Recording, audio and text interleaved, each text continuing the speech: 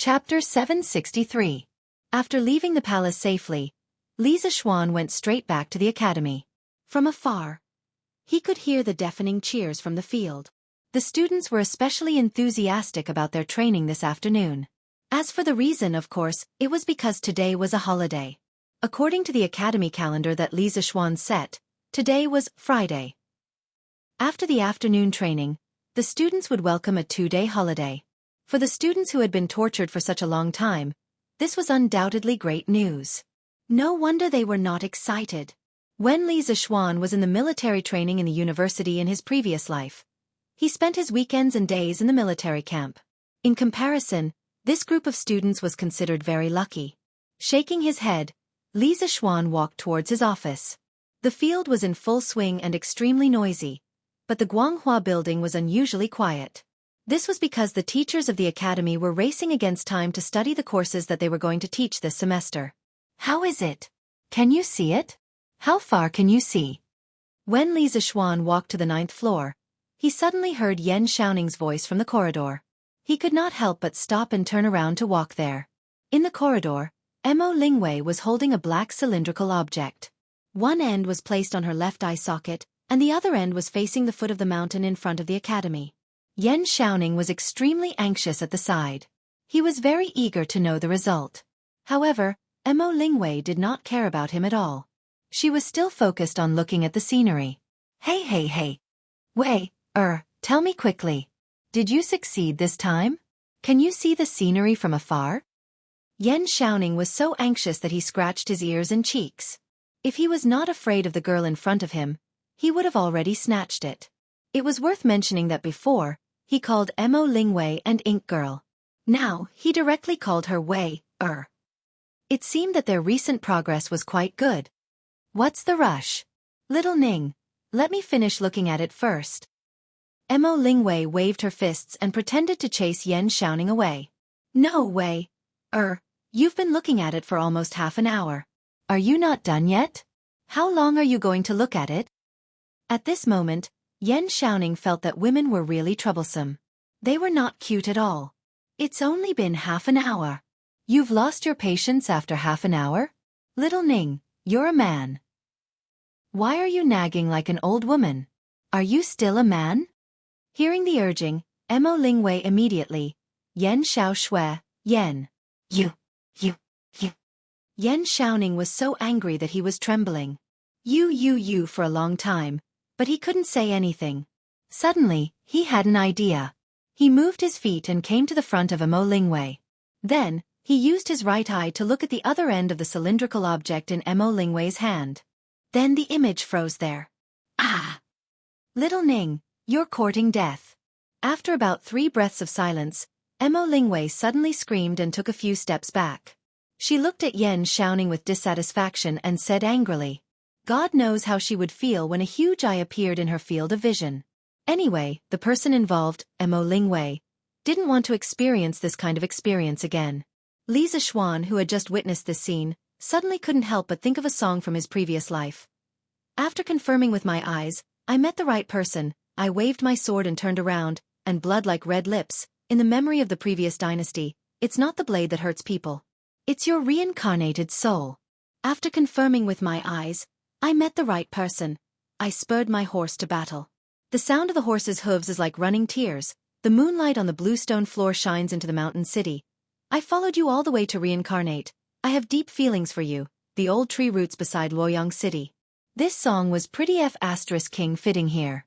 Yan Xiaoning and Mo Lingwei just looked at each other after confirming with their eyes. What are you shouting for? I just asked you to show it to me. If you don't want to, I can go and see it myself. Do you have to have such a big reaction? Yan Xiaoning's eyes were sharp and his hands were fast. Taking advantage of Mo Lingwei's panic, he snatched the cylindrical object from her hand and then looked at it himself happily. What the CK? Xiao Xian. When did you come over? You didn't even make a sound when you walked. Are you trying to scare me to death in broad daylight? Yan Xiaoning adjusted the direction of his gaze and saw Li Zixuan's huge figure in his field of vision. He was so scared that he almost threw the thing in his hand away. As the saying goes, if you don't do anything wrong in the day, You won't be afraid of ghosts knocking on your door in the middle of the night. Xiaoning, you're so flustered. Could it be that you have a guilty conscience? Li Zishuan stared into Yan Xiaoning's eyes and said meaningfully. Damn. You're so weird. I think you're the one with a guilty conscience. Yan Xiaoning rolled his eyes and said in annoyance.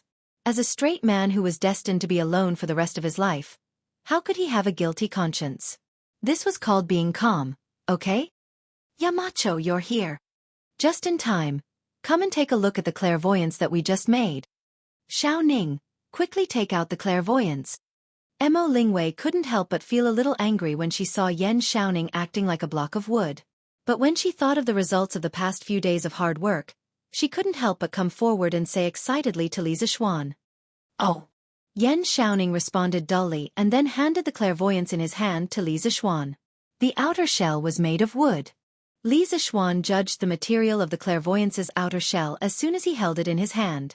It was made of high-quality Phoebe Zhennan wood, complemented by peerless carving skills. It was very classy and impressive.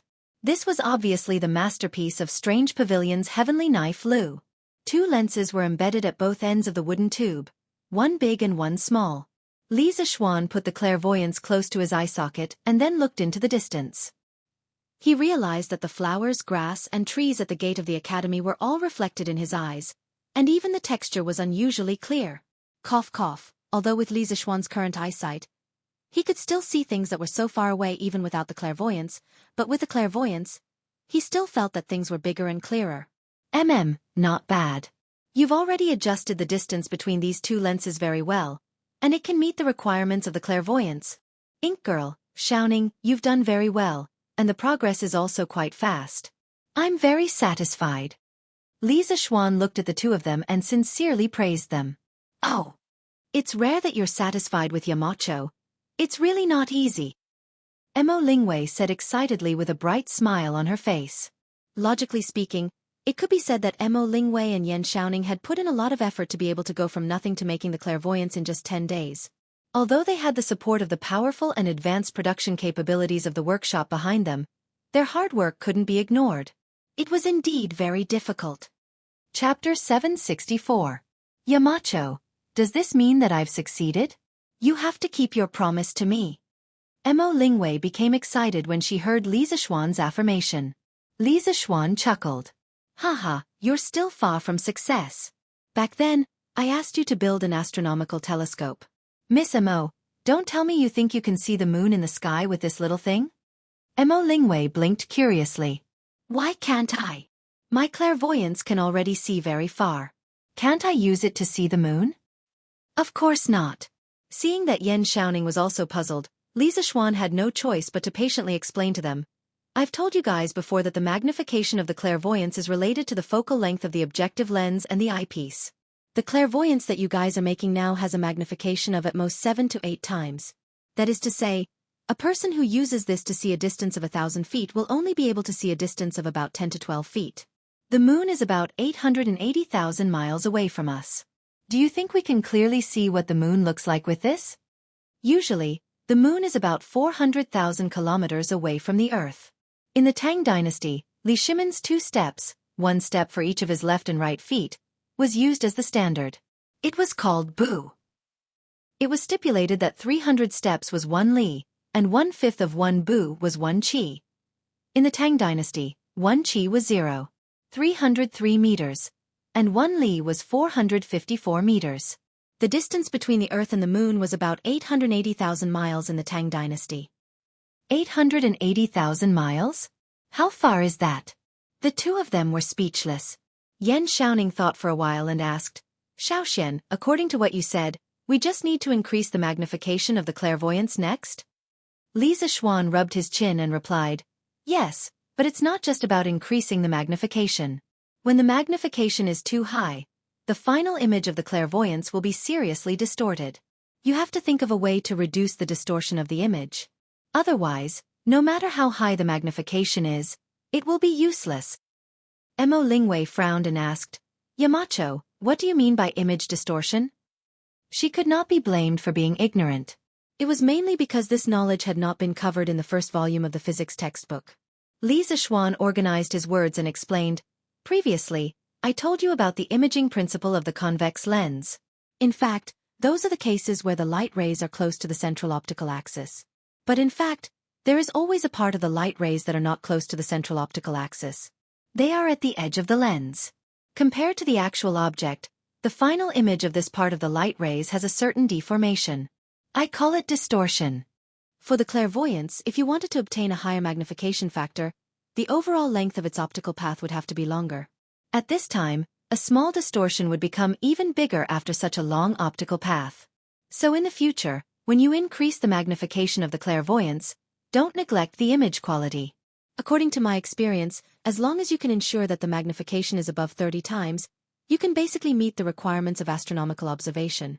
Li Zixuan was very familiar with binoculars. When he was in high school, one of his roommates brought a pair of binoculars with the excuse of looking at the scenery opposite the dormitory. But in reality, he was only looking at the girls' dormitory. In the end, the boys' binoculars were confiscated by the head teacher, who suddenly came to check on the dormitory. When he was in university, thanks to the school's geographical location, he once spent 35 yuan to go in on the opening day of a certain planetarium in the capital. It could be said that he personally used an astronomical telescope. Moreover, his undergraduate and postgraduate studies involved a considerable part of the knowledge of optics. He even personally polished lenses during his internship. In the Tang dynasty, he could be called an expert in optics. This was also why he could explain it to Mo Lingwei, Yan Shaoning, and the others so clearly and logically. Then Xiao Xian. How should we solve the imaging distortion? To be honest, Yan Shaoning wasn't shocked at all by the endless stream of new knowledge that kept popping out of Li Zixuan's head, because he was already numb to it. What was more important than being shocked was that he had to try his best to absorb the new knowledge that Li Zixuan spat out. This is very difficult. Li Zixuan shook his head with a complicated expression. To solve the imaging distortion and chromatic aberration problem of lenses, the method of cementing lenses was often used in modern times. By fixing 2 or more lenses with photosensitive glue and baking them with ultraviolet light, after going through 2 curing processes, a set of cemented lenses could be obtained. In modern times, some of the precision optical components, such as the objective lens of a microscope, the eyepiece of a telescope, and so on, used lens sets that were cemented with photosensitive glue. If only a simple convex or concave lens was used, it would be very difficult to obtain a better imaging result. However, in this era where basic science was extremely backward, wanting to control the imaging distortion like modern optical lens companies was tantamount to a fool's dream. Not to mention that there was no photosensitive glue, there was no way to even obtain pure ultraviolet light. In this case, how could they make a cemented lens set? Although it's very difficult, you can think of a way to replace a simple single lens with a lens set composed of many small lenses that are very close to each other. Also, you have to keep the overall imaging light path unchanged. This way, the results might be different. After pondering for a long time, Li Zixuan could only give it a shot and said in the end. Yan Shaoning and Mo Lingwei both fell into deep thought. Clang, clang, clang, clang. With the crisp sound of gongs and drums, Yanhuang Academy's training for the day was finally over. Qin Qiong, who was late because of the heavy rain in the morning, as the chief military instructor of the academy, blew the whistle decisively. School is over. The students' enthusiasm for training today was very high. There was no need to deliberately make things difficult for them, so Qin Qiong's impression of the instructors was quite good. Once school was over, he decisively let the students go to school without any hesitation. Oh, it's the holidays.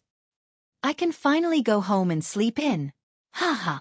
I must eat a lot of meat these 2 days. Drunken Immortal Restaurant. This young master is coming. The students burst into cheers, and then Yanhuang College became a sea of joy. Cheers could be heard everywhere. The students ran back to the dormitory like a gust of wind, then rushed out of the dormitory, out of the college gate, and directly down the mountain to Chang'an City. Chapter 765. 2/3 of the students in Yanhuang College came from outside Chang'an City, so only a small number of students went home during the 2-day holiday. Although the rest of the students could not go home, they were very happy that they did not have to go through military training. However, as the saying goes, fortune and misfortune depend on each other, and misfortune hide within each other. Sometimes, not being able to go home was actually a kind of luck. F***ck. I just came back and I want to poop. Jianghu, bring this young master some toilet paper. It didn't take long for Xianxia to return to Chang'an. As soon as he entered the house, he suddenly felt that his chrysanthemum was tight and he wanted to poop. Xianxia quickly went straight to the outhouse and ordered his errand boy. Jianghu, who was in the front yard, saw Xianxia enter the courtyard. He wanted to greet him, but when he heard such a sentence, he was suddenly stunned. Hey! Young master, what is toilet paper? Jianghu chased after Xianxia and shouted loudly. Xianxia, who had just walked to the front of the cottage, paused his steps, patted his head and said in annoyance, F***ck, I almost forgot, there is no toilet paper at home. Forget it, forget it. Bring me some newspapers. Jianghu took the order and left. Xianxia shook his head and went into the outhouse with an unhappy face. F***ck. Why is it so smelly? Xianxia, who was used to the outhouse of the academy, came back and saw his own outhouse and immediately began to dislike it. His outhouse not only did not have the white and smooth toilet of the academy, but also did not have a complete flushing system. It looked disgusting and smelled bad. No wonder this guy began to dislike it. Young master, our outhouse has always been like this? Jianghu, who had just brought a newspaper, stood outside the outhouse and said in amazement. Okay, I know you can go. Xianxia stretched out his hand and took the newspaper into the outhouse and said helplessly. Xianxia, who had just left Yanhuang College for less than an hour, had already begun to miss his life in Yanhuang College. When he was in the academy, he wanted to leave the academy. Now that he was out of the academy, he wanted to go back to the academy. Was this the legendary act of being cheap? In fact, Xianxia was not the only student who was embarrassed. When the students returned home, they were not used to the sudden change in architectural style.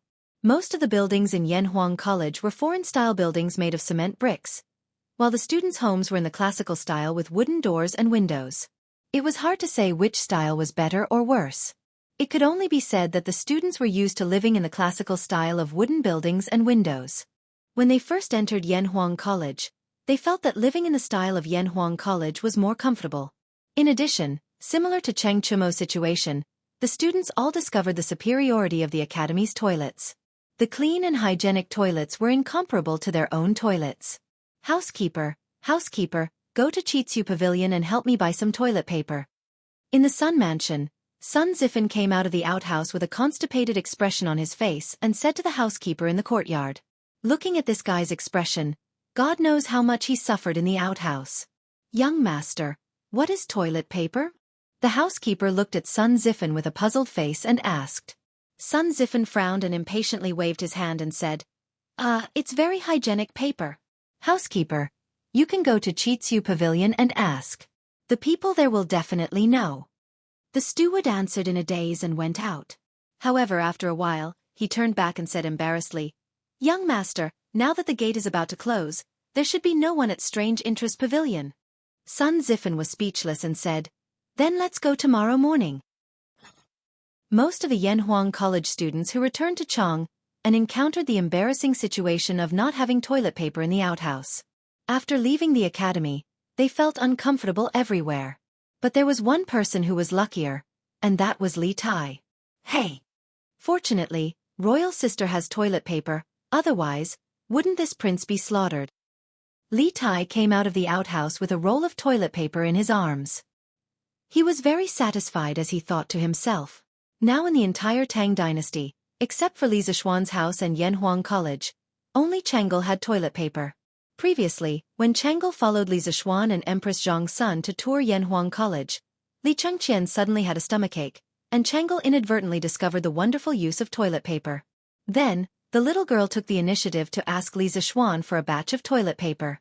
Li Zishuan had always treated such an obedient and lovely little girl like Chang'e as his own sister. After hearing Chang'e's request, Li Zishuan naturally agreed. He arranged for a cart of toilet paper to be sent to the palace that day. Li Tai took advantage of this loophole and was able to obtain the precious toilet paper. Sigh. The only flaw is that the outhouse in the residence is not as comfortable as the one in the academy. I have to admire Xiaoshuan's design skills. He can even come up with new tricks in the outhouse. The outhouse in the Prince of Wei's residence was not dirty or smelly, But Li Tai still felt that the outhouse in the academy was more comfortable to squat in. Chief Gu, tomorrow, go and invite a group of craftsmen who participated in the construction of Yanhuang College to renovate the residence. Ask them to do as much as possible in the style of the academy. Li Tai found the chief of the residence and whispered to him. Yes, Your Highness. The so-called Elder Gu was a middle-aged scholar in his early 30s. He bowed and said, by the way, ask someone to buy some toilet paper from the Wonderful Taste Pavilion tomorrow. It's not good to keep borrowing toilet paper from Chang'e. Li Tai added after some thought. Chief Gu was speechless. What kind of borrowing is this?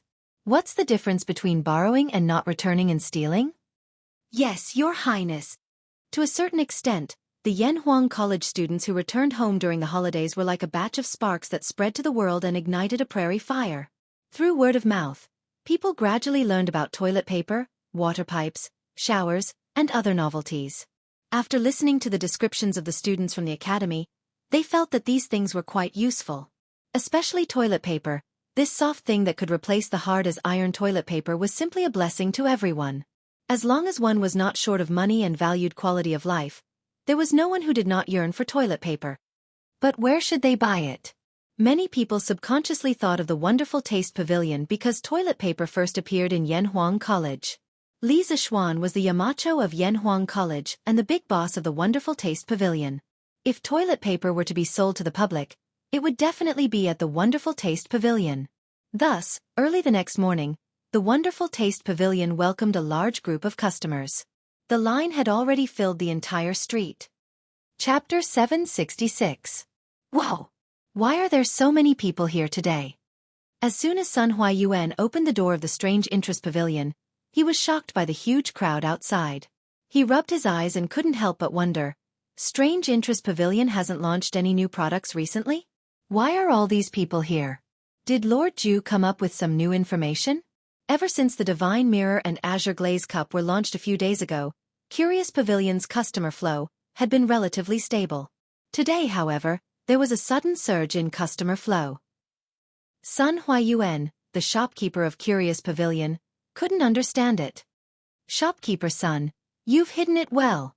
Curious Pavilion has such a good item like toilet paper, but you didn't sell it earlier. You're too mean.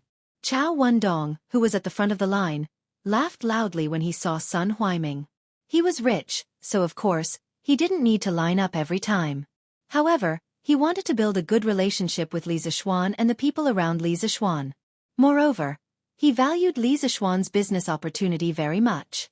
Therefore, whenever Curious Pavilion launched a new product, Chao Wendong would always be in the line to buy it. That's right. Boss Sun, you're too mean. In the past, I, Li, have patronized every new item in Strange Interest Pavilion. That's right. If I didn't hear from old Wang's son next door, I wouldn't have known that Curious Pavilion has toilet paper. Shopkeeper Sun, you can't hide it. If you have something good, you should share it with everyone. It's not like we can't afford it, right? Yes. As long as it's good, it doesn't matter if it's a little expensive. We earn so much money, but in the end, we still want to enjoy ourselves. These were the words of two seemingly stupid but rich fellows. Sun Huaiyuan was a little stunned by this indiscriminate bombardment. He only reacted after a while. He cupped his hands and asked, Dear guests, where did you hear that Curious Pavilion sells toilet paper? Forgive me for being blunt, but I've never received any news that my boss is selling toilet paper. Buzz! Sun Huaiyuan's gaze was like a drop of water splashed into a boiling pot of oil. The people who had been lining up for a long time immediately exploded. What? Odd Interest Pavilion doesn't sell toilet paper? I've been waiting in line for almost half an hour. What are you doing? In order to buy toilet paper for my young master, I've been waiting here for an hour. In the end, I didn't manage to buy it. It's over now. I'm going to get scolded when I go back. Two young men wearing servant hats complained to each other after hearing Sun Huaiyuan's words. Damn it! Shopkeeper Sun, you can't scare people like this. Who doesn't know that toilet paper was invented by the Yamacho? Who would believe you if you say that Strange Pavilion doesn't have it? In the crowd, Wang Meng rubbed his buttocks and shouted at the top of his voice. This guy had completely forgotten his own identity, and was actually helping an outsider to harm his teacher. Cough cough. The main reason was that he was used to using toilet paper at Yanhuang College. After returning home yesterday, he had to use toilet paper again, so he wasn't used to it. It just so happened that he was unlucky. There was a thin and short bamboo stick on the toilet paper, and Wang Meng's buttocks were instantly pierced by it. That was why he hurried over to Strange Interest Pavilion early in the morning to try his luck. However, he didn't expect that there would be so many heroes who had the same idea as him. Wang Meng's voice was famous for being loud. Sun Huayuan could hear him clearly even from afar. After hearing what he said, his old face darkened, and he was so angry that he almost went downstairs to drag Wang Meng out and give him a good beating. This was because he knew that the person who had spoken was definitely a student from Yanhuang College. A student who actually dared to scam the Yamacho. If such a student didn't deserve to be beaten up, then who should be? That's right. Shopkeeper-son, from what you said just now, it seems like you already know about the existence of toilet paper. Moreover, Strange Interest Pavilion also seems to have toilet paper, but why don't you take the initiative to sell it? Chao Wendong's eyes suddenly lit up. He found the contradiction in Sun Huayuan's words, so he asked. The other merchants, servants, students, and commoners all quieted down. They wanted to see how Sun Huayuan would answer. Sun Huayuan smiled bitterly and said, Boss Zhao, I indeed knew about the existence of toilet paper a long time ago. However, at the beginning, the workshop's production of toilet paper was limited. In fact, Faubert didn't want to waste resources to produce this kind of meaningless toilet paper. All the toilet paper produced was sent to the boss's residence. After that, Yanhuang College started school, and the workshop opened a branch in Plum Village. Only then did the production of toilet paper gradually increase. However, at that time, the toilet paper was mainly supplied to the teachers and students of Yanhuang College. The boss didn't have any intention of selling it outside. The surrounding crowd was speechless. What else could they say when they encountered a willful boss, who didn't want to earn money even if he had it? They could only cry without tears. Boss son, if such a good thing can't be sold outside, it would be a pity. Strange Interest Pavilion is a shop that constantly brings joy and convenience to everyone's lives. My brothers and I have always liked and supported it very much. I hope that shopkeeper Sun and Lord Ju can seriously consider including toilet paper in the queue for goods to be sold.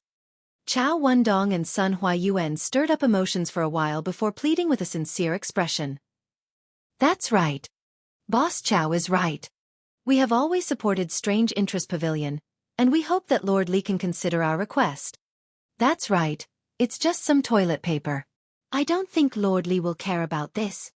Seeing that the atmosphere in the hall had been stirred up again, Sun Huayuan had no choice but to agree in order to be safe. Everyone, please don't be impatient. I will personally convey your request to the boss.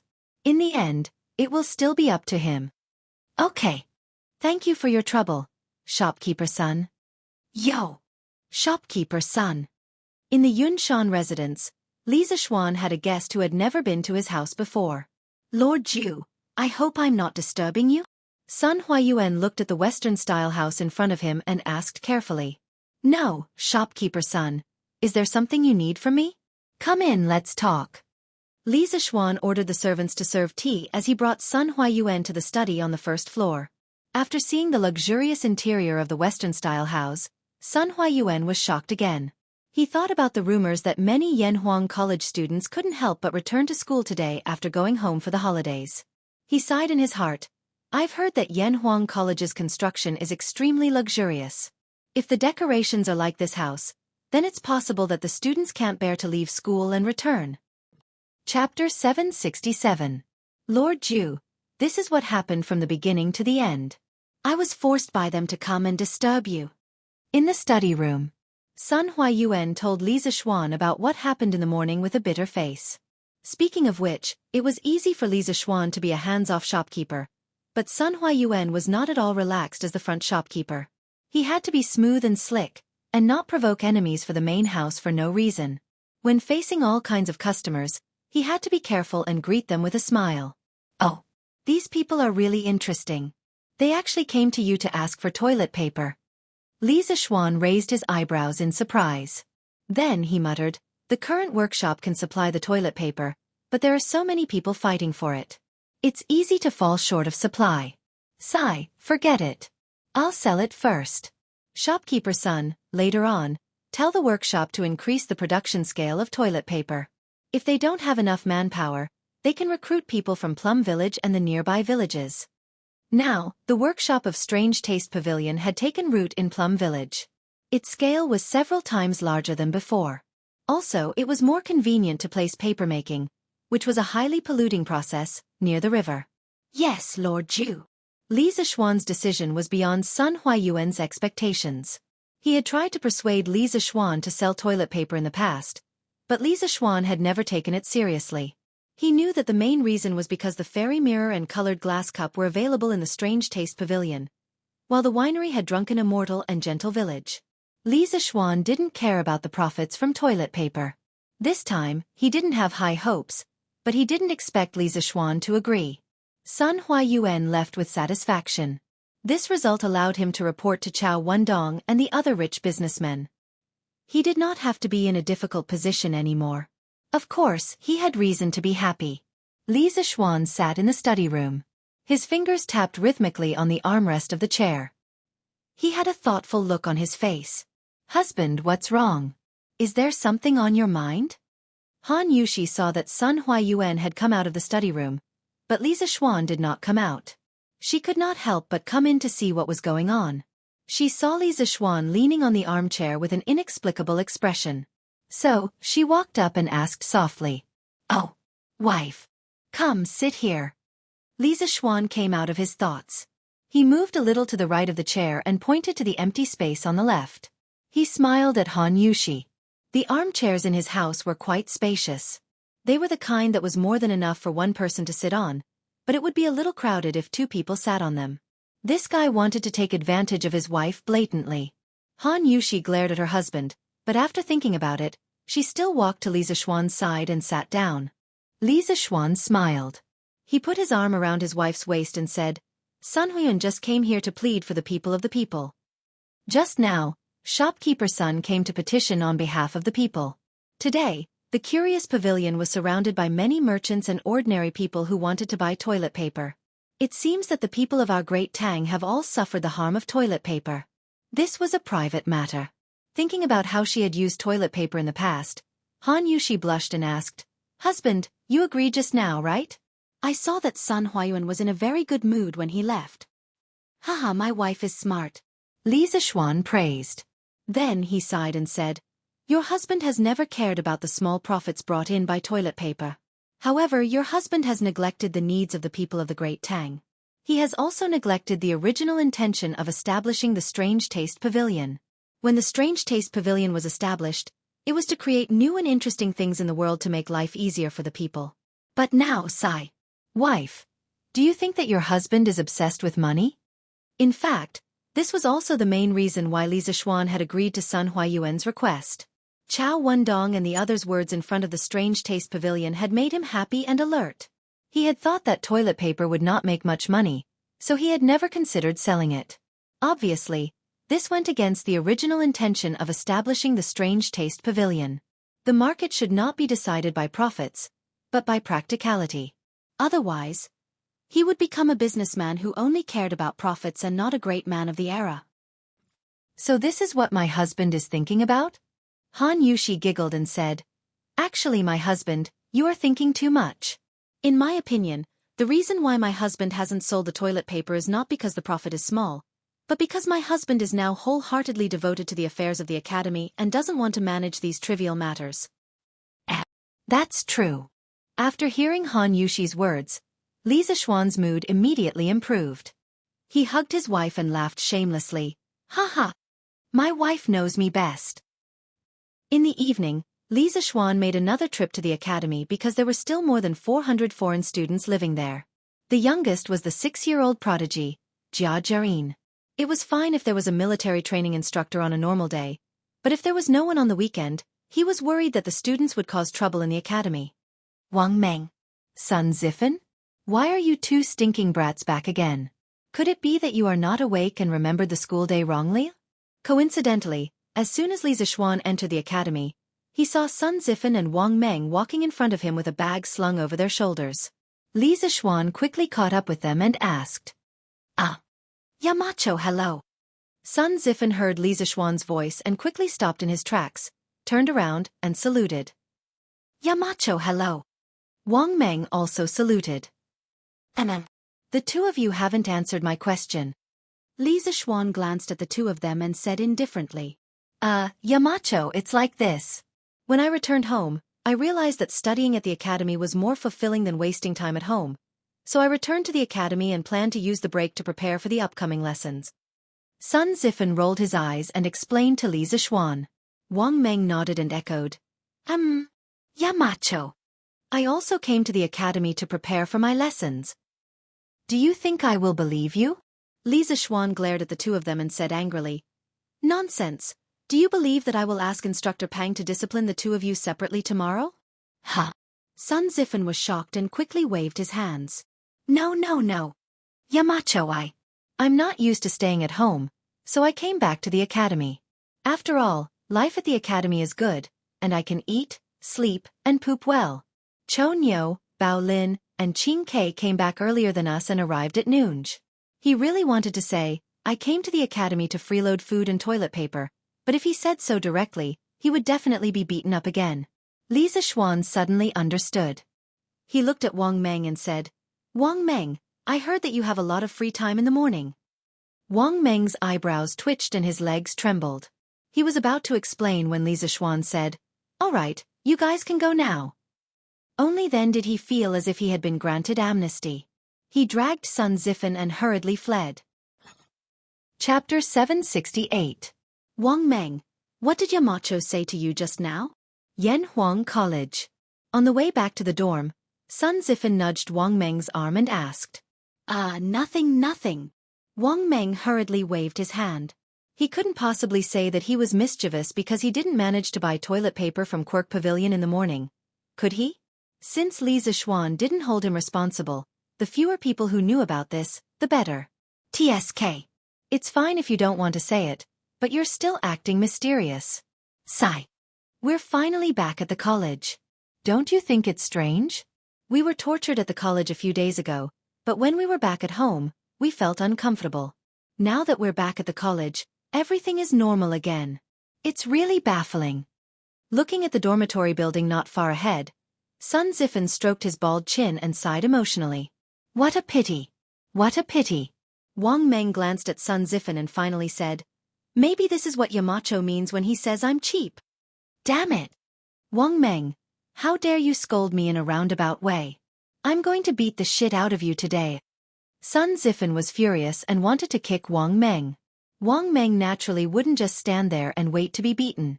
He took advantage of his long legs and ran out of Sun Zifen's attack range. Yo! Boss Huang, you're here too?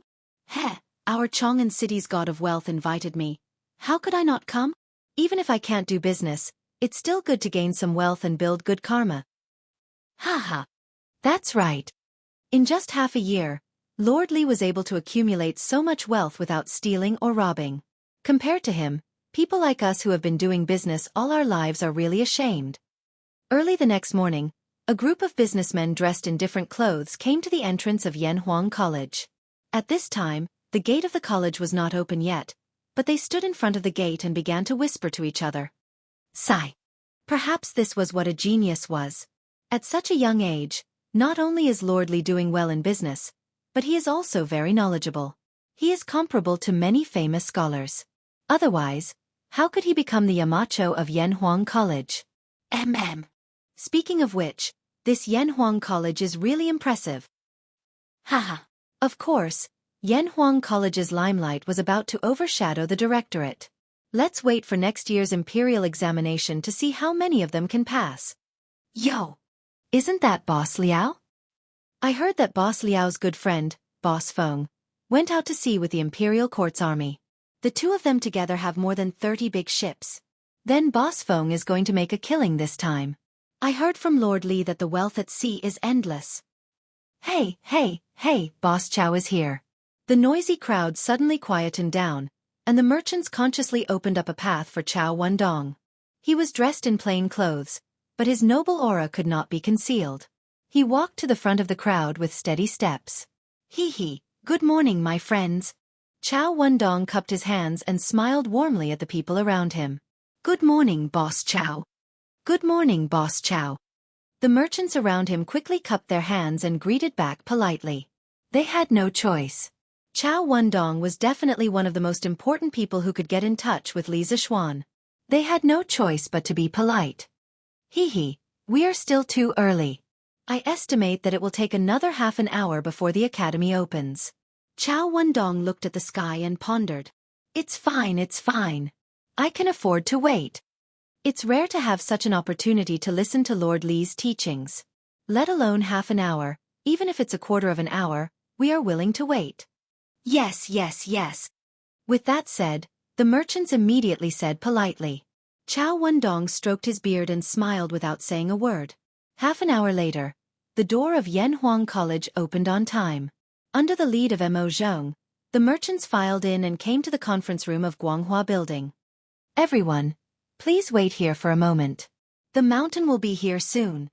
Mo Zhong, who had already received Li Zixuan's instructions, said to the people who came in. Okay, thank you. The merchants did not dare to show any dissatisfaction. Instead, they were all full of smiles. After the time it took to brew a cup of tea, Li Zixuan finally walked in from outside. Hee, sorry to keep you waiting. Li Zixuan cupped his hands in salute and said sincerely. You are too polite, Lord Ju. We just arrived and did not wait for long. Chow Wendong stood up and said with a bow. Yes, we just arrived. Besides, Lord Ju is very busy every day. It's normal for you to be delayed by something. Liao Shifan stood up and cupped his hands. The rest of the people quickly agreed. Li Zixuan gestured with his hands, then looked around at the people in the room and said with a smile. Since you are here today, you must have heard that I want to raise money to build roads and develop Plum Village. Plum Village is close to the Ba River and the waterway is smooth. Moreover, the new workshop of Strange Interest Pavilion is also in Plum Village. Therefore we have the most advanced workshop products here. We will not have to worry about sales no matter where we ship them. To the north of Plum Village is Yunshan and Yanhuang College. In the future, this place will become the holy land of learning for all the scholars in the world.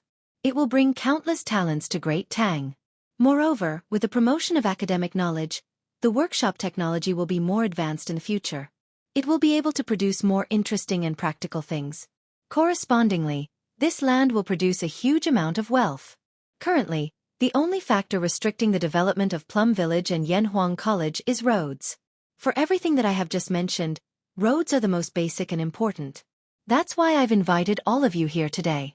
I want all of you to participate in the future Feast of Wealth by investing in the company. I want to establish a Yanhuang Chamber of Commerce. In the future, only members of the Chamber of Commerce will be able to sell the goods produced by Strange Interest Pavilion. At the same time, they will be able to enjoy the protection of the Chamber of Commerce. As for the first batch of members to join the Chamber of Commerce, the amount of money donated today will determine the weight of their words in the Chamber of Commerce in the future.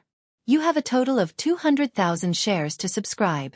The final 6 people will be the first batch of members of the Chamber of Commerce. Then, let's not waste any more time. Let's start the voting.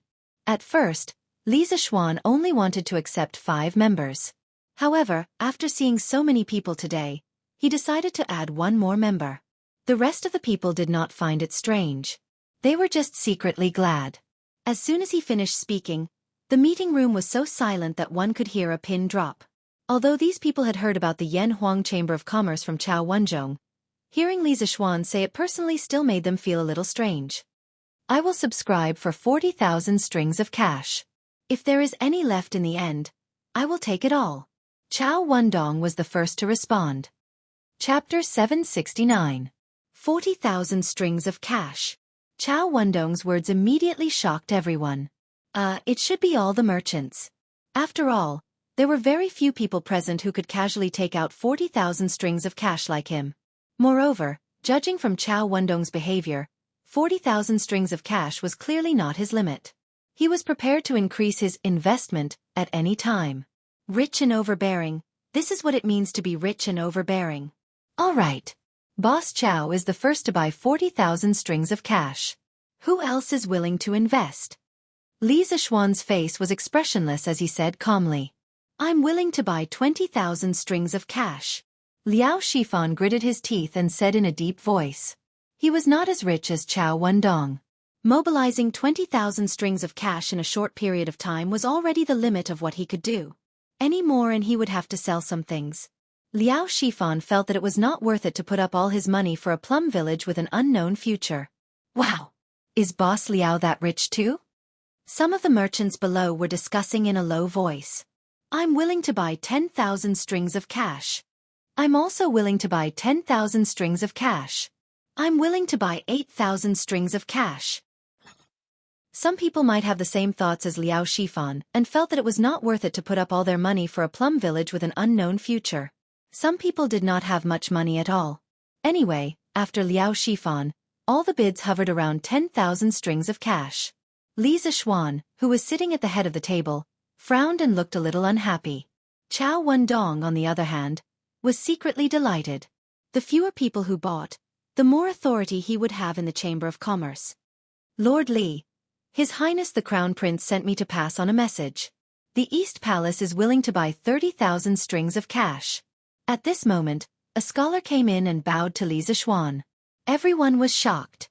No one suspected that the scholar was deliberately lying because his clothes had the East Palace logo. Moreover, given the relationship between Li Zixuan and Crown Prince Li Chengqian, it was very likely that this was true. This way, the situation was completely different. Lord Ju, I'm willing to add 20,000 strings of cash for a total of 40,000 strings of cash. Liao Shifan reacted immediately and shouted at the top of his lungs when he heard Eastern Palace advisor's words.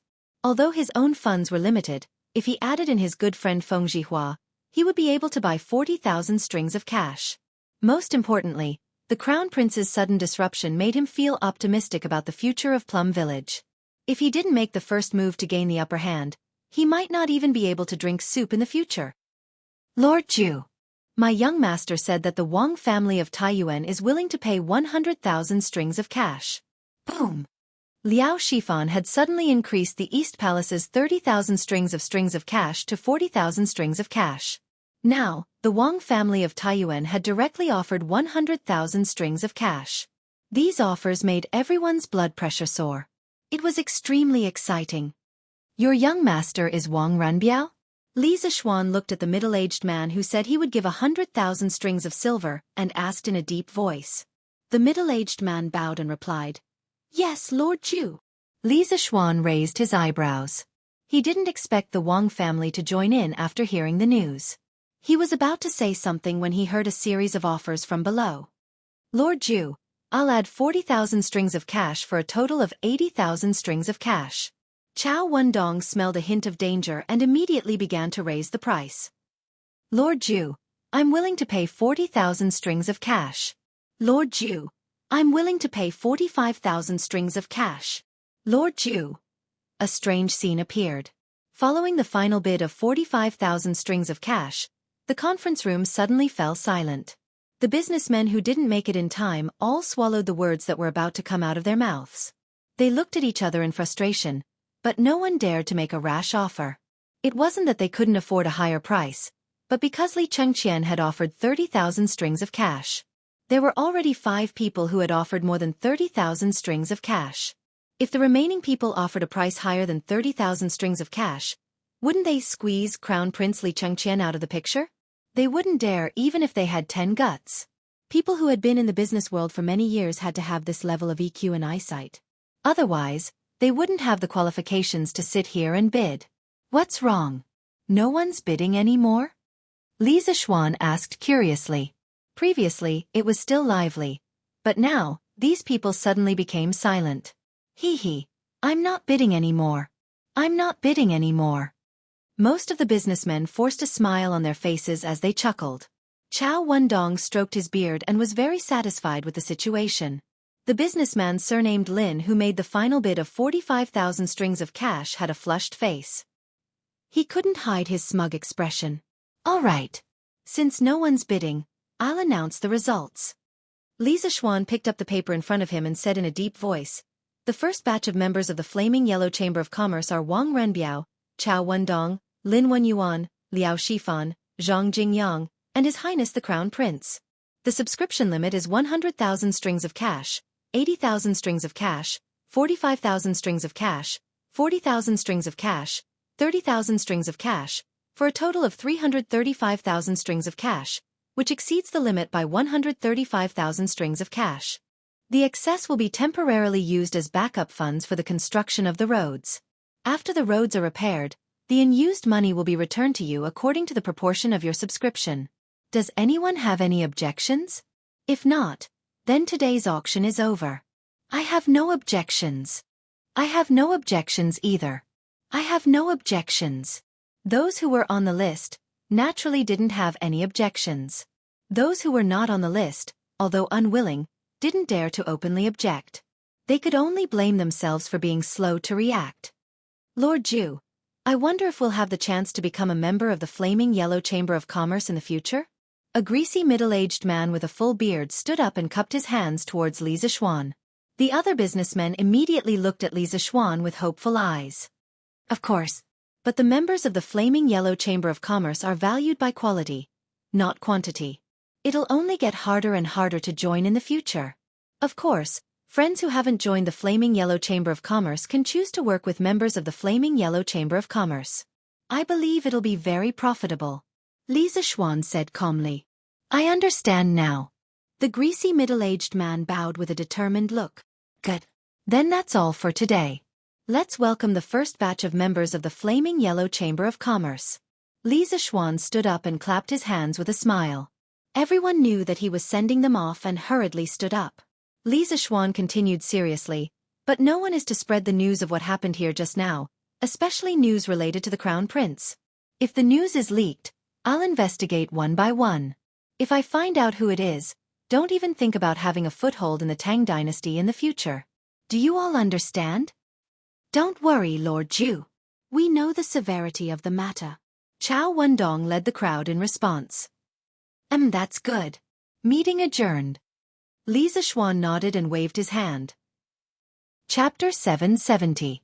Little Xian, come with me. The first batch of shares of the Yanhuang Chamber of Commerce had been oversubscribed. Li Zixuan was in a good mood. Of course, whether it was Li Chengqian's interference or Wang Renbiao's sudden involvement, they were all outside of his expectations. In the corridor outside the meeting room, Li Zixuan bumped into Li Gang. Just as he was about to greet him, he heard the old man say in a low voice, "Oh, good." Li Zixuan felt that the old man was in a bad mood. He was a little confused. The two of them came to Li Gang's office. Li Gang closed the door and looked at Li Zixuan. Little Xian, you were the one who called those merchants over, right? Li Zixuan seemed to understand something. He paused and nodded. Yes.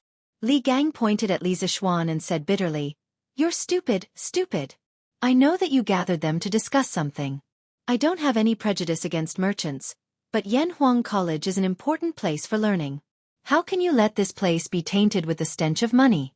This is an insult to the saints, an insult to the educated people."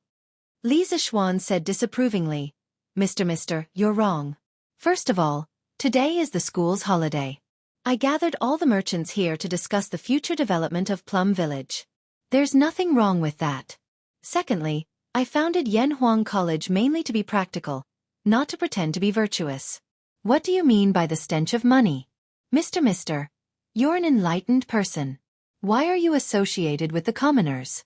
If not for the stench of money that scholars talk about, how could Yanhuang College develop to such a scale in such a short time? How could Plum Village develop so quickly?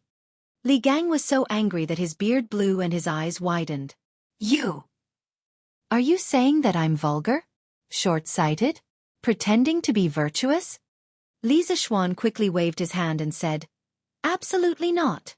Sir, please don't misunderstand. I just want you to know that academics and money don't conflict in many cases. In fact, they even complement each other. For example, money can provide a good learning environment and promote the rapid development of academics. Academics can also promote technological innovation and earn more benefits. You also know that not all of the students trained by Yanhuang College will become officials in the future. Li Gang furrowed his brows and remained silent. He had taught and educated people all his life, and had written books to establish a theory. How could he be as sharp-tongued as Li Zishuan, who had lived 2 lives? Seeing this, Li Zishuan cupped his hands towards Li Gang and said, "Sir, if there is nothing else, then I will take my leave." Then seeing that Li Gang was still deep in thought, he left. "Big brother, you're really fast, and you're really generous. I was still hesitating on whether to join, but you've already invested 30,000 strings of cash in it." In dorm 001, Li Tai saw that everyone else had left and whispered to Li Chengqian. Li Chengqian smiled and said, "Qing Ke, what's there to hesitate about?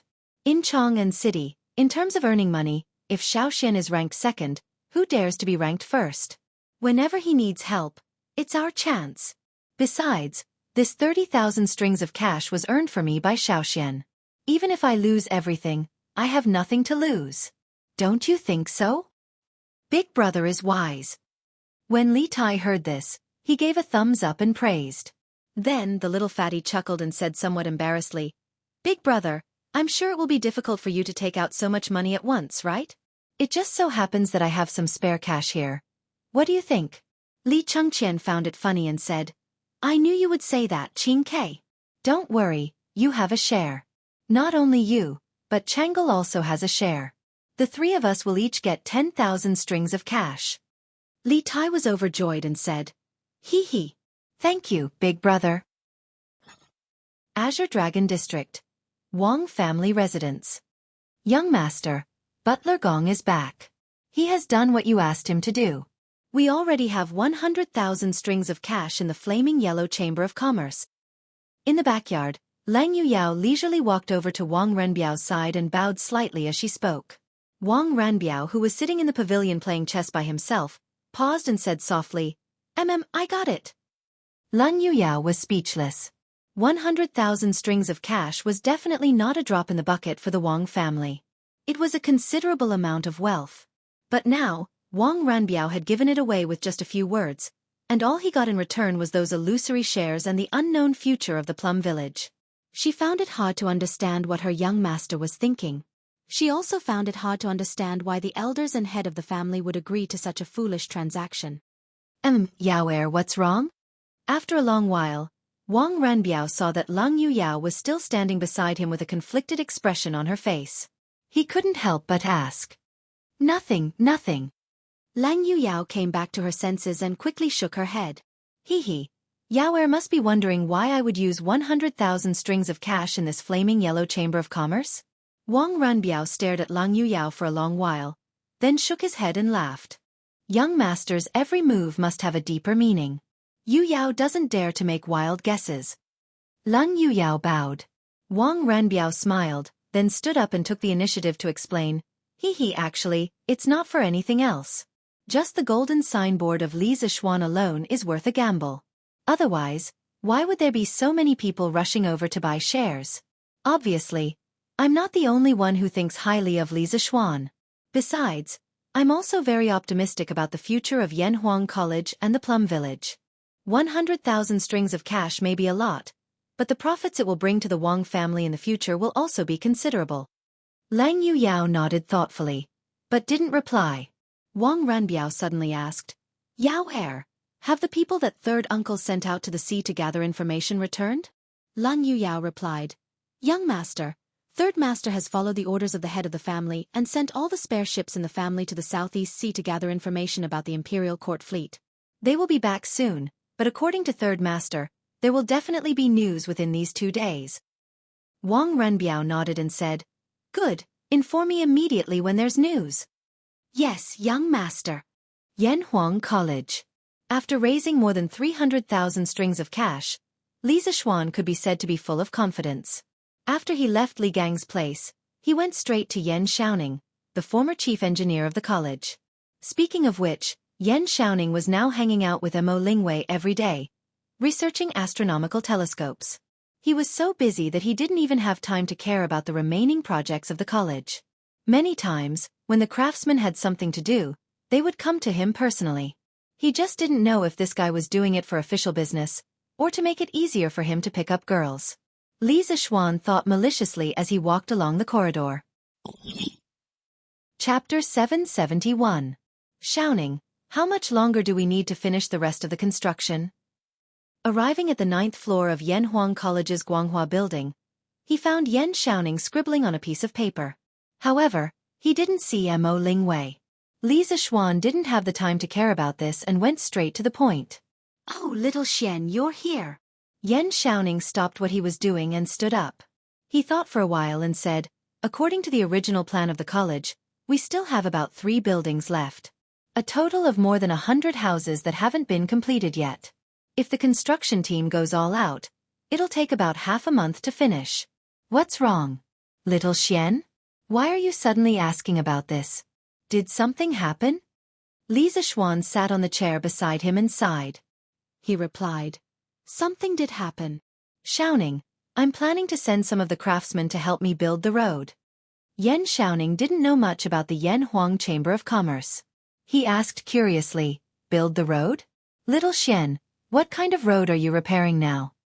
"The road from Plum Village to Chang'an. Now, the workshop and the academy are both in Plum Village. Have you forgotten how crowded the roads were when the academy started school and how difficult it was for carriages and horses to pass? Moreover, with the current road, it'll take at least 2 hours to get from the workshop to Chang'an. It's as slow as a turtle. If this road isn't built, Yanhuang College and Plum Village won't be able to develop much in the future." Li Zixuan explained seriously. Yan Xiaoning was speechless. He felt that Li Zixuan was making a mountain out of a molehill. However, since Li Zixuan looked so confident, he must have come prepared. Yan Xiaoning could only agree. Okay. Then tell me how you're going to build it. How many people do you need?" Li Zixuan was prepared for this question. He replied, "I'm planning to build a cement road. The width of the road should be more than 6 feet. I need at least 1/3 of the craftsmen." "Damn, are you crazy?" After Yan Xiaoning heard this, he shouted, "If you want to build a road, then build a road. Why do you have to build a cement road? Is the cement produced by the workshop enough for you to build such a long road? Also, if you ask for so many craftsmen, the progress of the academy's construction will definitely be greatly affected. Have you considered this?" Li Zixuan answered his questions one by one. The cement output of the workshop has gradually caught up. Also, the students of Yanhuang College are now undergoing military training. It doesn't make any difference if the college is completed a few days earlier or later. In comparison, road repair is more important. Seeing Li Zixuan's attitude, Yan Xiaoning knew that he had no choice but to fix this road. He spread his hands and said, "All right. You have the final say. I'll fix it if you say so. When do we start construction?" "Within 3 days. I'll have at least 300,000 strings of cash in 3 days. I can guarantee that we won't have to worry about anything in the future." Yan Xiaoning thought that Li Zixuan was going to pay 300,000 strings of cash. He was a little surprised. He didn't know how much money his good brother had, but it wasn't appropriate for him to ask this kind of question. He could only reply, "All right. I'll arrange a group of craftsmen in advance." Happy days were always so short, at least for the students of Yanhuang College. The 2-day weekend passed in the blink of an eye, and they ushered in a new week of military training. Even if they were very unwilling, they could only obediently comply with the old-fashioned chief instructor Qin Qiong and the strict system of the academy. At the same time, they hoped that the next holiday would come soon. "Yamacho, there's a person called Wang Renbiao outside who wants to see you." The next morning, Li Zixuan was strolling on the academy's field and checking on the students' morning run. He saw Mo Zhong trotting over from afar and cupping his fist. "Wang Renbiao?" Li Zixuan's heart skipped a beat, and he hurriedly said, "Take me there." Mo Zhong saw that Li Zixuan was so concerned about Wang Renbiao that he actually wanted to personally greet him. He knew that it might be important, so he quickly responded and led Li Zixuan to the academy's gate. "Cousin Ren, long time no see. How are you doing?" Li Zixuan smiled and greeted the indifferent Wang Renbiao and the frosty Lung Yuyao outside the academy's gate. I'm fine. Xiao Xian, I'm here today to tell you something. I've found the traces of the Imperial Court's fleet." Wang Renbiao cupped his fist and said. Lang Yuyao on the side pouted and snorted. She was obviously angry that her young master came all the way here to deliver the news but was rejected at the door. Li Zixuan was startled at first, but then he smiled and said to Mo Zhong, "Young Master Wang is an honored guest. You don't need to report when you come to the academy in the future. You can come in directly, understand? Understood, Yamacho. Mo Zhong carefully glanced at Wang Renbiao, trying to remember his appearance thoroughly. Lang Yuyao's face looked better. Renbiao, let's talk inside. Li Zixuan looked at Wang Renbiao and said, Okay. The three of them came to Li Zixuan's office. Lang Yuyao temporarily acted as a maid and poured a glass of water for each of them. Li Zixuan hurriedly asked, Renbiao, you said that you've inquired about the Imperial Court's fleet. Quickly tell me, how are they now? Did they encounter any accidents? Wang Renbiao's face turned serious and he replied, Accidents? They really did encounter a group of pirates in the Southeast Sea. Li Zixuan's heart skipped a beat. He didn't expect that the fleet would really encounter an accident, so he hurriedly asked, And then? Were there any casualties among the crew? Where are they now? Wang Renbiao replied, I just received the news this morning. It said that the fleet docked on an unknown island that night and was ambushed by a group of pirates. Dozens of crew members and defenders were killed. The commandery Prince Hajian was furious. After chasing the pirates without success, he mobilized the army to go to Neon and ask the King of Neon for an explanation. Because according to the investigation, the pirates were from Neon. His Highness went to Neon? Li Zixuan widened his eyes and said worriedly, The Neon are cunning and cunning. His Highness went deep with a large number of supplies alone. It's inevitable that some thieves would want to harm him. Renbiao, how is the situation over there now? Wang Renbiao smiled and said, Don't worry, Xiaoxian. The commandery Prince Hajian took the elite troops to sea this time. Even if the Neon people were audacious, they wouldn't be able to do anything. The ones who should be worried are not us, but the Neon people. According to the latest news, the commandery Prince Hajian has already stirred up half of the world over there. Chapter 772. According to Renbiao's words, you have more information about Neon. Tell me about it. In the headmaster's office, Li Zixuan saw Wang Renbiao's confident expression. He guessed that Wang Renbiao must have more information, so he asked. Wang Renbiao nodded and slowly said, It's a long story. I'll pick out some important things to tell you first. I'm sure it won't be long before the Imperial Court receives more detailed information. At that time, you'll be able to understand the situation clearly. Seeing that Li Zixuan had no objection, Wang Renbiao began to tell. After the Imperial Court's army was ambushed that day, Commandery Prince Hajian failed to find the pirates. The next day, he led the army to Neon. Although there were defenders in Neon, they were weak compared with our Tang army. Commandery Prince Hajian left 8,000 soldiers to guard the ships. He led 12,000 soldiers and arrived at the capital of Neon at dusk that day. It was said that the Imperial Court of Neon was divided into two groups at that time. One was in favor of war, while the other was in favor of peace. The Queen of Neon finally decided to make peace with Commandery Prince Hajian. She sent a messenger out of the city to contact Commandery Prince Hajian and express her goodwill. She also invited Commandery Prince Hajian to the city as a guest. Commandery Prince Hajian was brave. He only took one master with him and entered the city alone. Before leaving, he told the generals in the army that if they didn't return before dawn, they would be ready to attack the city. Who would have thought that the two of them would be gone for a full 6 hours? It was only in the middle of the night that the two of them returned from the city. However, when they left, there were only 2 of them. When they returned, there were more than 10 of them. All of them were assassins. The army outside the city knew that Commandery Prince Hajian had been attacked by assassins in the city. They all shouted that they would kill their way into the city to avenge Commandery Prince Hajian. Commandery Prince Hajian didn't attack the city. He ordered people to interrogate the assassins and investigate their identities.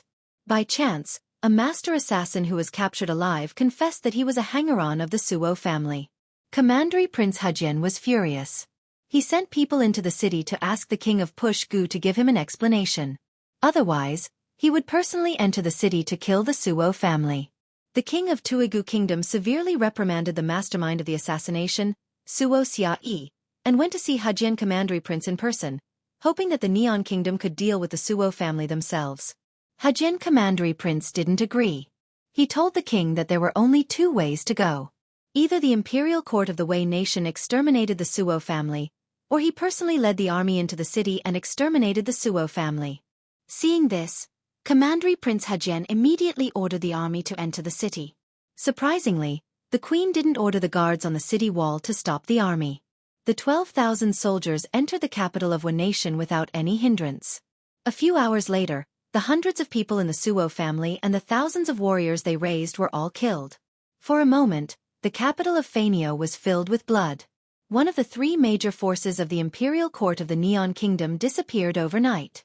According to reliable sources, Hejian Commandery Prince will return to the imperial court with a large amount of brass and silver sent by the Neon Kingdom as an apology.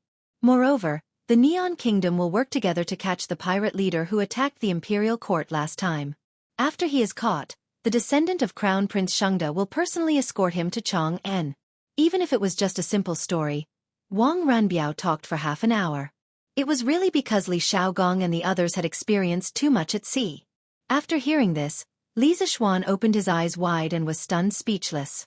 He really didn't expect that Li Xiaogong would have such an experience in one nation. He also didn't expect that the Neon Kingdom could be defeated with only 12,000 soldiers of the Tang Empire. He couldn't blame him. The earliest he knew about the Neon Kingdom was that they were pirates in the middle and late Ming dynasty. At that time, several pirates could chase thousands of soldiers of the Ming dynasty. He didn't expect that in the Tang dynasty, the strength of China and the Neon Kingdom would be opposite. However, he was still very happy to see the Neon Kingdom was unlucky. In his last life, he was a genuine angry youth. This kind of national hatred was engraved in his bones and would not disappear because of time travel. Now, the Neon Kingdom was kneeling in front of the army of the Tang Empire. They not only lost their power but also paid compensation. It was so similar to the Braid dynasty thousands of years later. It was so satisfying to think about it. Haha, good fight. The Neon Kingdom was so bold that they dared to assassinate the prince of the Tang Empire. If we don't teach them a lesson, they won't know what a great country is. Wang Ranbiao's words contained a lot of information. Although Li Zishuan didn't know much about Empress Gu, Crown Prince Xianxia, the Suo family, and the mountain-back elder brother and so on, he could roughly understand the story. He didn't want to know about the internal affairs of the Neon Kingdom. He only needed to know that Li Xiaogong had pressed the Neon Kingdom to the ground and rubbed the Neon Kingdom's imperial court on the ground. This was a piece of good news that made people excited. So he couldn't help but laugh. Hearing this, Wang Ranbiao shook his head and said, "Xiaoxian, Prince Hejian won the battle. Of course, it's worth being happy, but things are far from as simple as you think. After His Highness returns to the imperial court this time, I'm afraid that he will be impeached by many ministers." Li Zishuan felt strange and asked, "Why is that?"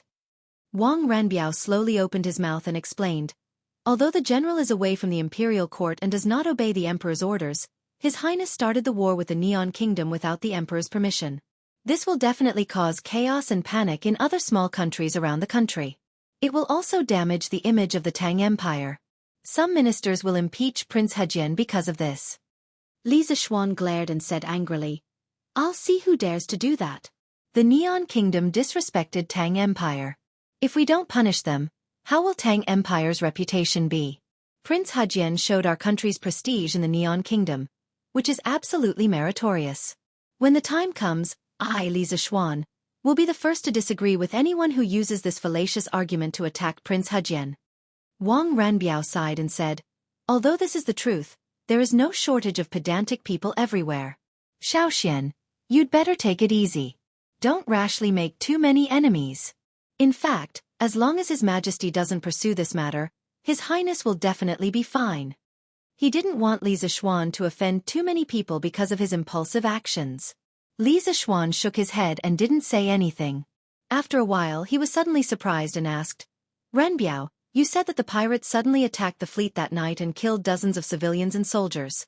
Do you know if Meng Yuliang was among those who died?" He was so focused on listening to Li Xiaogong's killing that he almost forgot that his original intention of asking Wang Ranbiao to help him investigate the fleet was to find out if Meng Yuliang's life was in danger under Meng Wenhao's request. Chapter 773. Wang Ranbiao was greatly surprised to hear Li Zishuan specifically ask about the situation of a nobody. He thought for a moment and shook his head. "I don't know about that." Li Zishuan made an "oh" sound.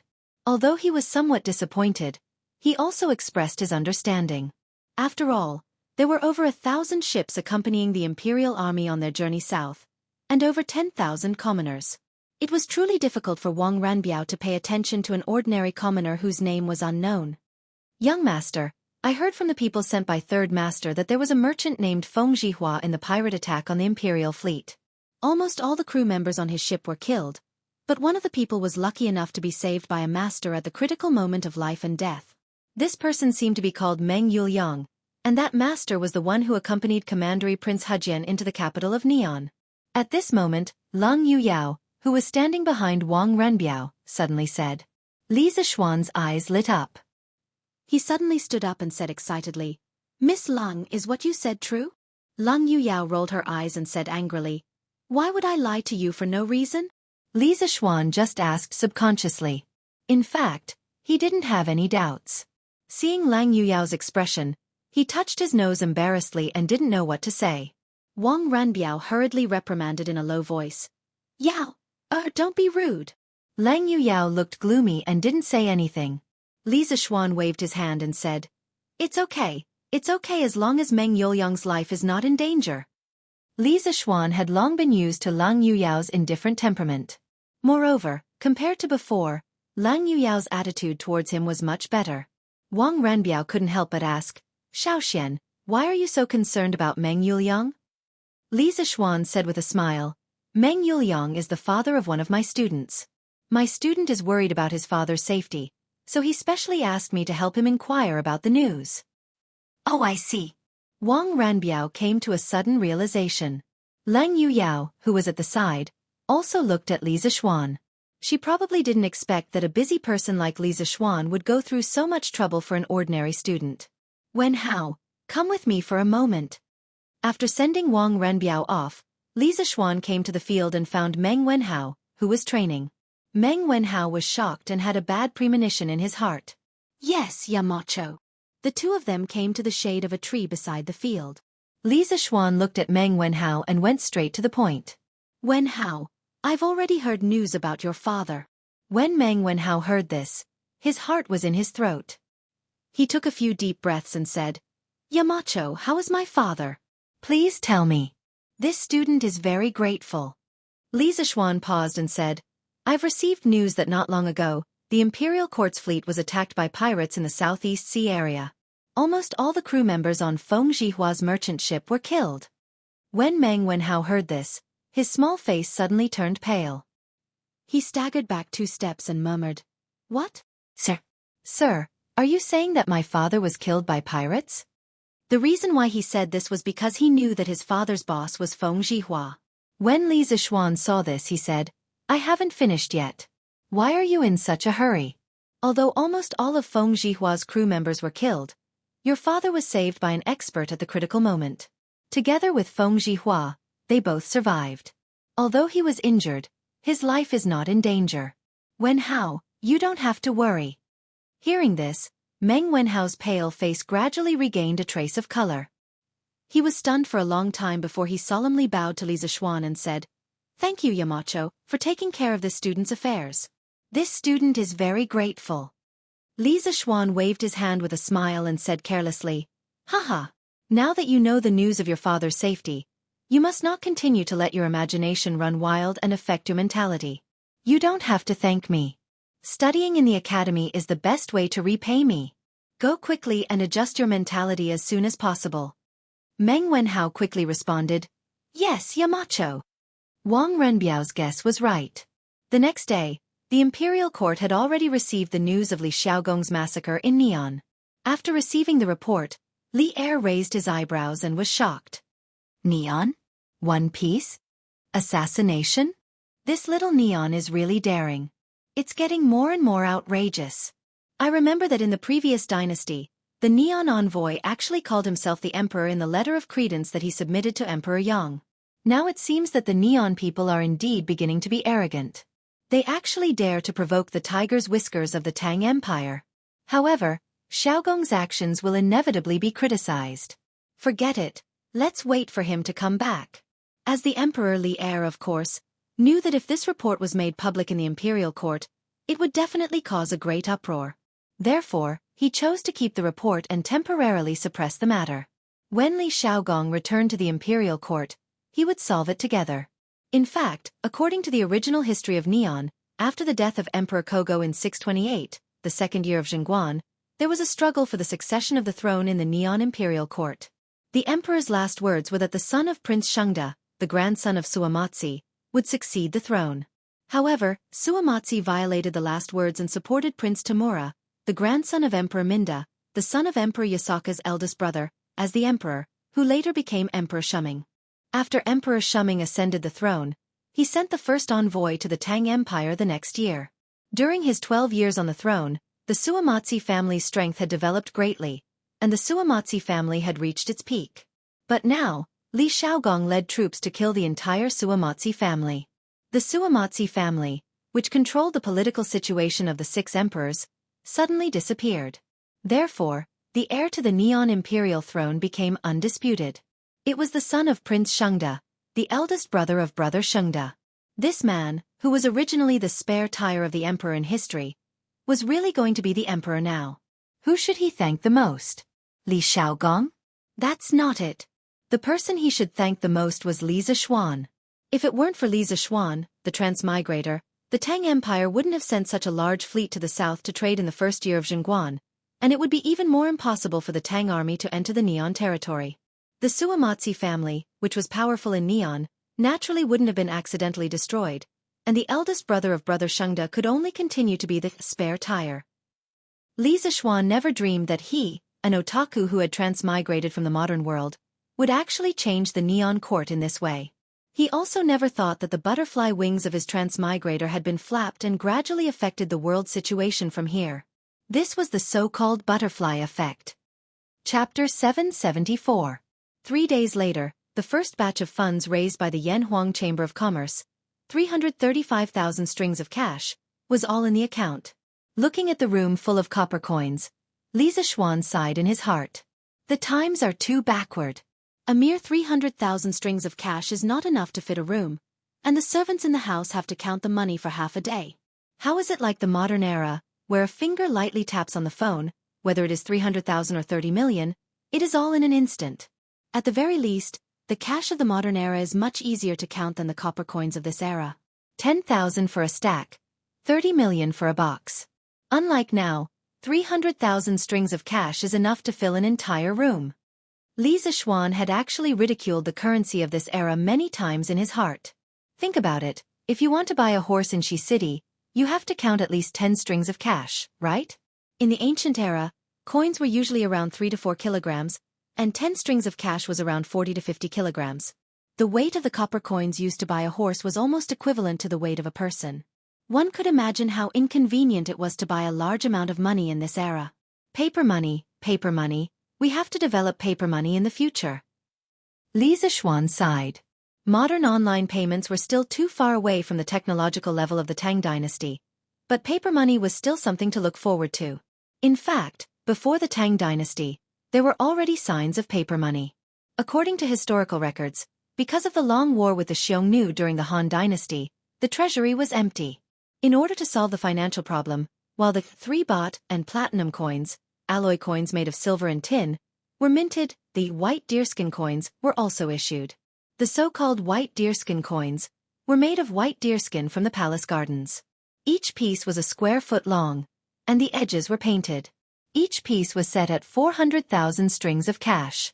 Because its value far exceeded the value of the coins, the white deerskin coins were only used as tributes between the nobles, and were not used in circulation. Therefore they were not real paper money, and could only be said to be the precursor of paper money. In the middle of the Tang dynasty, there was a type of currency called flying money. At that time, when merchants went out to do business, it was inconvenient to bring a large amount of copper coins with them. First, they went to the government office to get a certificate, which recorded the place and the amount of coins. Then, they took the certificate to other places to withdraw money to buy goods. This certificate was called flying money. Flying money was actually just a kind of currency exchange business. It did not enter into circulation itself and did not exercise the function of currency. Therefore, it was not a real paper currency. During the Northern Song dynasty, the jiaozi of Sichuan and Chengdu was the beginning of paper money. It was not a coincidence that paper money did not appear in the Tang dynasty or earlier dynasties but in the northern Song dynasty. It was an inevitable product of social, political and economic development. In the Song dynasty, the development of the commodity economy was very rapid, and the circulation of goods required more money. At that time, there was a shortage of copper coins, which could not meet the demand of circulation. At that time, iron coins were commonly used in the Sichuan region. The value of iron coins was low and heavy, so it was extremely inconvenient to use them. 1 copper coin was equivalent to 10 iron coins. For every 1,000 iron coins, the big ones weighed 25 catties, and the medium ones weighed 13 catties. Buying a bolt of cloth would cost 20,000 iron coins. It weighed about 500 catties and had to be carried on a carriage. Therefore, objectively speaking, there was a need for a lighter currency. This was also the main reason why paper money first appeared in Sichuan. Moreover, although the northern Song dynasty was a highly centralized feudal autocratic country, the national currency was not unified. There were several currency areas, each of which governed their own affairs and did not use the same currency. At that time, there were 13 roads, administrative units of the Song dynasty, that used copper coins, and 4 roads that used iron coins. Xianxia and Hedong used both copper and iron coins. Each currency area strictly prohibited the outflow of money. Using paper money could prevent the outflow of copper and iron coins. In addition, the Song dynasty government was often attacked by Liao, Xia, and Jin. The military and reparations expenses were very high, so they also needed to issue paper money to make up for the financial deficit. Under all these reasons, the paper money, jiaozi, was created. According to the original history, it was impossible for paper money to appear in the Tang dynasty. But now, as a modern person, he had transmigrated and became a rich second generation. Therefore, it was necessary for him to do something. After letting his imagination run wild for a while, Li Zixuan went to look for Yan Xiaoning directly. As for paper money, he would do it in the future, but definitely not now. It required time and talents in the related field. After arriving at the academy, Li Zixuan went directly to Yan Xiaoning's office. Xiaoning, the money for the road construction is all here. Quickly arrange for people to start work. Li Zixuan pushed the door open and saw that Yan Xiaoning was still alone. He went straight to the point. Yan Xiaoning stood up and said in surprise, "The money is here so quickly? Okay, I've already arranged everything.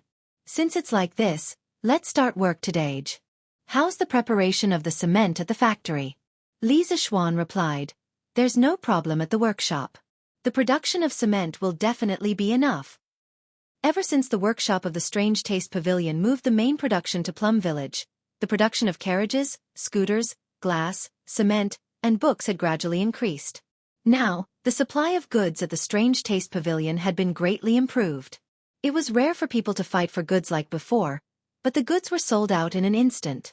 This was also the purpose of Li Zixuan's expansion of the workshop.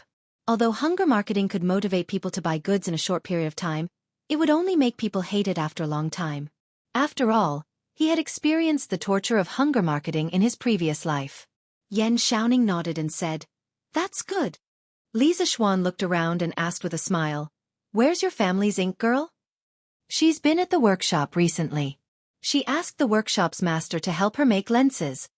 Yan Xiaoning subconsciously replied, but he immediately realized that Li Zixuan's words were wrong. He hurriedly scolded, "F***ck, what do you mean by our family's ink girl? Brat, don't talk nonsense and ruin Miss Wei Er's reputation.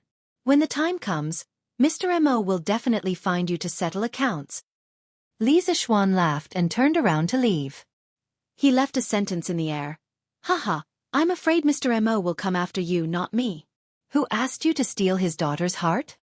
Yan Xiaoning's ears turned red. He chased after Li Zixuan and wanted to argue with Li Zixuan, but there was no trace of him outside. He could only spit and curse under his breath. Why is this brat always thinking about that kind of stuff all day long? He's a Yamacho from Yanhuang College. He doesn't have any Yamacho manners at all. He's a teacher in vain. Ah, marriage. What marriage? It's so good to be alone and free. Chapter 775. Oh, isn't this 7th Master Han? Where are you going, old man? At noon, Li Zixuan arrived at the Han village.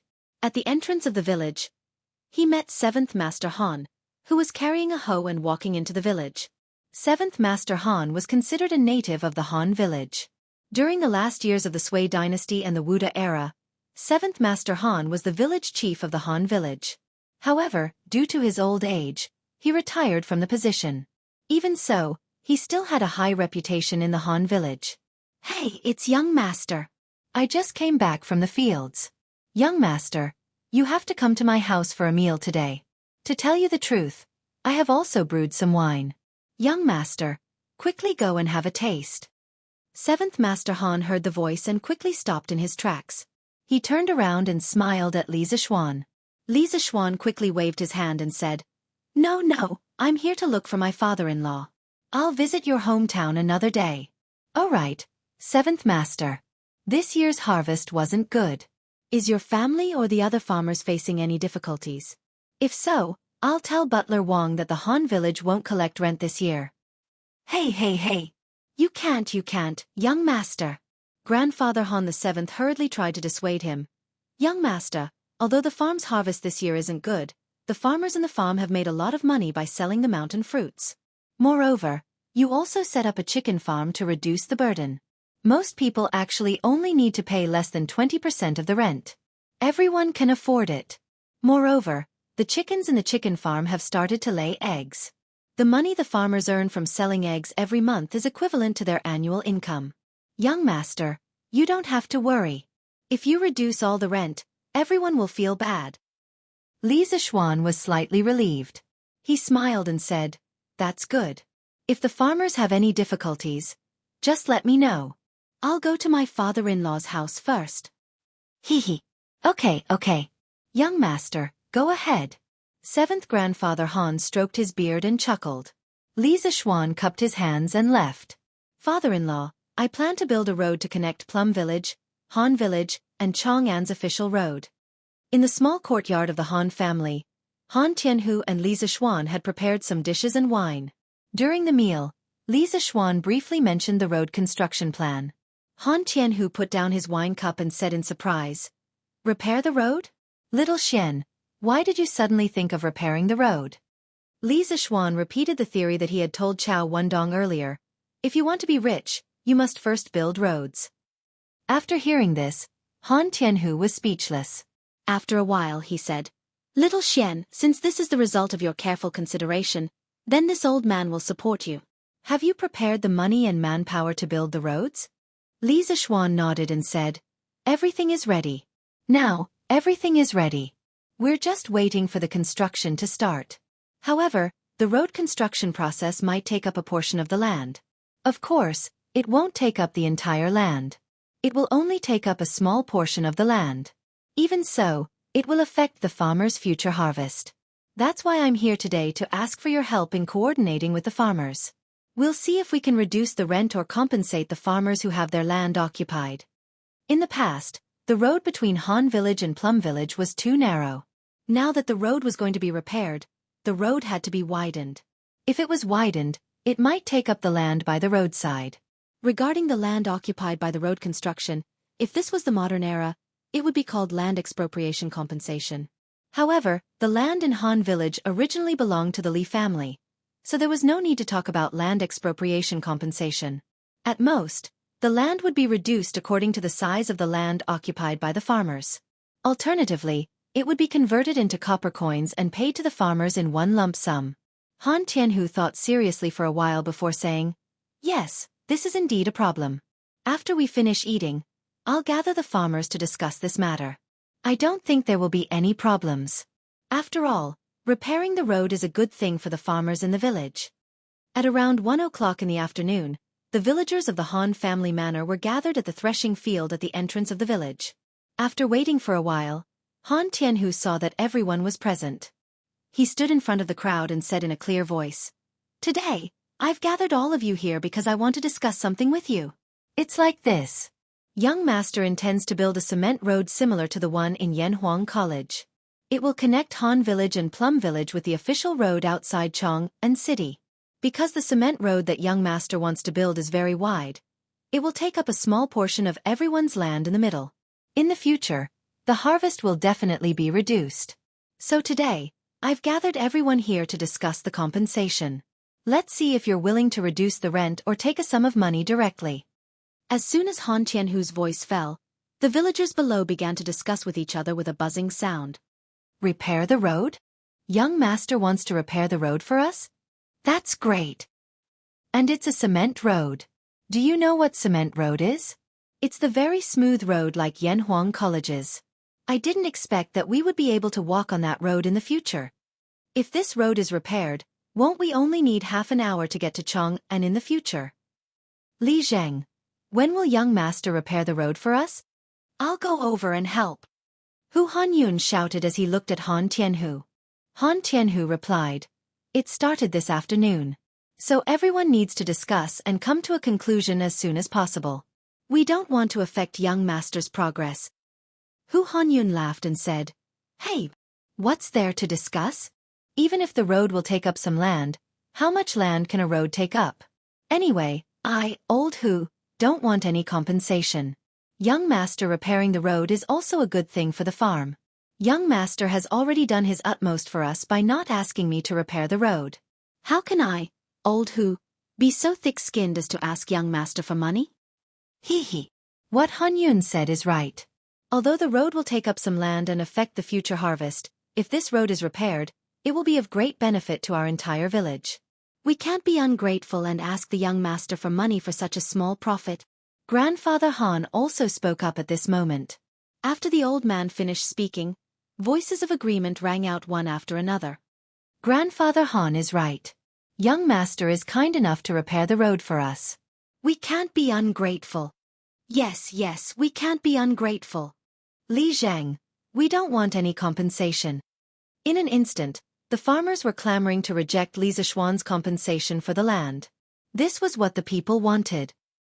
Chapter 776. The same thing happened in the plum village.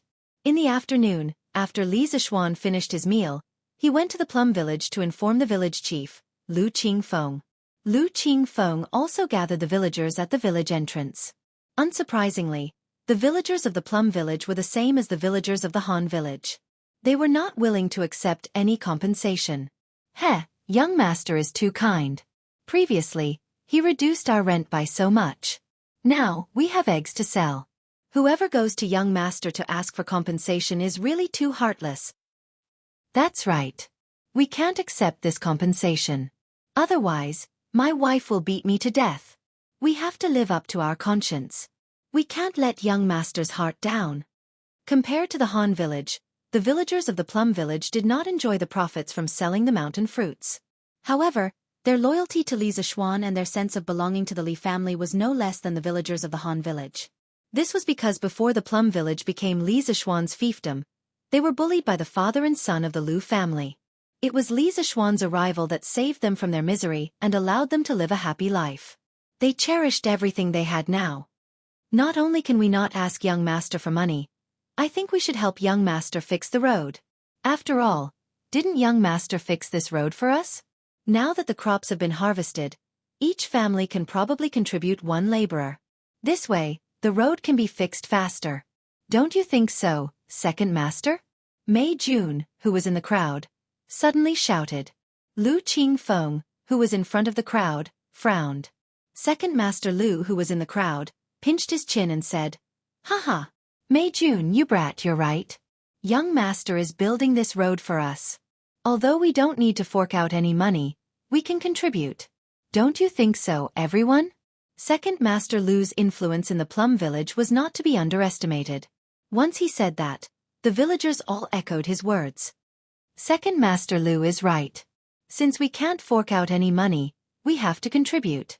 Otherwise, we won't be able to live up to our conscience. That's right. Young master fixed this road for us. How can we not help? We have to help. I'll help young master tomorrow. At Yanhuang College, when Li Zishuan received the news from Han Tianhu and Lu Qingfeng, he had a strange expression on his face. He felt both helpless and touched. Compared to the modern society where everyone was profit-driven and deceitful, the people of the Tang dynasty were much more simple and honest.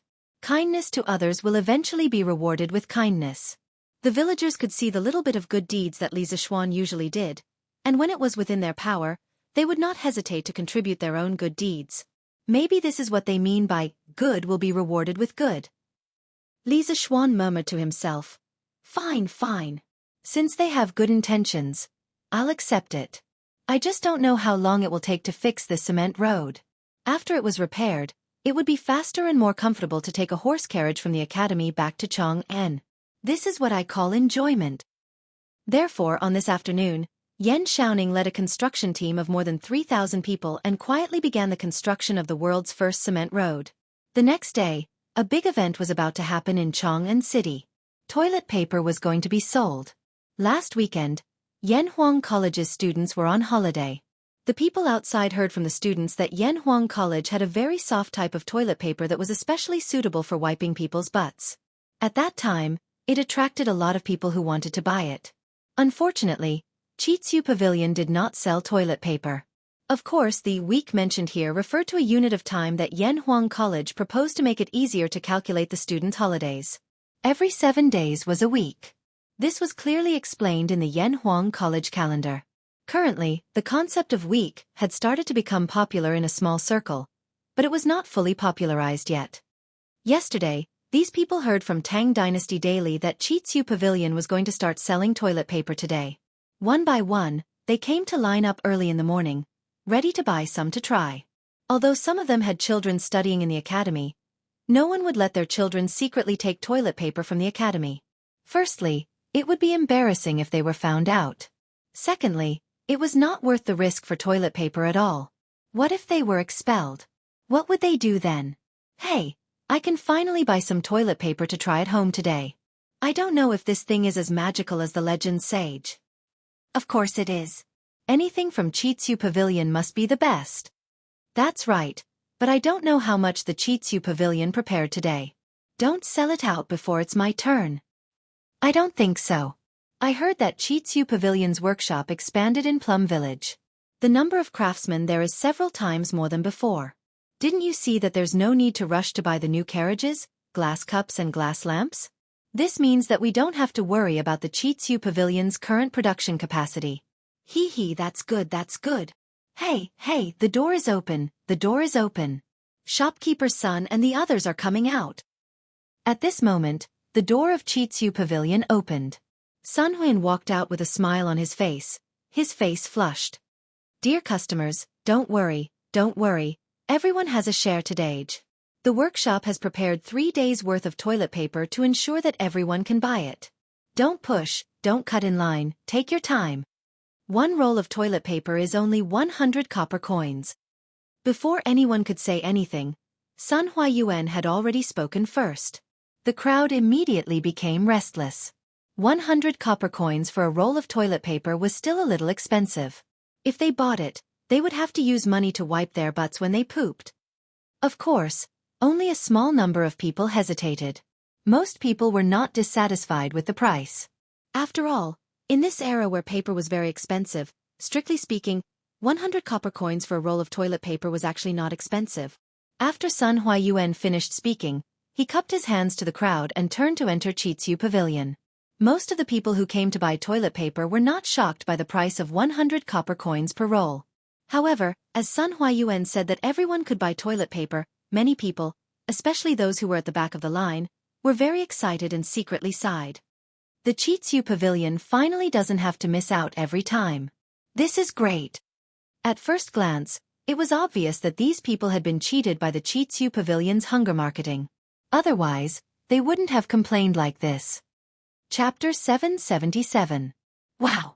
It's so white and soft. Inside the strange interest pavilion, a customer exclaimed. Don't misunderstand, he wasn't doing anything inappropriate. He was just caressing a roll of toilet paper. So this is toilet paper. This is 1,000 times, no, 10,000 times more comfortable than toilet paper. In this world, no one can compare to Lord Li when it comes to enjoyment. Give me 10 rolls. It was obvious that this was someone who didn't lack money. He directly asked for 10 rolls. The curious pavilion was also very confident today. They didn't set a limit on how much each person could buy. As long as it wasn't the kind of person who wanted to buy hundreds or thousands of rolls, the curious pavilion would sell it to them. Clearly, Sun Huayuan was very confident in the amount of toilet paper they had. Quick, quick, give me 10 rolls too. A young man in a servant's uniform held a copper coin and hurriedly called out. It seemed like he was a servant of some rich family. His young master might even be a student of the academy. Counting the days, Yanhuang College would be on holiday this afternoon. The second weekend was coming soon. The people at the front of the line returned with a full load.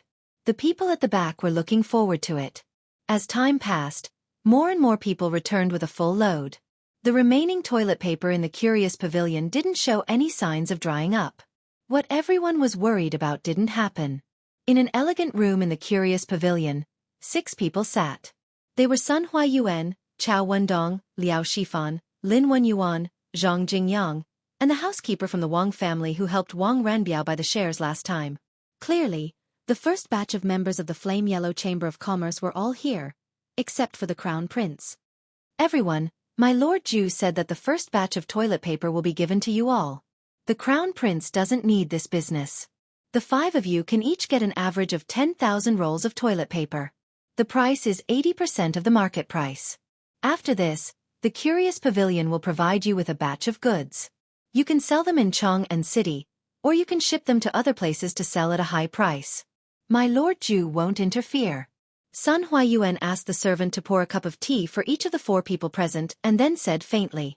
Actually, according to Li Zixuan's intentions, the Curious Pavilion would sell fewer and fewer goods in the future. He would distribute most of the goods to the members of the Yanhuang Chamber of Commerce for them to sell. After all, these members had paid a high price to join the Curious Pavilion. How could he not give them some benefits? Moreover, by selling a large number of goods to them at once, they could quickly recoup their funds. With these funds, they could quickly expand their production, thus forming a virtuous cycle. Although the price of selling to the members would be much cheaper, Li Zixuan would not suffer any losses. Sun Huayuan's words caused the eyes of Chao Wendong and the others to light up. Clearly, the current productivity of the Curious Pavilion had surprised them. Thank you, Shopkeeper Sunday. I'll ship the toilet paper to other states and counties to sell. The Curious House in Chang'an is enough. Chao Wendong and the others looked at each other, then stood up and cupped their hands towards Sun Huayuan. It was clear that this was an extremely discerning person. He did not want to compete with the Curious Pavilion in Chang'an. Sun Huayuan chuckled and waved his hand. Shopkeeper Chao, you worry too much. My Lord Ju said that you can sell wherever you want. You don't have to worry too much. Hearing Sun Huayuan say this again, Chao Wendong and the others were convinced that Li Zixuan did not care about the Chang'an market at all. They all hurriedly stood up and cupped their hands in thanks. Shopkeeper Sun, Lord Ju is willing to distribute the toilet paper to us to sell. I wonder if Lord Ju is willing to distribute the rest of the items, such as the new carriage, glass cup, and divine mirror? Liao Shifan carefully looked at Sun Huayuan, then stood up and asked tentatively. Chao Wendong, Lin Wenyuan, and Zhang Jingyang secretly praised Liao Shifan for his boldness. They all looked at Sun Huayuan with hopeful eyes. The old housekeeper of the Wang family did not pay much attention to this. This was because Li Zixuan had cooperated with Wang Ranbiao a long time ago. Even without the flaming yellow Chamber of Commerce, the Wang family did not lack the new carriage, glass cup, and divine mirror. As for why the Wang family, despite being blessed by the heavens, still wanted to pay a huge sum of 100,000 strings of coins to join the flaming yellow Chamber of Commerce, this could only be attributed to Wang Ranbiao's wisdom. He felt that the items the Curious House had now were only the tip of the iceberg of Li Zixuan's abilities. He was optimistic that Li Zixuan would be able to create even greater wealth in the future. Sun Huayuan stroked his beard, then took out a piece of paper from his sleeve and handed it to everyone. Haha, my Lord Ju has already instructed that this paper contains a list of all the goods in the Curious House's inventory. In principle, based on the percentage of shares each family has, you can split these goods at 70 to 80% of the market price. Of course, if there are people who don't want a certain item, they can also sell it to others. This will depend on how you discuss it. In truth, this was just a temporary measure, because the Curious House's production capacity had not yet been fully released. In a few more days, when the production capacity of the workshop was fully released, Chao Wendong and the others could buy whatever they wanted, and as much as they wanted. It all depended on their personal wealth. Other than the old housekeeper of the Wang family, Everyone else was delighted. They had not joined the Chamber of Commerce for nothing. At this rate, they would soon be able to earn back all of their membership fees. It had to be known that even though the Wang family had deep roots and great strength, they had not been able to sell the goods of the Curious House to every province and county of the Great Tang. Besides Chong'an, the other provinces and counties still had a great desire for the goods of the Curious House. That's great, that's great. Many thanks to shopkeeper Sun. Many thanks to Lord Ju. After looking through the list of goods, Chao Wendong said excitedly.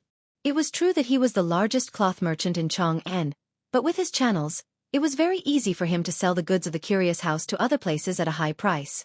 Sun Huayan waved his hand and said with a serious face, "Everyone, forgive this old man for speaking out of turn. My Lord Ju does not object to you using the goods of the Curious House to earn money, but my Lord Ju does not wish for you to earn money that goes against your conscience. You can be rich, but you cannot be unethical. My Lord Ju is an official in the imperial court and has always valued his reputation. As members of the Yanhuang Chamber of Commerce, you must not tarnish the reputation of the Yanhuang Chamber of Commerce because of your own lack of morals. Otherwise, my Lord Ju will definitely not tarnish the reputation of the Yanhuang Chamber of Commerce." Everyone's hearts trembled, and they hurriedly stood up and clasped their hands. "Please rest assured, Shopkeeper Sunday. We will definitely not do anything unethical and tarnish the reputation of the Yanhuang Chamber of Commerce." Sun Huayuan nodded. This warning was the first warning that Li Zixuan had given to the members of the Yanhuang Chamber of Commerce. Chapter 778. Your Highness, this servant doesn't understand. Why are you still eating when His Majesty already said that this thing isn't beneficial to your qi illness? These locusts aren't anything good. In Changle Palace, a purple-clothed palace maid stood by Changle's side and whispered carefully. It seemed that this palace maid should be Changle's intimate person. Otherwise, she wouldn't know that this meteoric success was made with locusts. As she spoke, she glanced at the plate of golden meteoric success in front of Changle. When she thought that it was actually locusts inside, she couldn't help but feel nauseous. If it weren't for the wrong occasion, she probably would have vomited. Changle's face didn't show any discomfort.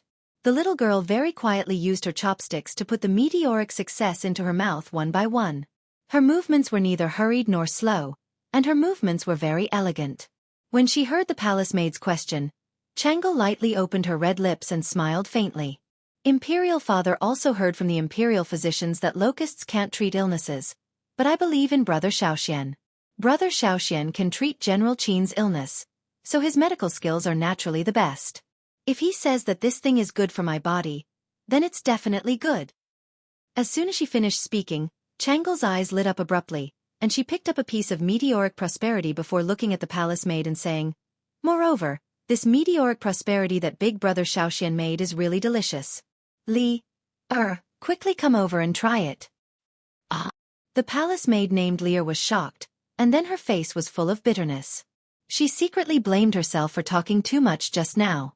Now it seemed that she was really asking for trouble. "Your Highness, this is from Li Xiannan to treat your illness. This servant can't eat it."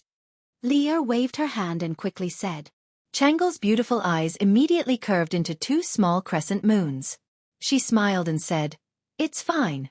Brother Xiaoxian sent a lot of meteoric success. I can't finish it alone. Li, you can help me eat some." This was really asking for Qingqing's life. Lear knew that she couldn't refuse anymore. She could only walk in front of Changle with a bitter face. She cupped her hands and went to receive the piece of meteoric success from Changle's chopsticks. Changle pursed her lips and smiled.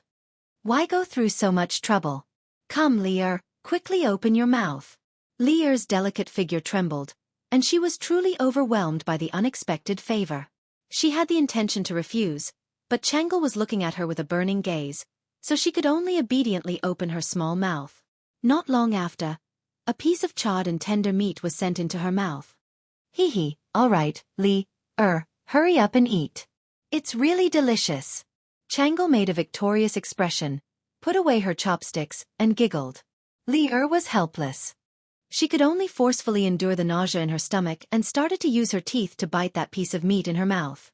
It's rare for His Highness to be so happy. If it's a locust, then so be it. After all, it won't kill anyone. At most, I'll just rinse my mouth a few more times after eating.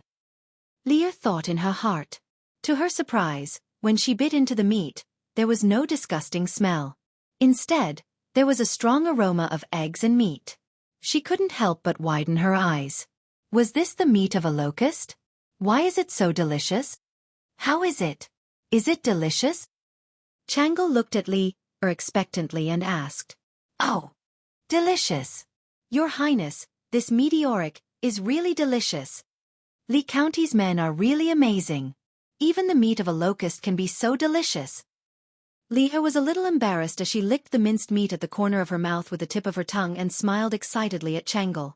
Hee, since you think it's delicious, then you can eat with me in the future. Anyway, I can't finish this amount by myself. Xianxia looked extremely happy. Of course, she also had a reason to be happy because there wouldn't be someone watching strangely from the side when she ate locusts in the future. Your Highness, this isn't too good, right?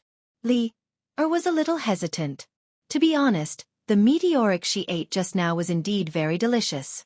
She liked to eat it very much, but if she ate it with Xianxia every day, it seemed a little out of line.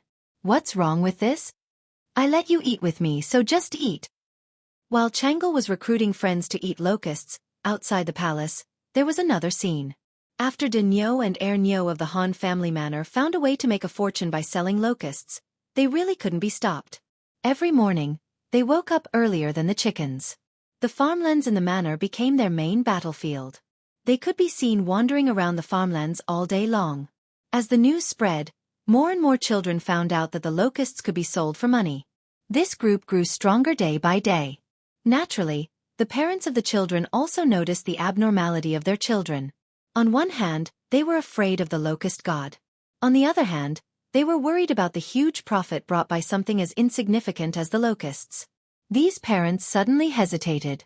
There were those who agreed and those who disagreed. Those who agreed naturally encouraged all the children in their family to join the locust-catching army.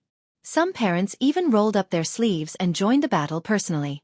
Those who objected captured their own children and forbade them from catching locusts in the fields. However, when they saw that their other children had earned a lot of copper coins from catching locusts, they were envious and tried their best to escape from the cage. In fact, they were not the only ones who were envious. Their parents were also secretly envious. Logically speaking, one caddy of locusts could be sold for 3 copper coins. This was not a low price. If they did nothing but go to the farmlands to catch locusts, if they were lucky, the day's profit would be equal to the day's wages at the docks. Most importantly, catching locusts was not only a job for adult men, but also for the elderly, women, and children. Think about it, if the whole family was involved, then the daily profit would be. Just like that, when they saw other people getting rich, many who were against the idea of catching locusts were shaken. Gradually, they joined the ranks of the locust-catching army. Actually, compared to using locusts to make food, it was Li Zishuan's real purpose to shake people's attitudes towards locusts. Since these deep-rooted beliefs were not easy to change, then he would use subtle benefits to assimilate them. As a result, the number of locusts purchased by the Academy's cafeteria skyrocketed. Initially, Soaring Star was only provided to the students in the special training class. However, after a few days, the head chef realized that there were too many locusts. The students in the special training class could not finish them all. Therefore, after asking for permission from Li Zishuan, Soaring Star was provided to all the students and teachers in the academy. At the time, Li Tai and Sun Zifan were overjoyed. The delicacy of Soaring Star captured the taste buds of many students. What was the most popular dish at the academy now? It had to be none other than Soaring Star. Chapter 779. A few more days passed. Plum Village and the villages around the Han Village also knew that the Yanhuang College cafeteria was buying locusts. Moreover, it was 3 copper coins per caddy. Wasn't that picking up money? Therefore, the army of locusts increased several times. The number of locusts that the college cafeteria received was even more overwhelming. This time, even if all the teachers and students in the college ate to their heart's content, they wouldn't be able to finish it. However, Li Zishuan was already prepared for this situation. On this day, the Zuaxian restaurant in Chang'an City's West City quietly released a new dish called Meteoric Success. Yo! Shopkeeper Lu. There's a new dish again. Meteoric Success, that's a good name. When it was close to noon, a customer came to the Immortal Indulgence Inn, and he inadvertently glanced at a new dish on the menu. When he focused his eyes and saw the words meteoric rise written on it, he couldn't help but laugh. Hey! Isn't this old Master Wang? Long time no see. Shopkeeper Lu's face was full of wrinkles. He first greeted him, then replied, "This meteoric success is a new dish invented by my Lord Ju. It was originally only available in Yanhuang College, and the students were full of praise for it. My Lord Ju felt that this delicacy should be shared with everyone, so old Master Wang, you're lucky today." That diner was obviously shocked. Wow! It's actually a new dish invented by Lord Ju, and only the college could eat it before. I'm really lucky today. He saw that there were still empty seats in the restaurant. Therefore he said to Shopkeeper Lu, "Shopkeeper Lu, give me a portion of gnawed chicken, a portion of dompa meat, and a portion of meteoric success and a pot of gentle beauty." Obviously, this person was also a rich person. He didn't even ask for the price of meteoric success and directly asked for a portion. Shopkeeper Lu chuckled and replied, "All right, old Master Wang, please take a seat. The dishes will be served soon." A moment later, the dishes were served. The golden and tender meteoric success looked very appetizing just from its appearance.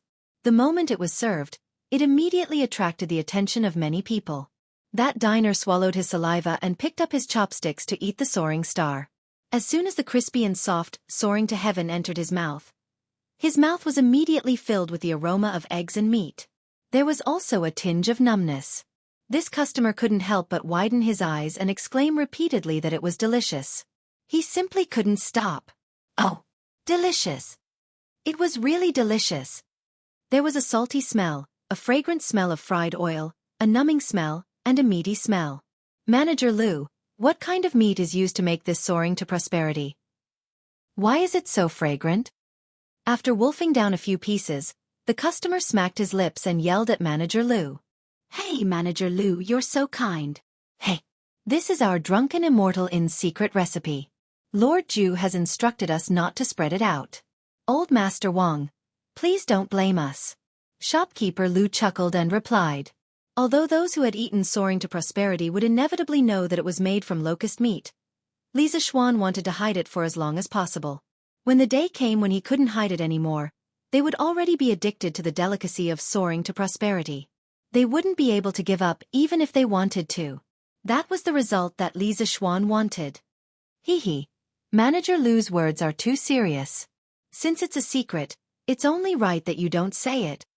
This old man was just asking casually. The most important thing is that this soaring to prosperity is delicious. That's enough, the customer said with a face full of smiles.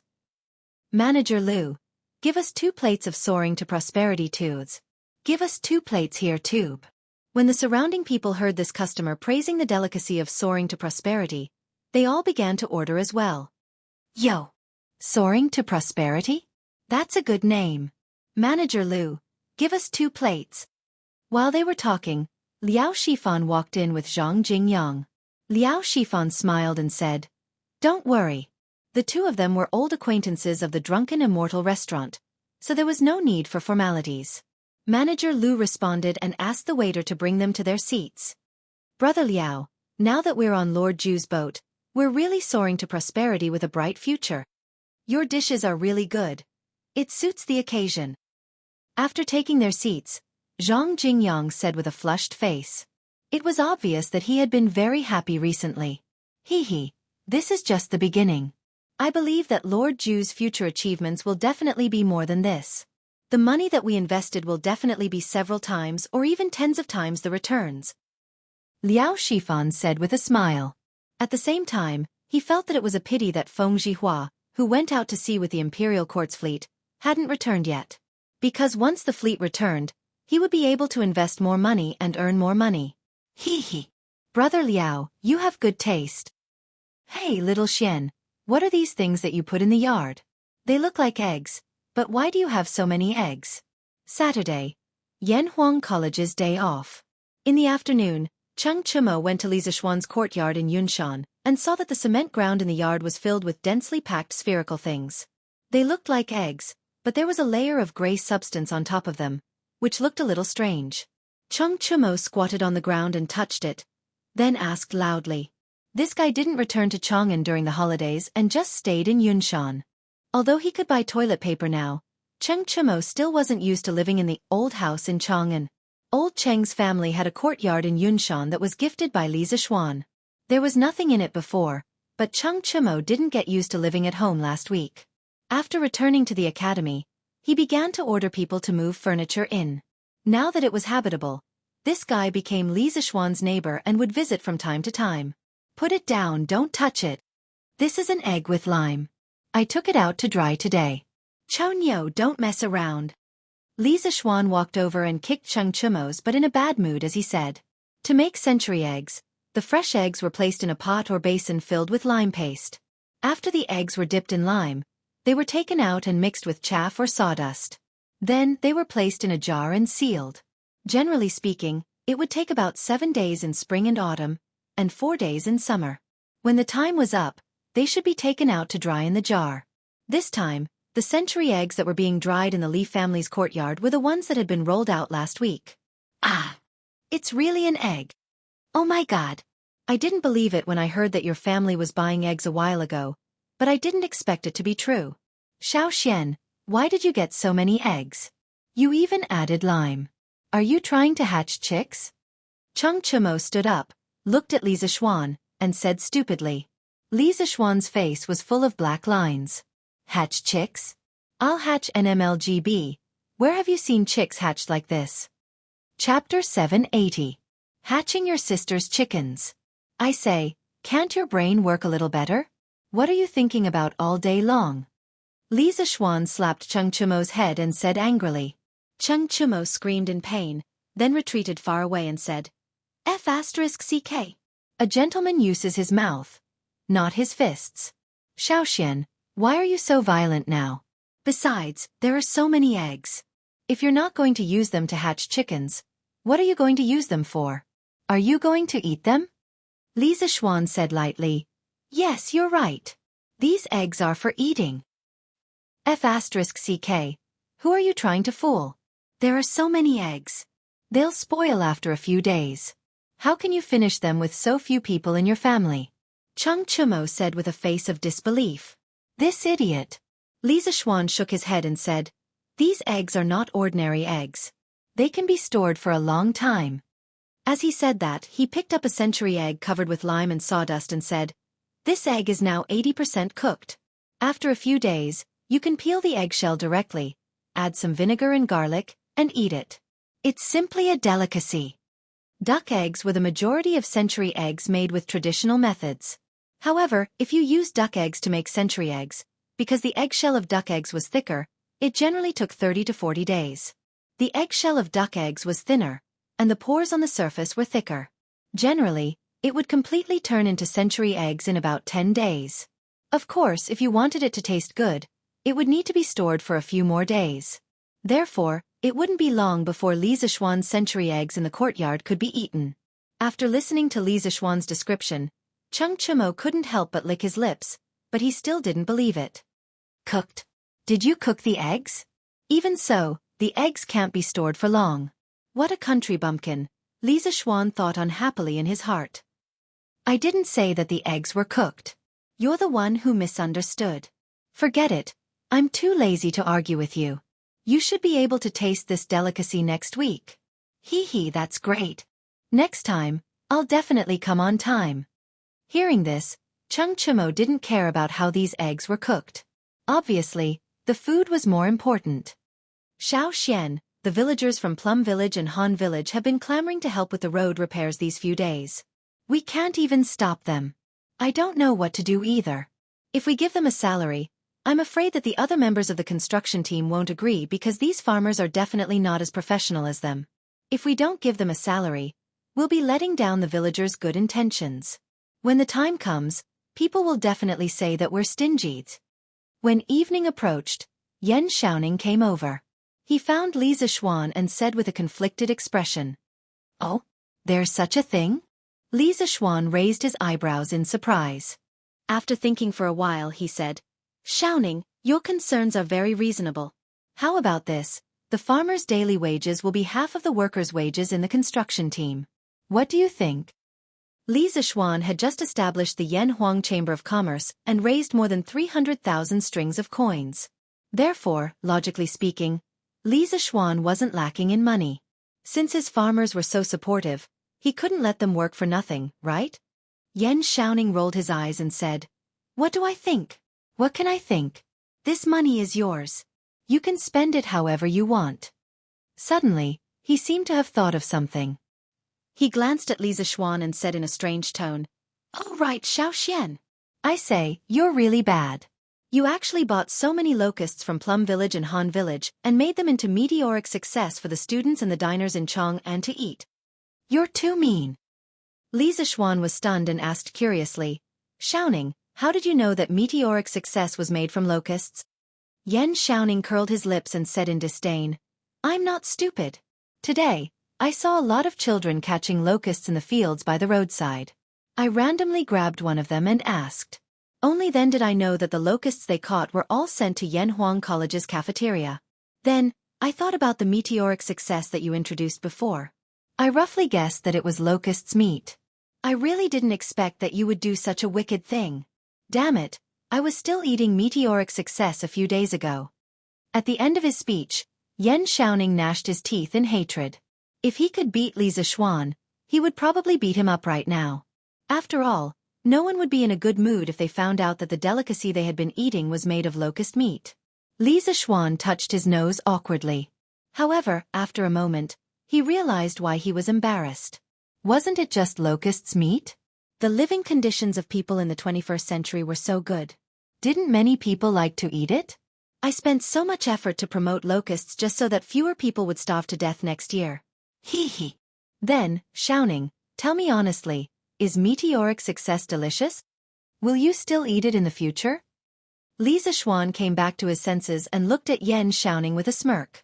Yan Xiaoning heard him and was in a dilemma. He wanted to harden his heart and say that he wouldn't eat it. However, he felt like he was slapping himself in the face if he said that he would eat it. After all, he was just belittling the meteoric success. This meteoric success's taste is just as-o. I definitely won't eat it in the future. I still have things to do, so I'll leave first." After struggling for a long time, Yan Xiaoning still couldn't swallow his pride. He could only say that and run away. Hee hee. Even Yan Xiaoning is like this. When other people know the truth in the future, they will definitely put on a delicious shows.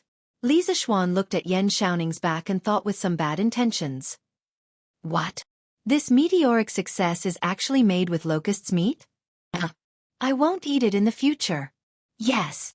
Even if I starve to death, I won't eat meteoric success again. This drunken immortal restaurant is too immoral. They actually gave us locusts' meat. I won't eat here in the future. Yes. If I eat meteoric success again, I'll be a dog. This conversation should be the first reaction of most people when they found out that meteoric success was made with locusts' meat. However, it wouldn't be long before they would be like this. "Shopkeeper Lu, give me a plate of red braised pork, again. Another plate of meteoric success. Hey, Brother Zhang, didn't you say a few days ago that you won't eat meteoric success anymore?" "Oh? Who said that? Did I say that?" "I definitely didn't say that. You must have heard wrongly." It's delicious. I miss it." The truth was just as Li Zixuan expected. At night, in a corner of the academy's cafeteria, Yan Xiaoning was eating the meteoric success on the table with relish.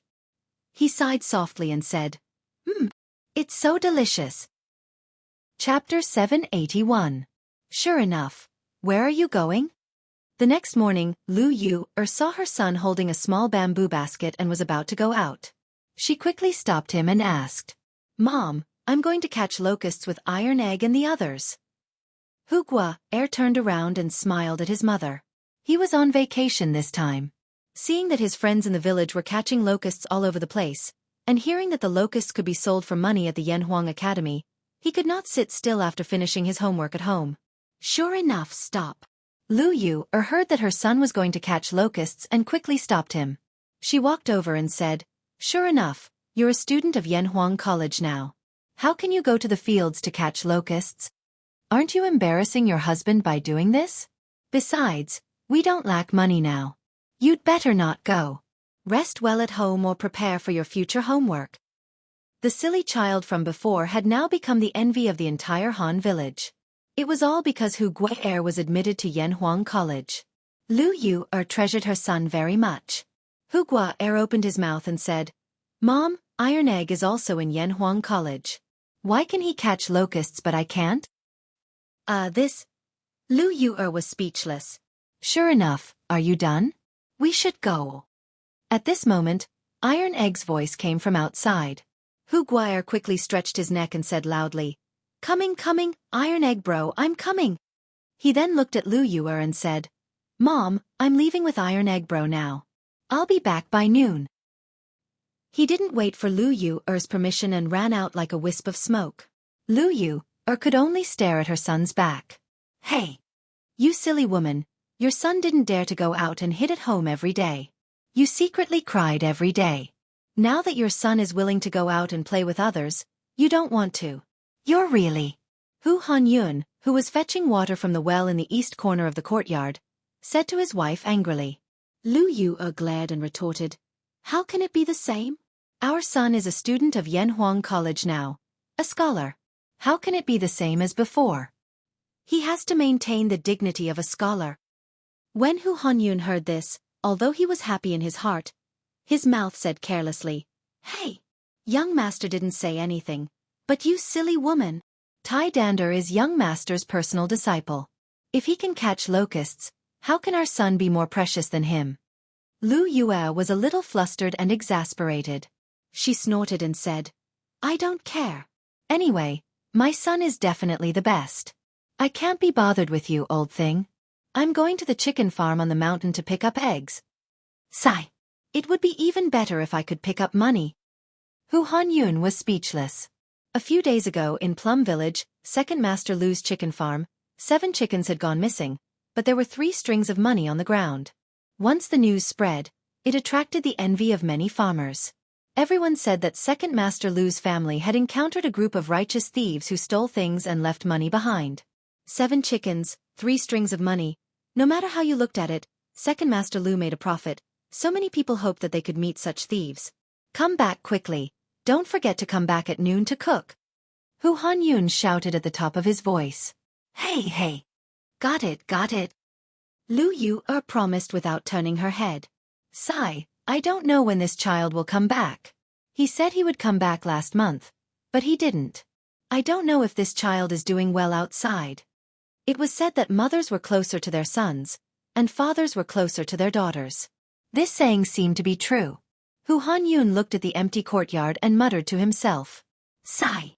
Iron Egg bro, why do you think Yamacho collected so many grasshoppers? Don't tell me Yamacho also likes to fight grasshoppers? In the fields of the Han village, Hu Shur was looking for locusts on the ground while casually chatting with Iron Egg next to him. The small bamboo basket on his body was already filled with locusts. It seemed that he had a good harvest this morning. Hearing Hu Shur's stupid cute words, Iron Egg couldn't help but laugh. "Sure enough, you are thinking too much. How could Master like to fight grasshoppers? Lon might like it." Hu Shur asked again, "Then Iron Egg bro, why do you think Yamacho collected so many grasshoppers?" Iron Egg lowered his head and thought for a while. Suddenly his body shook, and he looked up and said meaningfully, "Maybe it's to cook." "What? Cook? Grasshoppers can be cooked?" Hu Shur's eyes almost popped out when he heard this. He asked incredulously. Iron Egg bro's face became calm. He said lightly, "Why can't they be cooked? Not only can they be cooked, but you have also eaten them recently." Hu Shur was shocked. "Ah? I have eaten them recently? Iron Egg bro, are you saying that I have eaten grasshopper meat recently?" "Wretch! Where did I eat it?"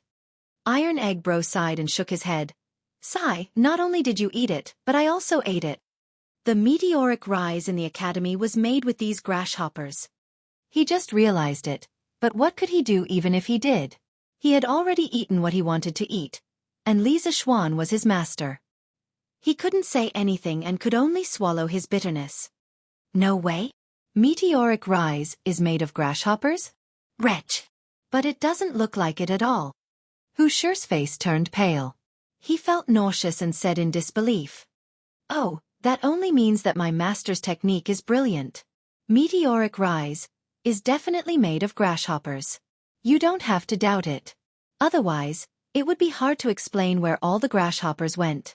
Iron Egg Bro straightened his back, but he didn't feel nauseous. His face was calm. "Ah, then what should I do? Recently, I am addicted to eating meteoric rise." "Iron Egg Bro, you are telling me that this thing is made of grasshoppers. Should I continue to eat it in the future?" Sure enough, he was in a dilemma. A few days later, the weather was cloudy. The military training had been going on for more than half a month. Everything was going according to the established procedures. The students were becoming more and more disciplined, and so were the instructors. Therefore, Li Zishuan rarely paid attention to the academy. Naturally, he couldn't get up in the morning and began to sleep in. Lord Ju, the Imperial Court's fleet is back. They are almost at the pier by the murky river. Chapter 782. What? The fleet is back? Li Zishuan woke up late in the morning. He was washing his face in the yard when he heard Pang Feiji's shout from the front of the yard. He was stunned at first, but then he was overjoyed. Quick, prepare a horse for me. Let's go to the dock now." Li Zishuan excitedly wiped his face and roared at Pang Feiji who was outside. "Yes, Lord Ju." "Brother, isn't there a show to watch? Lan wants to go too." Lan who was playing in the backyard, shouted happily at this moment. The little girl was at the age where she was playing around and didn't sleep much. She woke up much earlier than Li Zishuan. When she heard that there was a big ship to watch, she immediately became interested. "Haha. Okay, Lan, since you want to see it, I'll take you to see it." Li Zishuan's laughter came from the backyard. After a while, the two of them rode out of the Yunshan courtyard. Lan naturally rode with Li Zishuan. The little girl giggled along the way. Ever since Yanhuang College started, Li Zishuan, as her brother, hadn't accompanied her to play for a long time. Today was a rare opportunity for them to go out and watch the show together. Ba River was one of the 8 rivers of Chang'an. It originated in Lantian County and was located to the east of Chang'an City. On both sides of the Ba Bridge, 5 miles of embankments were built. Thousands of willows were planted, and tourists walked shoulder to shoulder. It was a spectacular sight in Chang'an. Every time spring was in full swing and the spring wind blew, the willow catkins would dance in the air and fog would become a major sight on Ba Bridge in Chang'an. Ba River had a dock and a relay station. It was called Ba Pavilion. Many people would come here to welcome guests and bid them farewell. They would also break off willow branches as gifts. Ba River flowed through Mei Village. There was a relatively large dock in the southeast of Mei Village. Many merchant ships came here to load and unload their goods. The previous expedition ceremony of the Imperial Court fleet was held at this dock. After about half an hour, Li Zishuan and the rest arrived at the Ba River dock. At this time, the dock was already crowded.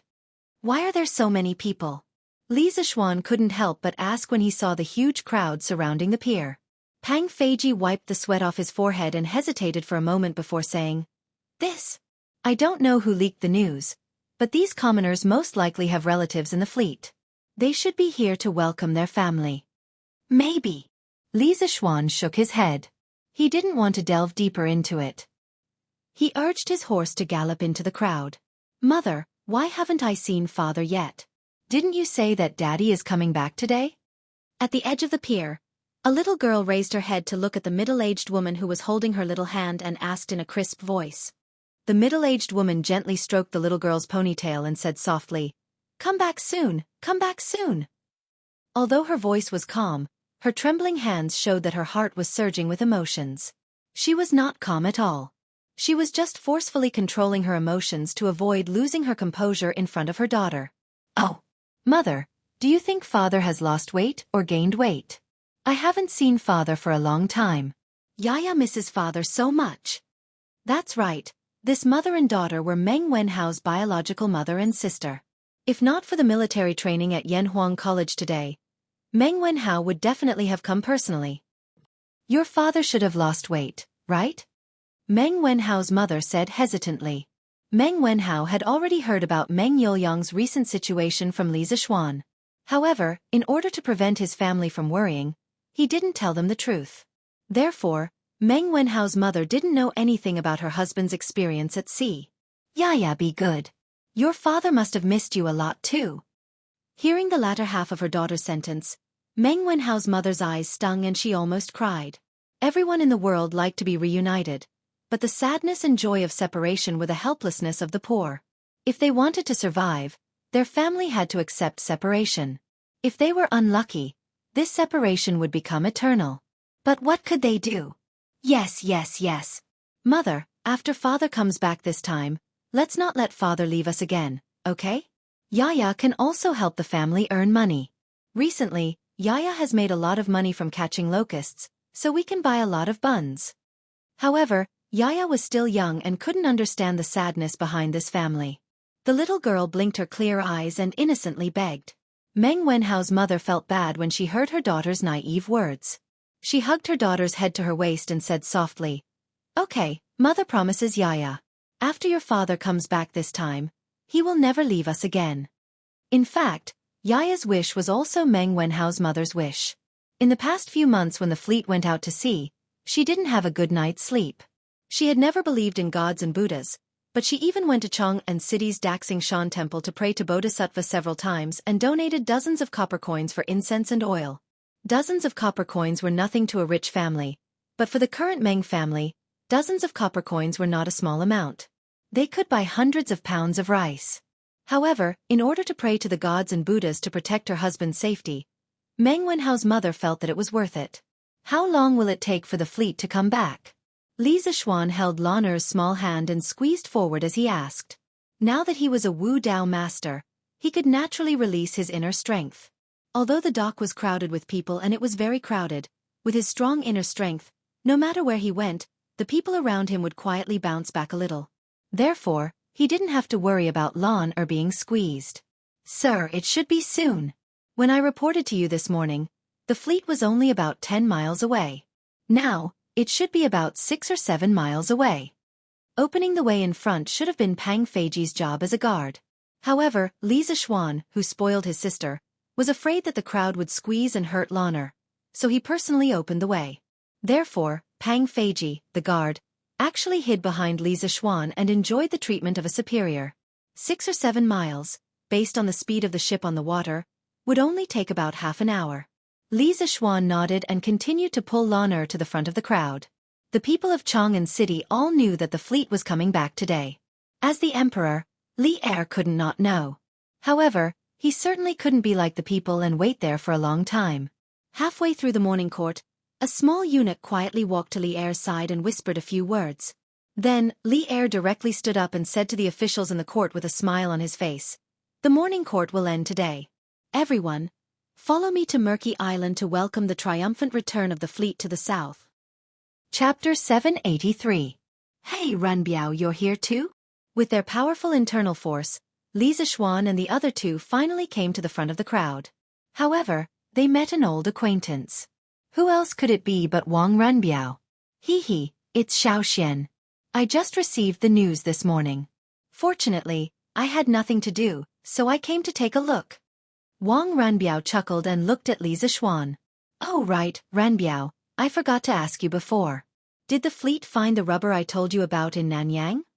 A few days ago, he asked Wang Runbiao to help him inquire about the news. He only cared about Meng Yuliang's situation and forgot about his own business. When Wang Runbiao heard this, he was stunned. He then shook his head and said, "I don't know about this yet. I only asked people to help inquire about the fleet. I didn't ask about the harvest of my fleet." Li Zixuan was speechless. He thought to himself, this Wang Renbiao's heart is really big. He doesn't even care about his own family's business. His attitude of treating money like dirt is comparable to mine. Well, then we can only wait for the fleet to come back in a while. Li Zixuan said helplessly. "Oh, look, the fleet is here. The fleet is here." At this moment, a mast finally appeared on the surface of the Ba River. Then, the figure of a huge turreted ship slowly emerged from the water and was exposed to everyone's vision.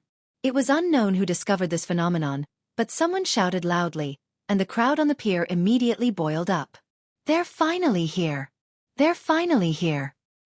After going out to sea for almost 5 months, the fleet is finally back. God bless, the child's father must be fine. When the people saw more and more ships appear on the Ba River, they began to excitedly talk to each other. Most of them were praying for the safety of their family members. 5 months.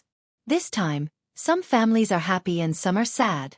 At this moment, Li Zixuan was holding Lan Er's hand and standing at the front of the crowd. He looked at the densely packed boats on the river and sighed with mixed feelings. Although Wang Renbiao did not mention the details of the ambush on the fleet, Li Zixuan had obtained more detailed information from Li Chengqian.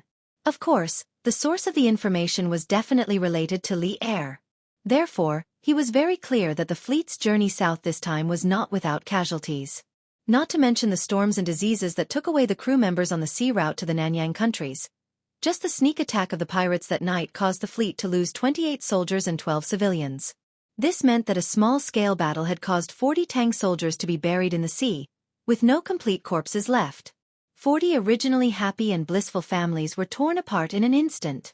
At that time, who knew how many tears would be shed? Boo-hoo! As time passed, the 1,500-some merchant ships that had come south to trade 5 months ago appeared before everyone's eyes.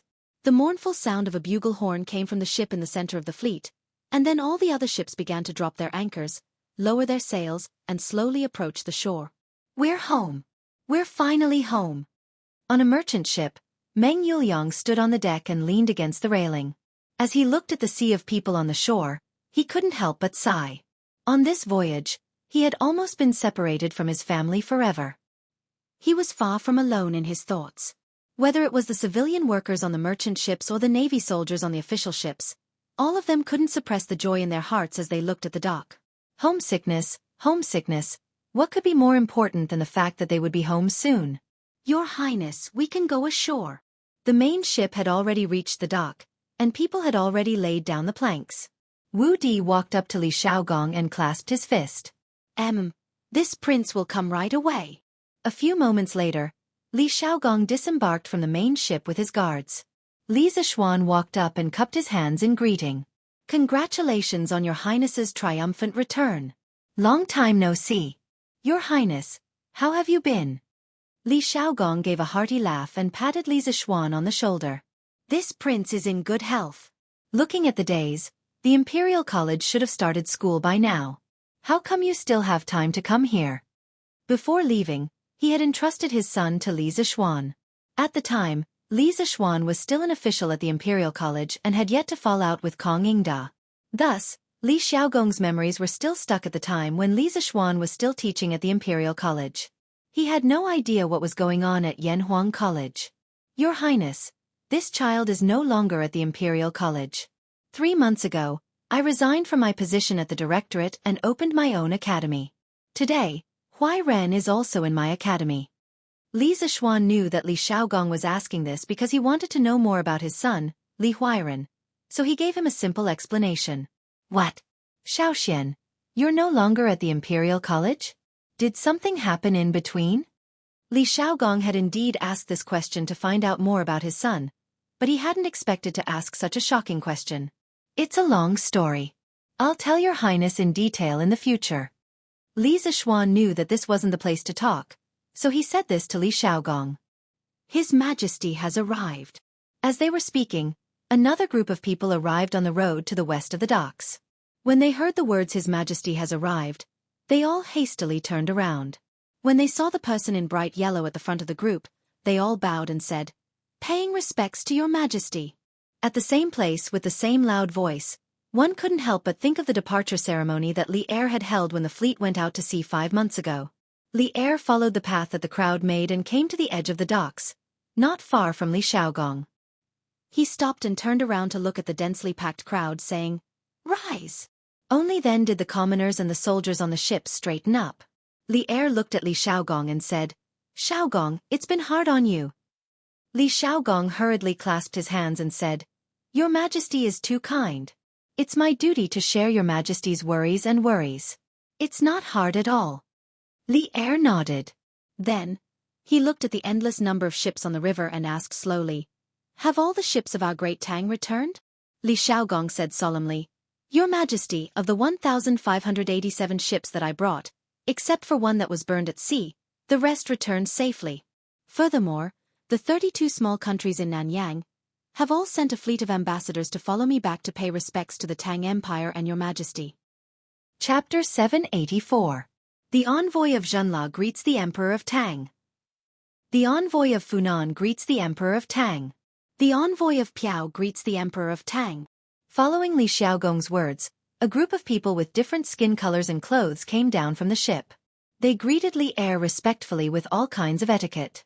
Some of them spoke in their native language, while others spoke in broken Chinese. When Li Xiaogong saw this, he quickly assigned a middle-aged scholar beside him to translate for them. Li Er was very happy after hearing this. As an emperor, there was no one who did not like to achieve great things. It was just that every emperor had different priorities. Haha, good. Where is Cui Er? Cui Shanfu stepped out from the crowd of civil and military officials and cupped his hands. I'm here. Bring the envoys of the various countries to Honglu Temple and treat them well. 3 days later, I will summon the envoys of the various countries at the imperial court meeting. In the Tang dynasty, Honglu Temple was one of the 9 temples. It was in charge of the 4 barbarians' tributes, banquets, gifts, and welcoming. It was also in charge of the inauspicious ceremonies of the country, the ancestral temples of Zhongdu, and the Taoist scriptures and tents. Whenever the emperor of the 4 barbarians or envoys had an audience, they would be treated as guests. They would be given a place to stay, and they would be given invitations, gifts, and banquets. The Department of Precepts would prepare in advance. There were 20 translators who specialized in translation, and each of them knew different languages. Generally speaking, Honglu Temple was equivalent to the modern Ministry of Foreign Affairs with an additional translation function. Cui Shanfu was the minister of Honglu Temple at this time. There was an organization corresponding to Honglu Temple called the Warden's Office.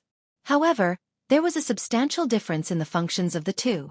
Honglu Temple was in charge of foreign guests, while the Warden's Office mainly dealt with ethnic affairs. Yes, Your Majesty. Cui Shanfu didn't show it on his face, but he was complaining in his heart. This was because there were envoys from 32 countries. It was a rare sight to see such a large number of envoys in 100 years. Just communicating with so many envoys from different countries was difficult, not to mention other things. The pressure on Cui Shanfu's body was suddenly increased. After the envoys of various countries left the dock with Cui Shanfu and headed for Chang'an, Li Er looked at the endless boats on the river and turned around to give an order. Beloved official Xiao, beloved official Yen, the 2 of you will be in charge of the transportation of goods. The grain and goods on the imperial court ships will be directly transported to Taicang. As for the goods on the civilian merchant ships, you will order people to calculate the income of each family. After they pay the merchant tax, have them start unloading the goods. Be careful to prevent some people from secretly embezzling. When the fleet was heading south, the imperial court had said that all merchant ships heading south with the army had to pay a 5% tax on their trade. This could be understood as a protection fee, but compared to the 20,000 elite navy that the imperial court had mobilized, this protection fee was very cheap. Yes, Your Majesty. When the Minister of Civil Affairs, Xiao Yu, and the Minister of Works, Yen Lide, heard Li Er call out their names, they quickly stepped forward and bowed. Li Er nodded. Seeing that everything was done here, he immediately said to the ministers, "Return to the imperial court." A messenger eunuch spread Li Er's order one by one. The civil and military ministers who came with him all agreed. Li Er was about to return to the imperial court with Li Xiaogong and the officials of the imperial court. Suddenly, he turned his head and looked at Li Zixuan, who was secretly watching from the side. He said, "You also come back to the imperial court with me." Li Zixuan was confused. He didn't know why the goddess of luck suddenly fell on his head and made him unable to resist. Yes, Your Majesty. Since he couldn't resist, he might as well enjoy it. He also wanted to hear about the harvest of the whole country, which had mobilized so many people to go south to trade. Commander Prince Hajian, can you tell us about the harvest of this trip for our beloved officials? After Li Er led the ministers back to Taiji Palace, he sat up straight and looked at Li Xiaogong with a smile. Yes, Your Majesty. Li Xiaogong was already prepared. He responded, then took out a booklet and began to read slowly. For this voyage, The imperial court has raised a total of 500 official ships. This subject has used more than 3,000 strings of silk and porcelain to exchange for a total of 880,000 dan of grain. There are 170,000 caddies of various spices such as Lycopodium officinalis, Lycopodium officinalis, Lycopodium officinalis, Lycopodium officinalis, Lycopodium officinalis, Lycopodium officinalis, Lycopodium officinalis, Lycopodium officinalis, Lycopodium officinalis, Lycopodium officinalis, Lycopodium officinalis, Lycopodium officinalis, Lycopodium officinalis, and various other spices. In addition, there are also 50,000 catties of brass and 300,000 taels of silver. Silence. As Li Xiaogong read them out one by one, the court suddenly fell into a strange silence. 880,000 dan of grain. Although this amount was a bit large and exceeded everyone's expectations, it could be attributed to the fact that Nanyang was rich in grain and had never seen the beautiful silk and porcelain of the Central Plains. But what the hell was 170,000 dan of spices? Did you think that spices were weeds or radishes? Oh, at this time, radishes were still not called radishes. They were called fishes. See the Book of Songs, picking fishes and picking fishes, there is no lower body. Cabbages were also not called cabbages. But spices had always been a precious existence in the Great Tang. Most of them were sold in pairs. Depending on the type of spices, the price could range from a few dozen copper coins to a few strings of one tael. When had anyone ever heard of someone possessing more than 10,000 dan of spices? The 170,000 dan of spices that Li Xiaogong mentioned was too frightening. However, Li Xiaogong wasn't lying. Some spices were really rampant in some of the island countries in the South China Sea. They grew everywhere like weeds. The 20,000 Navy soldiers he brought were farmers who cut the weeds many times. As for the 50,000 catties of brass and 300,000 taels of silver, this was even more frightening. The total amount of silver that had been mined in the Great Tang was probably only around 200,000 to 300,000 taels. But Li Xiaogong actually brought back 300,000 taels of silver. What was even more shocking was that he even brought back 50,000 caddies of brass. Many of the courtiers started to look at Li Xiaogong with a strange expression. They wanted to ask, "Big brother, did you rob an entire country?" Of course, the courtiers were not surprised. The difference between the cost and the reward was too big. According to Li Xiaogong, he only used 3,000 strings of silk and porcelain to trade. But what about the things that he brought back? Just the 880,000 dan of grain, according to the current grain price, would be worth more than 30,000 strings of coins. Adding in the 170,000 dan of spices, 300,000 taels of silver, and 50,000 catties of brass. Oh my God! Many of the courtiers calculated in their hearts, and in the end, they found it difficult to even breathe. Huge profits.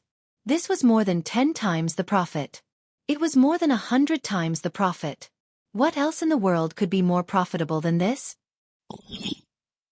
Chapter 785. Some people might question whether 500 ships could transport 880,000 dan of grain. Of course they could. There was no doubt about it. During the Qin and Han dynasties, the development of our country's shipbuilding industry reached its peak. During the war to unify the southern part of China, Qin Shi Huang organized a fleet that could transport 500,000 dan of grain.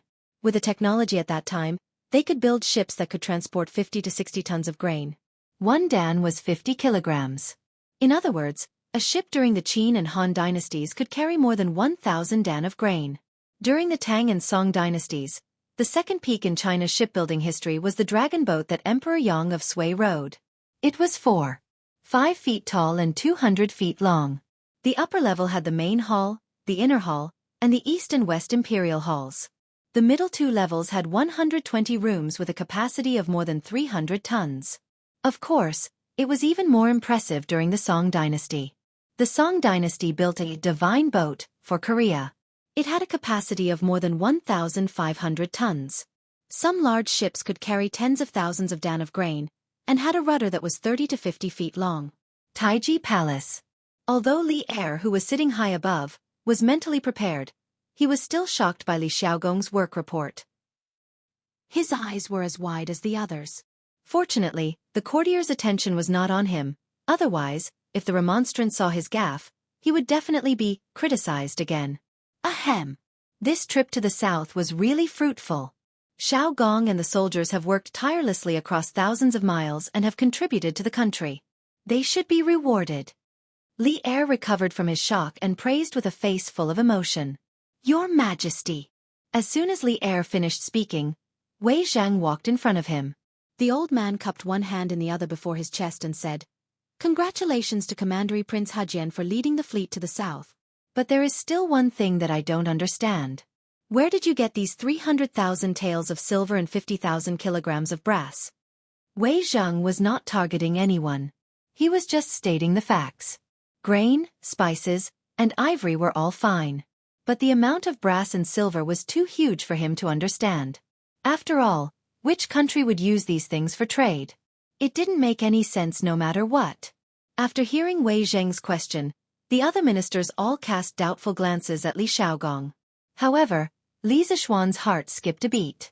According to the information he had gathered, the 50,000 jin of brass and 300,000 taels of silver that Li Xiaogong had brought back were the war reparations that he had extorted from the Wu nation. If this was revealed, Li Xiaogong would most likely be impeached. Li Er's eyes darkened. Obviously, he also knew the inside story of the Japanese war.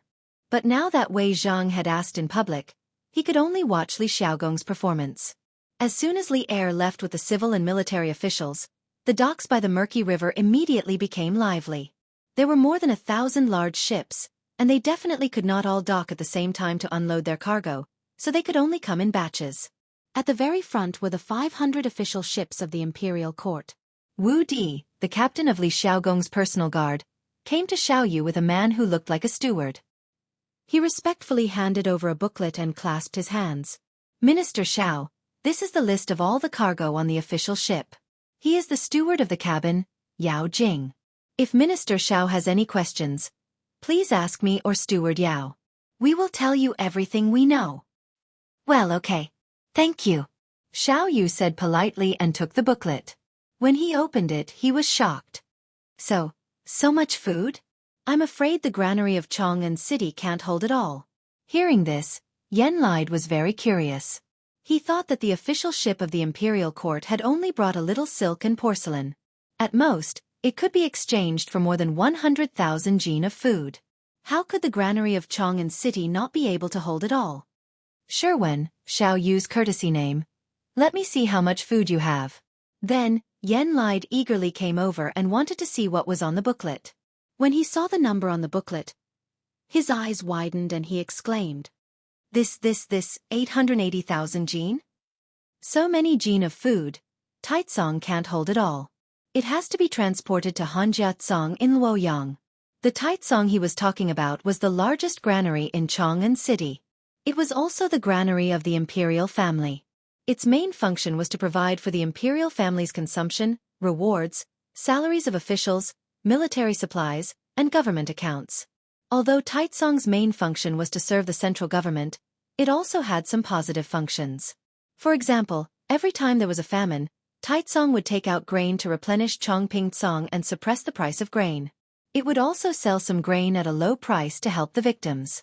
However, Taicong's total storage was not very high. It could only store 500 to 600 jin of grain at most. Moreover, the autumn harvest had just passed, so there was even less space left in Taicong.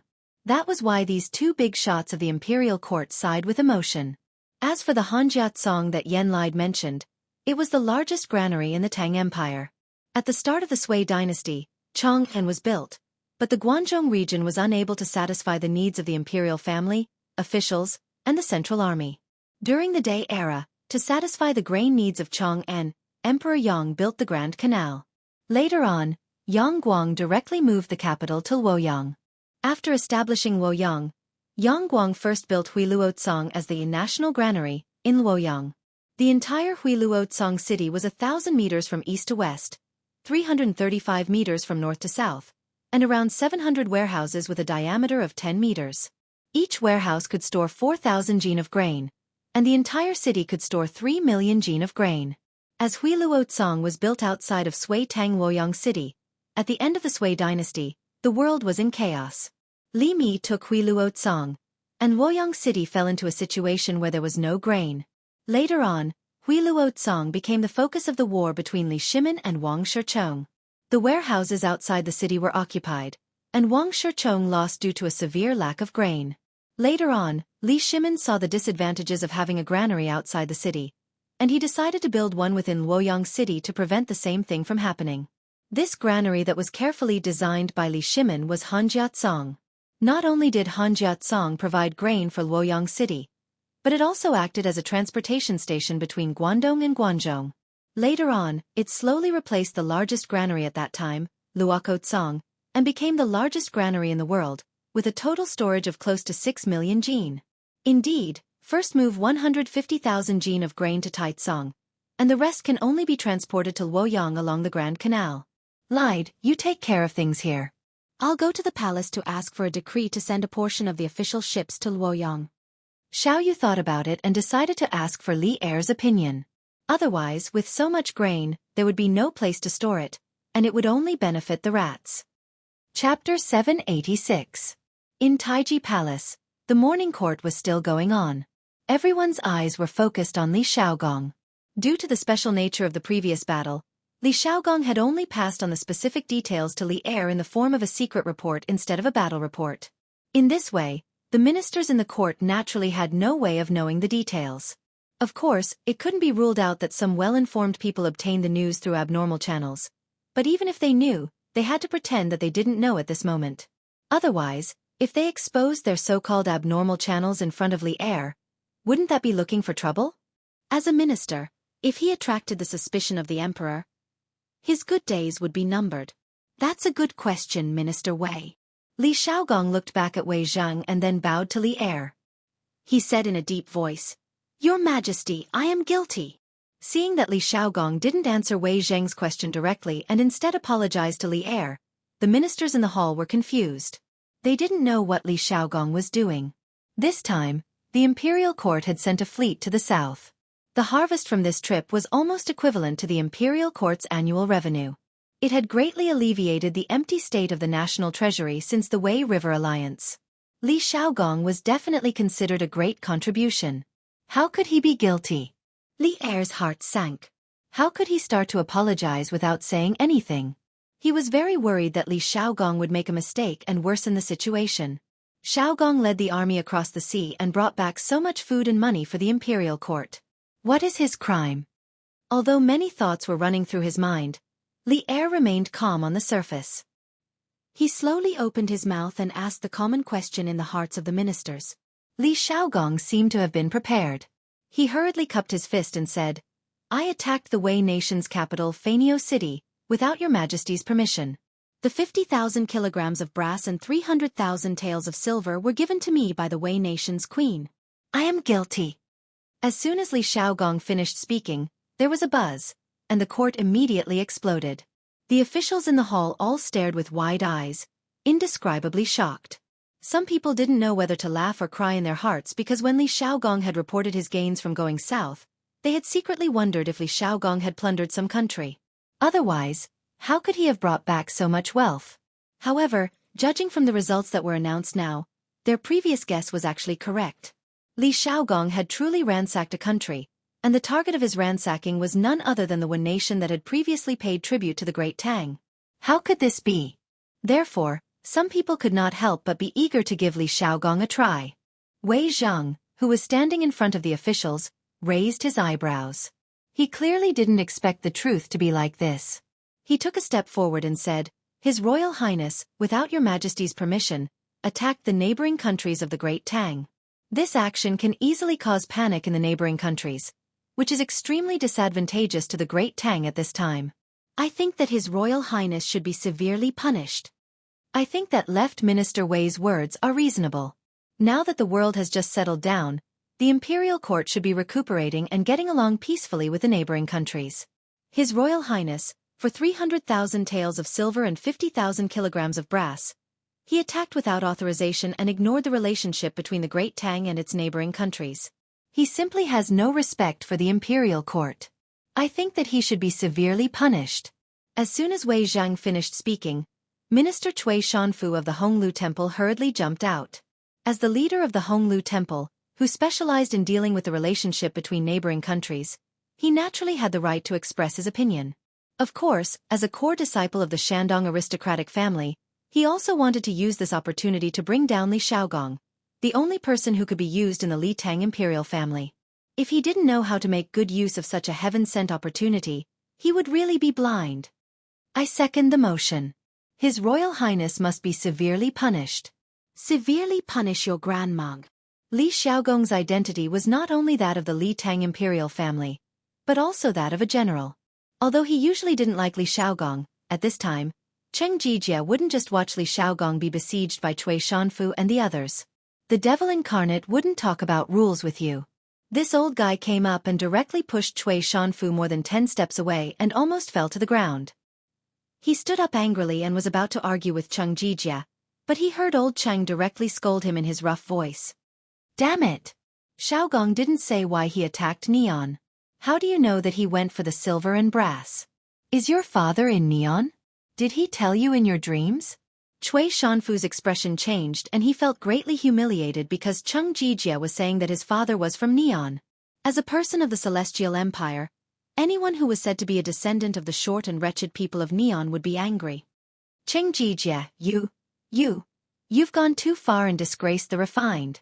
At this time, Cui Shanfu was obviously blinded by anger and directly called Cheng Jijia by his name. Bah! You slandered Xiaogong without any evidence. Isn't this a disgrace to the refined?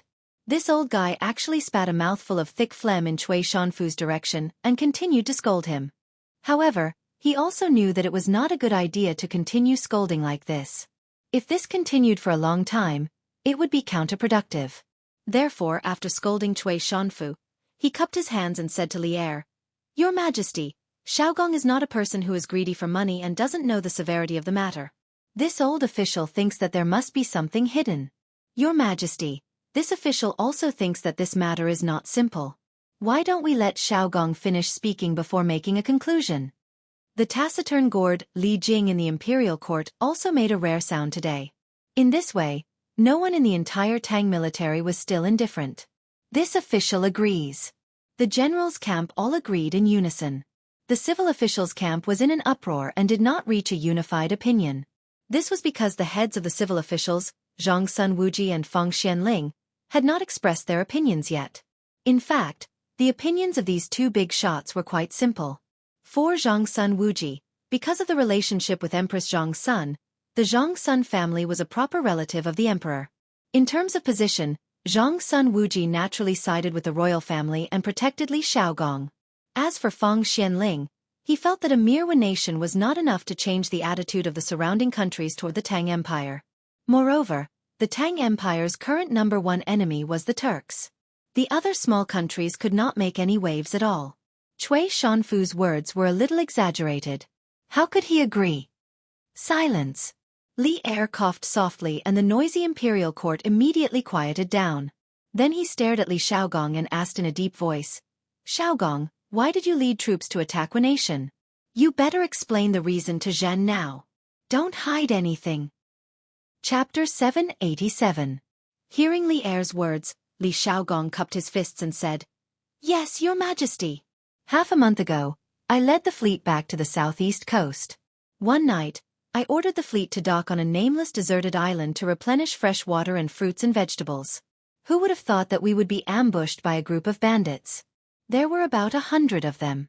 They knew that they were no match for the army, so they wanted to steal a few merchant ships and escape while the night was dark and the guards were lax. Unexpectedly, they were discovered by a civilian on the ship. I had reached an agreement with the Queen of One Nation. One Nation would compensate the Tang army for the losses in the sneak attack. They would pay 10,000 kilograms of brass and 100,000 taels of silver. They would also capture the bandit leader and send him to Chang'an. But that night, when I left the One Nation palace, I was attacked by a large number of assassins. If my friend and I hadn't been good at martial arts, I'm afraid we would have been buried in a foreign land. Hearing this, all the officials in the hall changed their expressions. Li Xiaogong was a commandery prince of the Tang Empire. If he died in One Nation, the imperial court would lose face. And at that time, the Tang Empire and One Nation would definitely have a war to the death. Because Li Xiaogong was not an idle prince, but a commandery prince who had made great contributions to the founding of the Tang Empire. How dare the nation? How dare they assassinate the commandery prince of the Tang Empire? It's a pity that I wasn't there at that time. Otherwise, I would have caught the queen and thrown her into a brothel. Chang Yaojin was so angry that he was shouting and cursing. The ministers looked askance at him. They wanted to say that he was insulting the refined, but they were afraid that this old man would go crazy and not recognize his relatives. After all, Cui Shanfu next to him was an example. Li Xiaogong almost choked at this moment. He secretly thought that Chang Yaojin had a strong taste. He had seen the queen of Wu nation. She was in her 70s or 80s, but Chang Yaojin still wanted to catch her and make her into a brothel girl. It was really. This subject's life and death are insignificant, but behind this subject are 20,000 navy soldiers, tens of thousands of civilians, thousands of ships, and millions of dan of grain.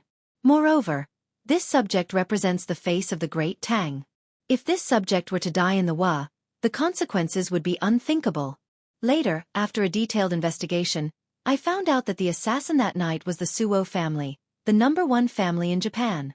The patriarch of this clan intends to seize the fleet of my Great Tang and its countless goods, so he wants to kill this subject. After I found out the whole story, I told the Queen of Wu nation about the result.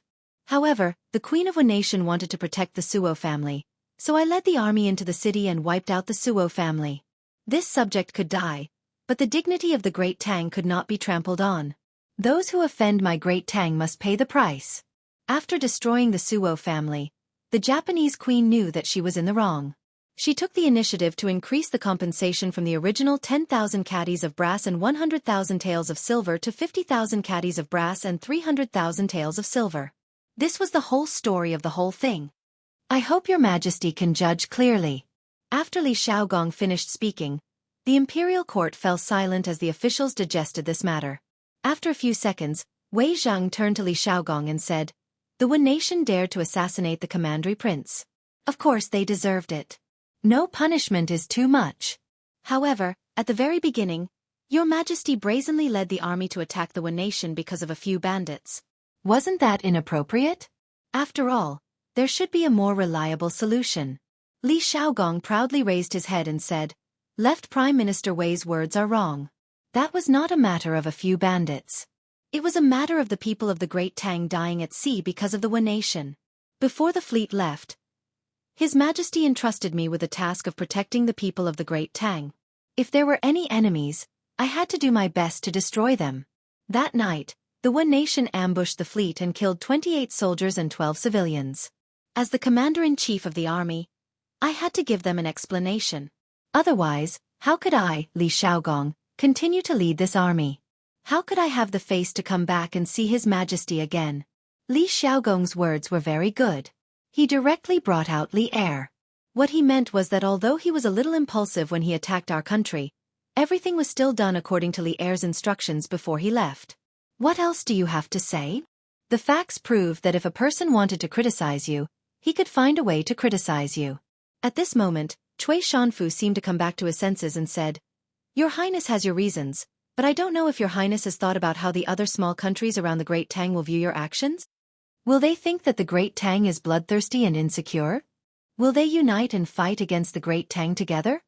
This old thing was doing it for the sake of doing it. Now, he didn't even care about his face anymore. Bah! Alarmist words to scare people. Who do you think you are? Can you represent the small countries around the Great Tang?" Chang Yaojin looked at Cui Shanfu with disgust and said, "The Wu nation has gone too far. If Xiaogong doesn't teach them a lesson, won't the Great Tang lose its prestige? This battle was well fought. If it were me, old Cheng, I would have fought even more ruthlessly and killed all the Wu nation people. They were the ones who were unrighteous first. Why should we talk about morality with them? Jijie is right. Who do the Wu nation think they are? How dare they ride on the head of the Great Tang? Xiaogong, this battle was well fought." Yu Qigong also stood up at this moment and supported him. "The two Grand Dukes are wrong. Harmony is the most important thing between countries. How can you use weapons just because of a disagreement? This will only push the Great Tang into a state of militarism." Seeing this, Kong Yingda couldn't help but speak up. As an old Confucian scholar, how could he hope for his country to become a bloodthirsty dynasty that only knew how to kill? "Your Majesty, This subject has something to say. Seeing that the court was about to turn into a market, Li Zixuan stood up and cupped his hands to Li Er. He didn't have much to do today, but he couldn't stand the attitude of some people in the court towards the diplomacy of the Great Tang. Speak. Li Er's eyes lit up. He was looking forward to Li Zixuan helping him out of this situation. Thank you, Your Majesty. This subject wants to say that the question now is not whether we should attack the Wu nation or not, but what can we do even if we attack them? The Wu nation started it first. If we don't fight back, the surrounding countries will think that the Great Tang is easy to bully. It's just a trifling Wu nation, so what if we attack them? Are we going to punish the generals of the Great Tang for a trifling Wu nation? As for Minister Cui Xijing's worry that the other countries will panic because of this subject believes that there is nothing to worry about. The peace and stability of the Great Tang is not obtained by blindly making concessions, but through the blood and fists of soldiers. The Tang must have pride, and the Tang are not afraid of war. Even if the entire world attacks the Great Tang will be able to break through. What is there to fear from a trifling Wu nation? Chapter 788. Good. Well said. In Taiji Palace, Li Zixuan's passionate words caused the eyes of all the generals to light up. Li Er, who was sitting at the head of the table, didn't show any change on his face, but if one was close enough, one would be able to hear that his breathing had quickened. Chang Yaojin had never liked to hide his emotions. Old Qing shouted, "Okay." Then, the old man still felt uncomfortable. He laughed loudly and walked over. He patted Li Zixuan's shoulder hard and said, "Li Zixuan, I'm not going anywhere." "Brat, you've said exactly what we old generals are thinking. The peace of our Great Tang isn't begged for, but fought for. If the Japanese aren't convinced, then we'll beat them until they are. If the other small countries aren't convinced, then we'll continue to King beat them. What's there to be afraid of? In the imperial court, your mouth is full of filth." How rude. Many civil officials frowned in the face of old Cheng's foul language, but no one reprimanded him. They all knew what kind of character this devil incarnate had. However, there were also those who weren't afraid of death, and that was Cui Shanfu. This old man had completely forgotten the pain after his wounds healed. He couldn't help but reprimand him. Rude. I, old Cheng, am clearly courageous. Unlike some people who, after 2 years of peace, shrink back and be afraid of this and that. They're really a disgrace to our Great Tang. Chang Yaojin immediately snorted disdainfully at Cui Shanfu. Li Zixuan, on the other hand, secretly applauded. Chang Yaojin's words were precisely the reason why he had changed his usual style and forcefully stood out today. Now that the world had settled down, some people couldn't wait to put away their weapons and live a peaceful and comfortable life. How could that be? The current Great Tang was still quite a distance away from the prosperous dynasty in Li Zixuan's mind that could dominate the world. Who's shrinking back? This old man is just speaking the truth. Li Zixuan is just a brat who only knows how to talk big. When the time comes for the world to attack the Great Tang, what will we use to fight against the other countries? At that time, there would be wars every year, and the treasury would be empty. The common people would be plunged into misery and suffering. The slightest carelessness could lead to the downfall of the country. How can such an important matter of the country be decided by a little boy in his teens? When Cui Shanfu saw that Chang Yaojin was just talking and not doing anything, he couldn't help but become bolder. The more he talked, the more excited he became. In the end, he was moved by his feelings for the country and the people. "Chief Cui, your words are too much." Before Chang Yaojin could say anything, Li Shaogong spoke up. To be honest, Chang Yaojin, Yu Qigong, Li Zixuan, and the others stood up for him and supported him, which was within his expectations. However, Li Zixuan also stood up for him, which surprised him a little. This was because in his impression, Li Zixuan had always been unwilling to participate in these court battles. Otherwise, this child would not be a third-rank official now. However, in reality, his daily authority was limited to the Yanhuang College's Yamacho. Regardless of where a hero comes from, Li Xianxia is full of abilities. So what if he's young? A curved plow, a paper machine, a compass, a celestial lamp, and a glass mirror. These are all things that benefit the country and the people. Even if it was a 30 or 40-year-old scholar, would he be able to do better than Li Xianxia? This time, if the fleet didn't have the help of Li Xianxia's compass and sea chart, The casualties of the army and the people going south would definitely be more than 20 to 30%. How can such a young hero not even have the right to speak in the court in your mouth? Even if Li Zixuan didn't come out to help today, Li Xiaogong would still speak up for him. This was because if it wasn't for Li Zixuan's help, this southern trade trip definitely wouldn't have gone so smoothly. Xiaogong well said. So what if he's young? Cui Shanfu, when you were Xiao Xian's age, who knows what you were doing? You still have the nerve to talk about Xiao Xian's age? Chang Yaojin looked at Cui Shanfu and said with contempt. You. Cui Shanfu's face turned red. He pointed at Chang Yaojin and trembled for a long time, but he couldn't say anything. Li Zixuan knew that at this time, he also had to go on stage. Otherwise, how could he always let others stand in front of him? Thus, he stepped forward and clasped his hands at Cui Shanfu. Minister Cui just said that this kid was just talking big. When the time comes to attack the Tang Empire, I can't do anything. Heh, how ridiculous. This kid here swears to the heavens that when the time comes, this kid is not only willing to use all of his family's wealth as military supplies, but this kid's 7 feet tall body is also willing to jump on the battlefield, lay down his head, and shed his blood. The yellow sand wears golden armor after 100 battles, and Lu Lan won't return until it's broken. This kid dares to say, dares to do, and dares to take responsibility for his actions. As for the empty national treasury and the suffering of the people, it's not like there's no solution? Not to mention that this southern trade trip brought a huge amount of income to the imperial court that was comparable to the annual tax revenue of the national treasury. There's also Yanhuang College.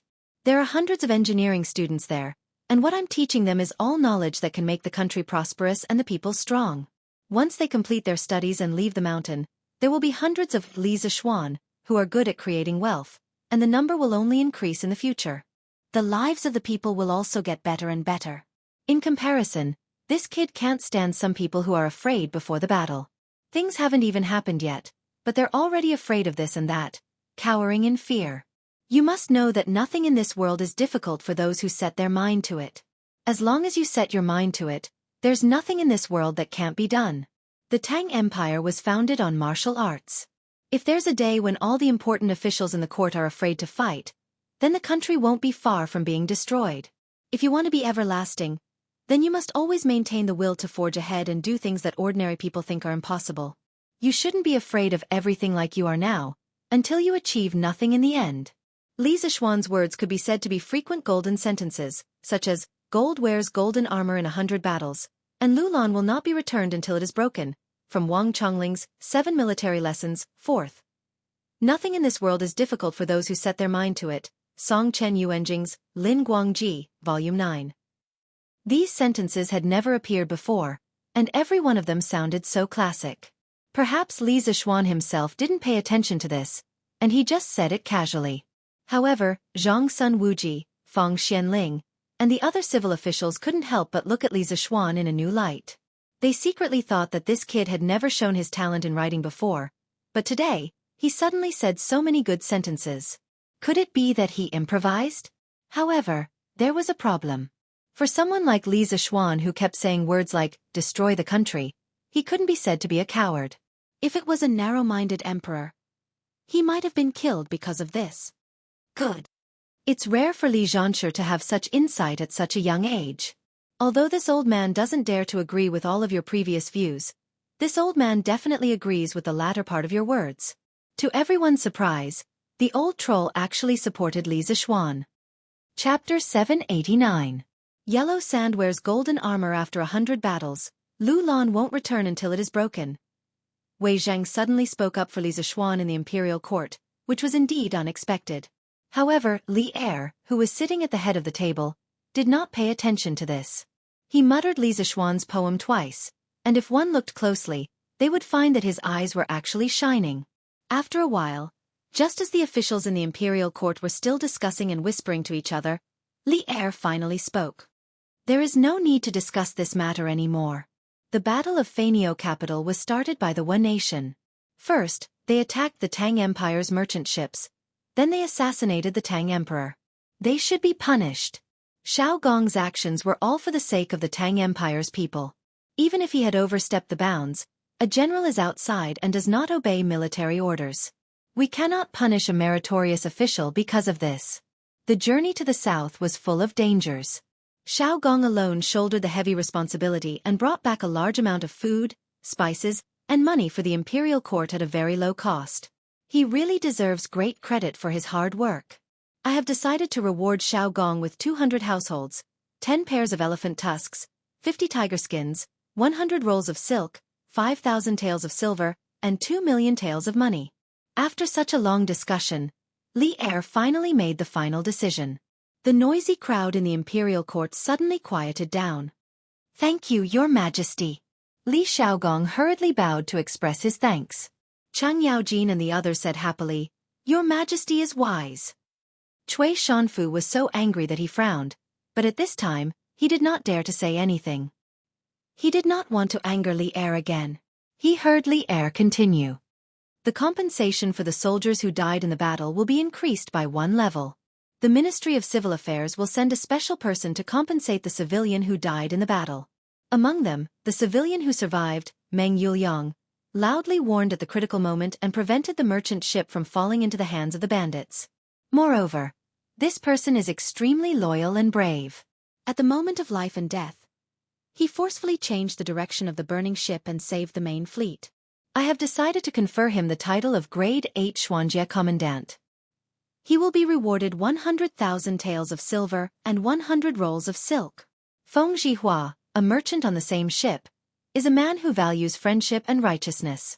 In the face of danger, he is not flustered. The title of righteous merchant shall be bestowed upon him. When Li Zishuan heard this, he was secretly happy for Meng Wenhao's father. This man who was like a pillar of the family had finally used his own life to support his family. It was really not easy. Although the rank of an 8th grade official was small, it was still an official position. In the future, their family would not be easily bullied by others. This was just a reward for 2 nameless soldiers, and the rewards were insignificant. Naturally, the ministers in the court would not object. Some of them even felt that Li Er should not have brought this kind of small matter to the court. It seemed like he was making a mountain out of a molehill. Lantian County's Li Zishuan, who created the compass, presented the sea map, and helped the fleet return safely. Although he didn't personally participate in the voyage, his contributions in the rear cannot be erased. Moreover, it was you who suggested that the fleet go south to trade. Now that the fleet has brought back such a large amount of goods and money for my Great Tang, your contributions cannot go unnoticed. In addition, you invented the paper machine, leveled the price of paper, presided over the compilation of the Great Tang Dictionary, and enlightened tens of thousands of people. Your contributions to the present generation will benefit the future generations. We have decided to reward you with these contributions. You will be conferred the title of Marquis of Yong'en, with a fief of Lantian and 600 household. Regarding Li Zishuan's official position, Li Er had been deliberately suppressing it. Previously, Li Zishuan had made many contributions, but Li Er did not reward Li Zishuan. He felt that Li Zishuan was still too young, and if he were to reward him too much, it would be overpraising him. But later on, Li Er felt that Li Zishuan's abilities and views were becoming less and less like those of a teenage brat. Thus, Li Er decided to stop suppressing it and directly promote Li Zishuan from County's Marquis to Li Zishuan. Of course, this one step was truly one step. At least within the next 10 years, Li Zishuan's noble rank would not be able to rise any further. Otherwise, he would quickly reach a point where he could not rise any further. Li Er wanted to leave this talent to Li Chengqian. This subject thanks your majesty for the great favor. When the ministers heard Li Er's reward, they were all stunned.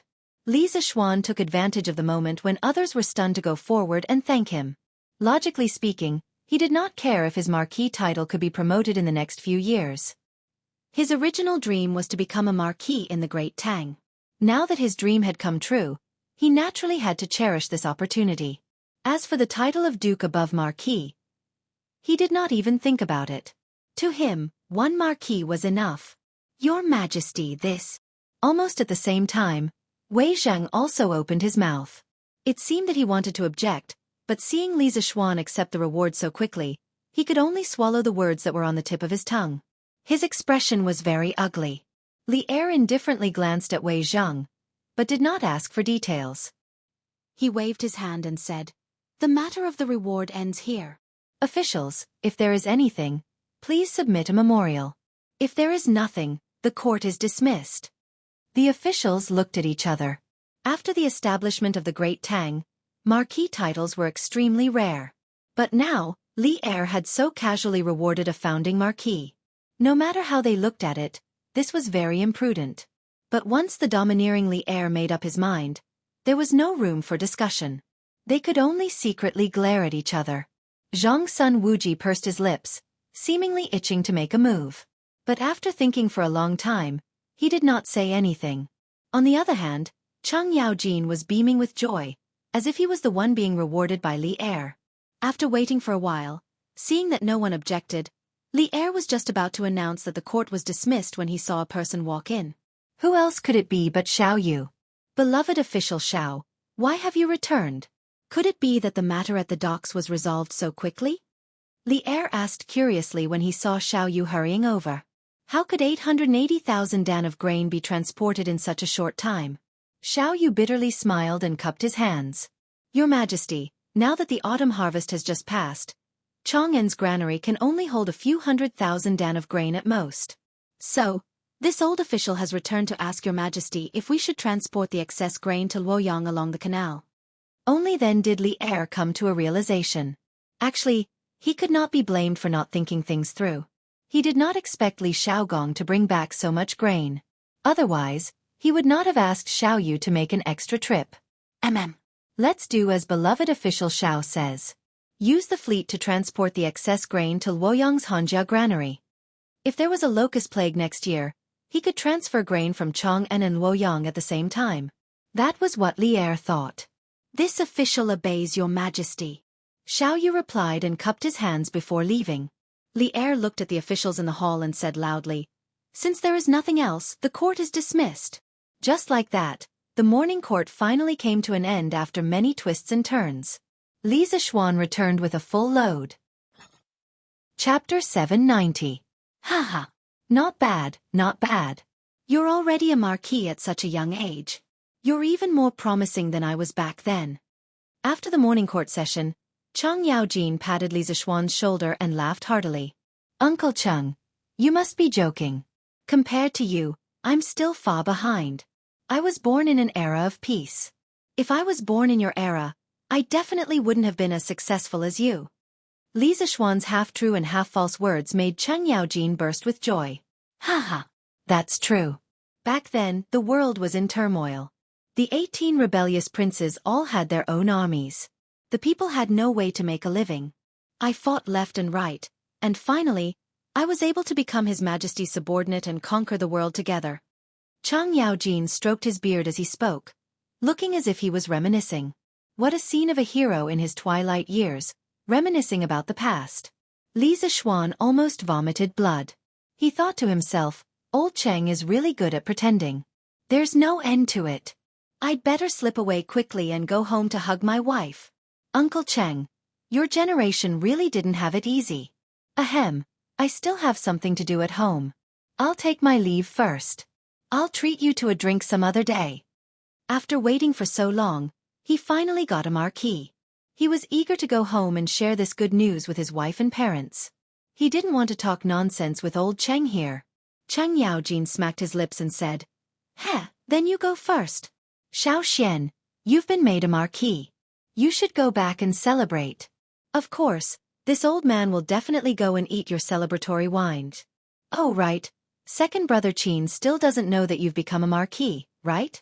Since it's my day off tomorrow, I'll go to the academy in the afternoon and tell him the good news.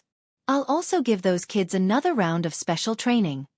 At the mention of special training, the old demon's eyes immediately lit up, and a cruel smile appeared at the corner of his mouth. Li Zishuan couldn't help but mourn for the students of Yanhuang College in his heart. The old demon is here. Your good days are coming to an end. A new round of brutality was about to begin. Cough, cough. Uncle Cheng, you've really put a lot of thought into this. The students will definitely be grateful to you. I'll go back first. Li Zishuan said some polite words and then ran away. As for whether the students would be grateful to old Cheng, even if he used his butt to think, he knew that they definitely wouldn't. Old master, old madam, This is great news. Young master has been conferred the title of Marquis. At the first courtyard of Cloud Mountain, Li Zixuan still hadn't returned home, but San Bao had already rushed into the courtyard while shouting loudly. If it were any other day, he would definitely be reprimanded for being so rash and noisy. But today, there was too much information in his words. Li Jingma and Mrs. Li, who had heard the news, couldn't help but be stunned. What? San Bao, you said that Xianxia has been conferred the title of Marquis? Li Jingma's old face was flushed red with excitement. He looked at San Bao and asked with a trembling voice. Of course, he hoped that San Bao was telling the truth, but he was afraid that he had misheard and rejoiced for nothing. Madame Li and Han Yushi also looked at San Bao with hopeful expressions. Yes, it's true. Old master. Young master has really been conferred the title of Marquis Yong, and personally conferred by His Majesty, with 600 households. It's all over Chong, and now everyone is saying that young master is the youngest marquis since the establishment of the Tang Empire. San Bao wasn't nervous at all, as this was the first time he had become the center of attention. Or perhaps his excitement had diluted the nervousness in his heart, and he spoke loudly with excitement. It's true, it's actually true. Madam, Xianxia has become a marquis. Xianxia is promising. Li Jingma was stunned for a long time before he finally reacted. He held his wife's hands and said excitedly. He used to be a businessman. Although he didn't lack in food and drink, the status of businessmen was low since ancient times. Even his descendants couldn't enter the imperial court as officials. He had only hoped that his son would be able to live a safe and healthy life. He had never thought that his son would one day become an official. However, ever since Li Zixuan returned from Longhu Mountain, he had given him too many surprises. First, he was conferred the title of Marquis. Then he was promoted to third-grade Crown Prince Xianxia, and now, he had become a marquis. All of this sounded like a dream, but reality told him that it was all real. How could Li Jingma not be excited? That's great, my Xianxia is promising. He has become a marquis. The excitement in Madame Li's heart was no less than Li Jingma's. She was old and a little sentimental. At this moment, tears welled up in her eyes. Han Yushi stood at the side and looked at her parents-in-law silently. Her eyes were filled with joy. She was happy for her husband and for the whole family. Sister Yushi, what is a marquis? Is it delicious? Why are father and mother so happy? Lan the little cutie, came out of nowhere. She tugged at Han Yushi's sleeve, looked up, and blinked her bright eyes as she asked.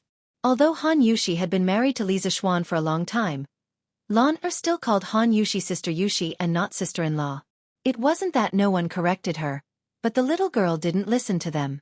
Ah? Lan don't talk nonsense. A marquis isn't for eating. It's a very, very big official. In the future, Lan you will be the marquis younger sister. No one will dare to bully you. Hearing this little cutie's innocent words, Han Yushi didn't know whether to laugh or cry. She saw Li Jingma glaring at her, as if he wanted to scold her. She quickly squatted down, stroked Lan's little head, and explained gently. Oh, so it's brother who got promoted. When brother comes back, I'll ask him for the wedding money. Lan suddenly understood. She shook her little head and said excitedly. Oh, why is it so lively today? Father, mother, wife, why are all of you here? And little sister, who are you looking for to ask for the wedding money? At this moment, Li Zixuan had already stepped through the door. When he saw the whole family in the backyard, he said with a smile. Of course it's for you, brother. When Lan saw that Li Zixuan had returned, she quickly ran to his side and shook his arm. She said with a smile, Brother, you've been promoted. Hurry up and give me the wedding money. Li Zixuan lowered his head and looked at his little sister's bright smiling face. He couldn't help but feel a little absent-minded. Why was this the same as the children in the modern world who shouted, Congratulations, get rich, give me the red packet. He didn't know where the little girl learned this from. Chapter 791. The whole family had a happy and harmonious lunch. Li Zixuan's laziness relapsed and he didn't even want to go to the academy. He just lay down at home and waited for the imperial edict to officially confer him the title of marquis from the palace. Around 1 in the afternoon, Li Zixuan did not receive an imperial edict from the imperial palace, but a person did. Oh, your highness, you're here. That's right, The person who came was Li Xiaogong, the commandery prince of Hejian. When Li Zixuan received the servant's report and went downstairs to the living room, Li Xiaogong was already sitting on the tiger-skin sofa and looking at the furnishings in the room curiously. "Haha, little Xian, this courtyard of yours is rather interesting." Seeing Li Zixuan come, Li Xiaogong nodded and said with a smile. Li Zixuan ordered the servant to serve tea and sat down next to him. He said casually, "Your Highness, this is just my unintentional work. It's not presentable." Li Xiaogong shook his head and didn't say anything. He looked at the other places in the room and said, "Haha, you're being modest in front of me now? This is not like you." Although the style of this courtyard is novel, it has its own rules and regulations. It's not something that can be built casually. Obviously, you've spent a lot of effort on it. And the furniture in the room is unique and comfortable. You still know how to enjoy life. Li Zixuan wasn't angry at all after being criticized by Li Xiaogong. Instead, he said with a smile, "Haha, if your Highness likes it, why don't I give you a courtyard like this?" Li Xiaogong was very tempted, but he still shook his head after thinking about it. He said, "I won't accept a reward for nothing. I won't take your house for nothing." Speaking of this, he picked up the teacup brought by the servant girl and took 2 sips of tea. He continued, "When I just came here, I passed by Yanhuang College and saw the buildings in the distance. The style is quite similar to your courtyard." This queen entered the academy and saw that the students were all wearing the same clothes and were training. Although he couldn't tell what these training items were, this group of weak scholars was actually able to do such neat movements. It was really beyond this king's expectations. Handing Huai-Ren to you before I set out to sea was the right choice. Li Zixuan thought to himself. Although Li Xiaogong usually yelled at Li Huai-Ren, his concern for his son was not vague at all. He had just returned from the sea and couldn't wait to come to Yanhuang College to see Li Huai-Ren's situation. Perhaps this was deep fatherly love. "Your Highness is too kind," Li Zixuan said politely. Li Xiaogong waved his hand and said, "There's no need to say any more. This prince should indeed thank you for this matter. Compared to before, Huai-Ren is much more sensible. In the future, he will continue to stay at Yanhuang College." Li Zixuan naturally had no reason to refuse. The two chatted for a while, and the topic turned to the sneak attack at sea. Speaking of that sea battle, this prince is somewhat sorry. You entrusted Meng Yuliang to this prince, but who would have thought that he would almost die at sea that night? This prince was thoughtless. Li Xiaogong said apologetically. "Your Highness, what are you saying? The weather is unpredictable, and people are uncertain.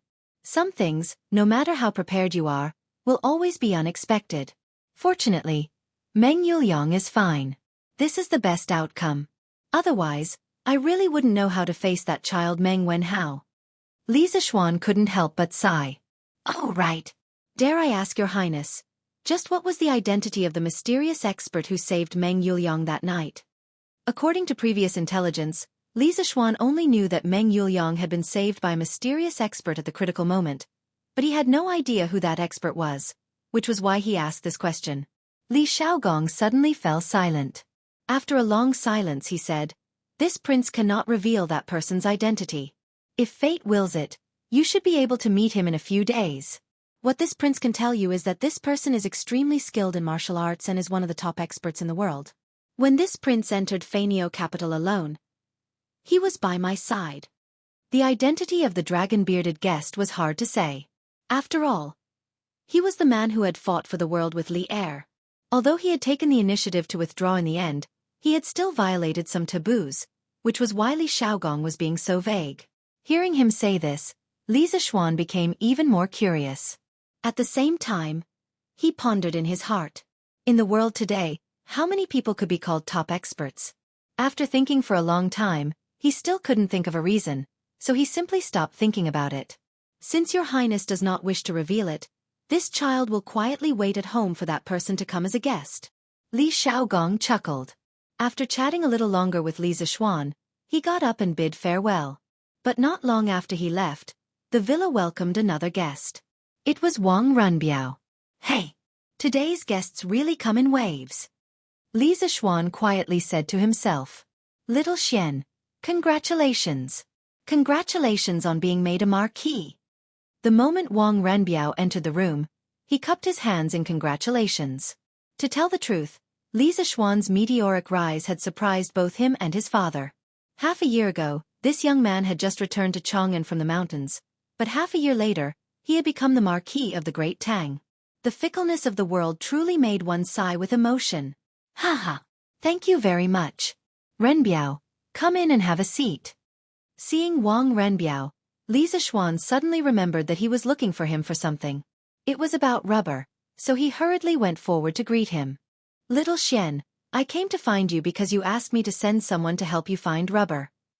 Sure enough, Wang Renbiao sat down and went straight to the point. Li Zixuan hurriedly got up and asked excitedly, How is it? Did you find it? Wang Renbiao smiled and said, This thing is really difficult to find. The steward of the Wang family's fleet led people to search for at least a dozen island countries. Finally, on a long island in the South China Sea, they found a forest with tree trunks that could flow white sap. But the trees there were much thicker than what you described before. Basically, one person couldn't hold it. Later, the steward of the Wang family's fleet released all the sap from the trees in the forest and transported it back to the ship. Now it's all at the dock. Li Zixuan was overjoyed. He realized that today was really his lucky day. Good things were happening one after another. That's great, that's great. I didn't expect you to really find rubber. Renbiao, you've helped me a lot this time.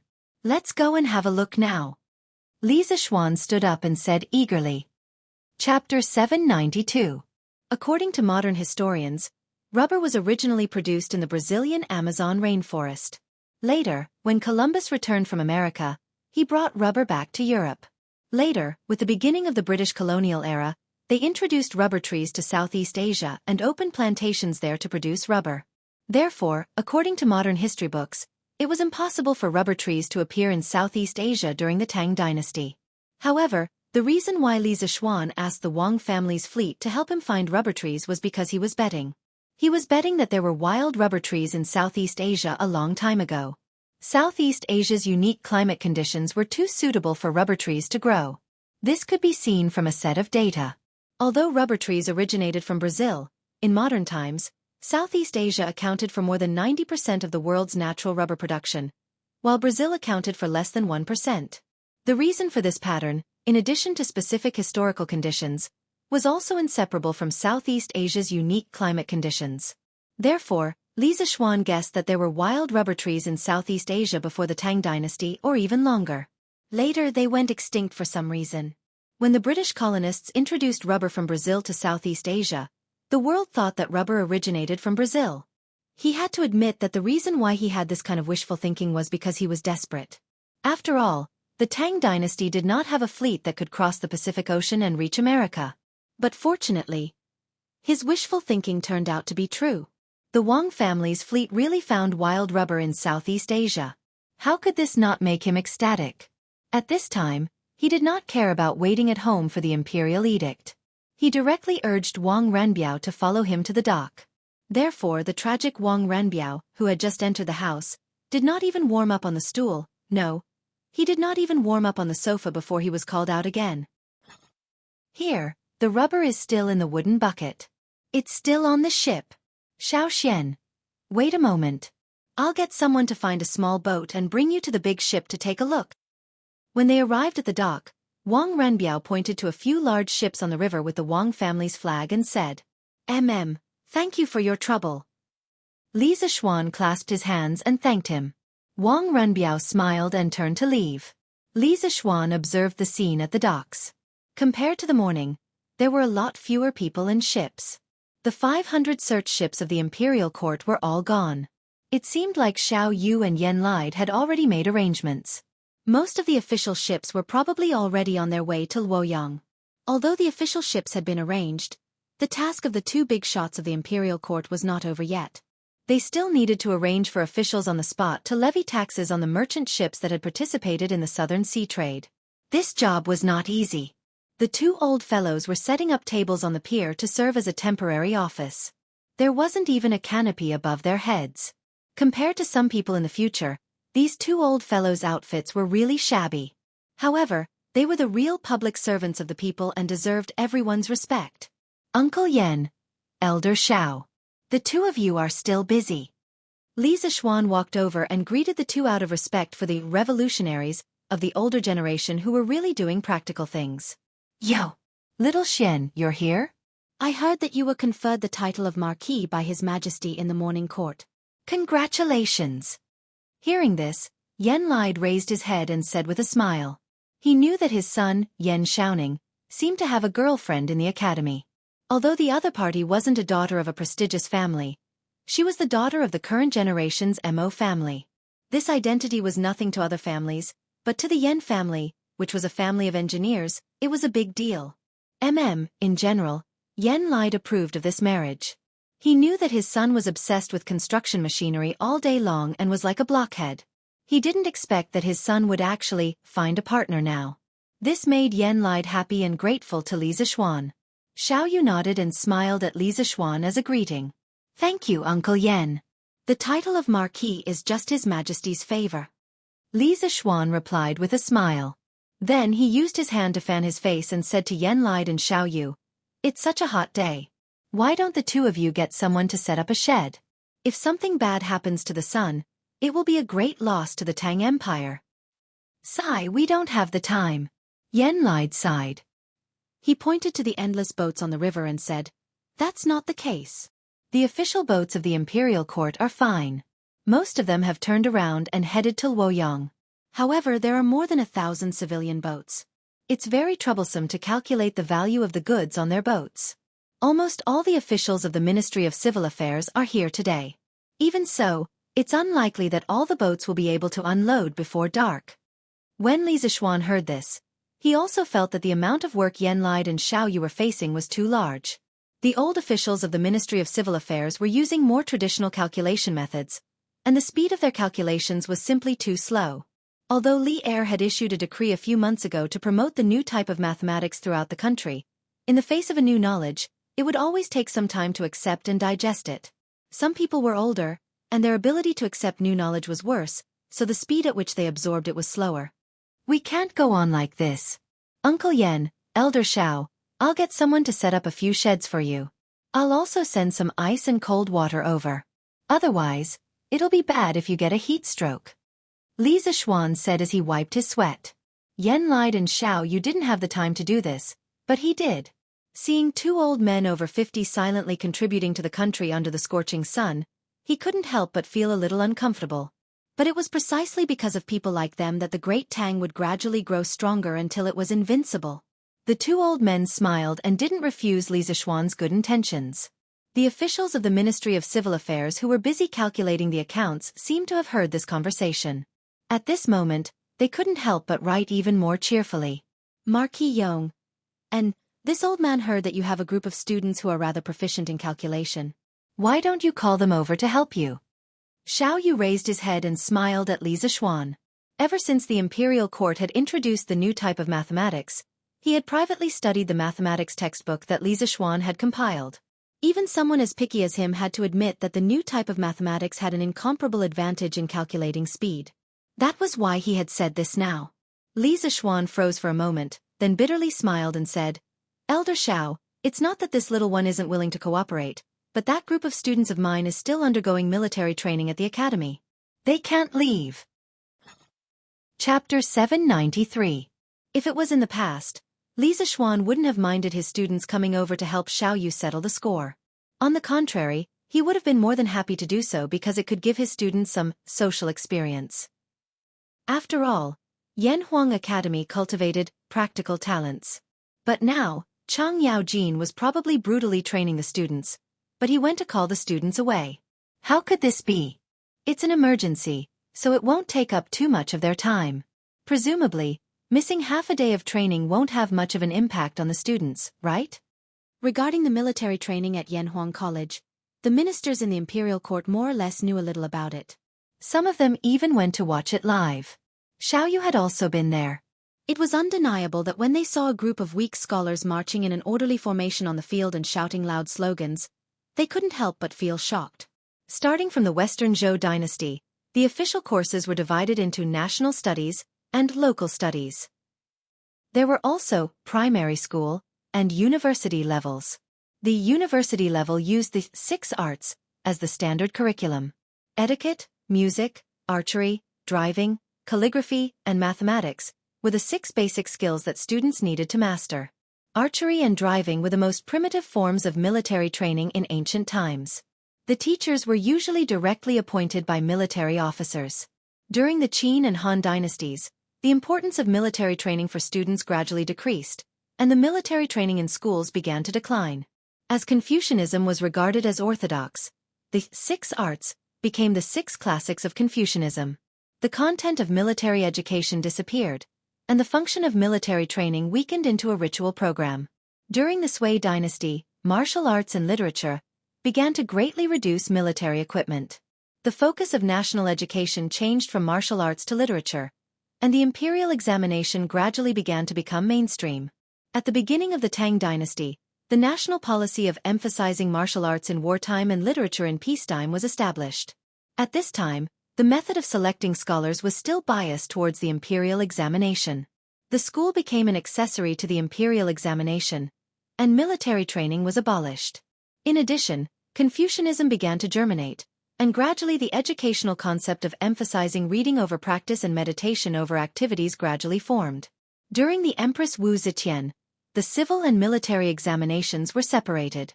The civil and military examinations were not tested on martial arts. In order to obtain fame, the students had no time to study military courses, and military training was gradually abandoned.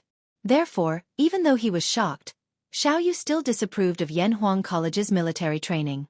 However, the college was run by Li Zishuan. As an outsider, he couldn't do anything about it. Therefore, he didn't raise any objections from beginning to end. Li Zishuan pursed his lips and didn't say anything.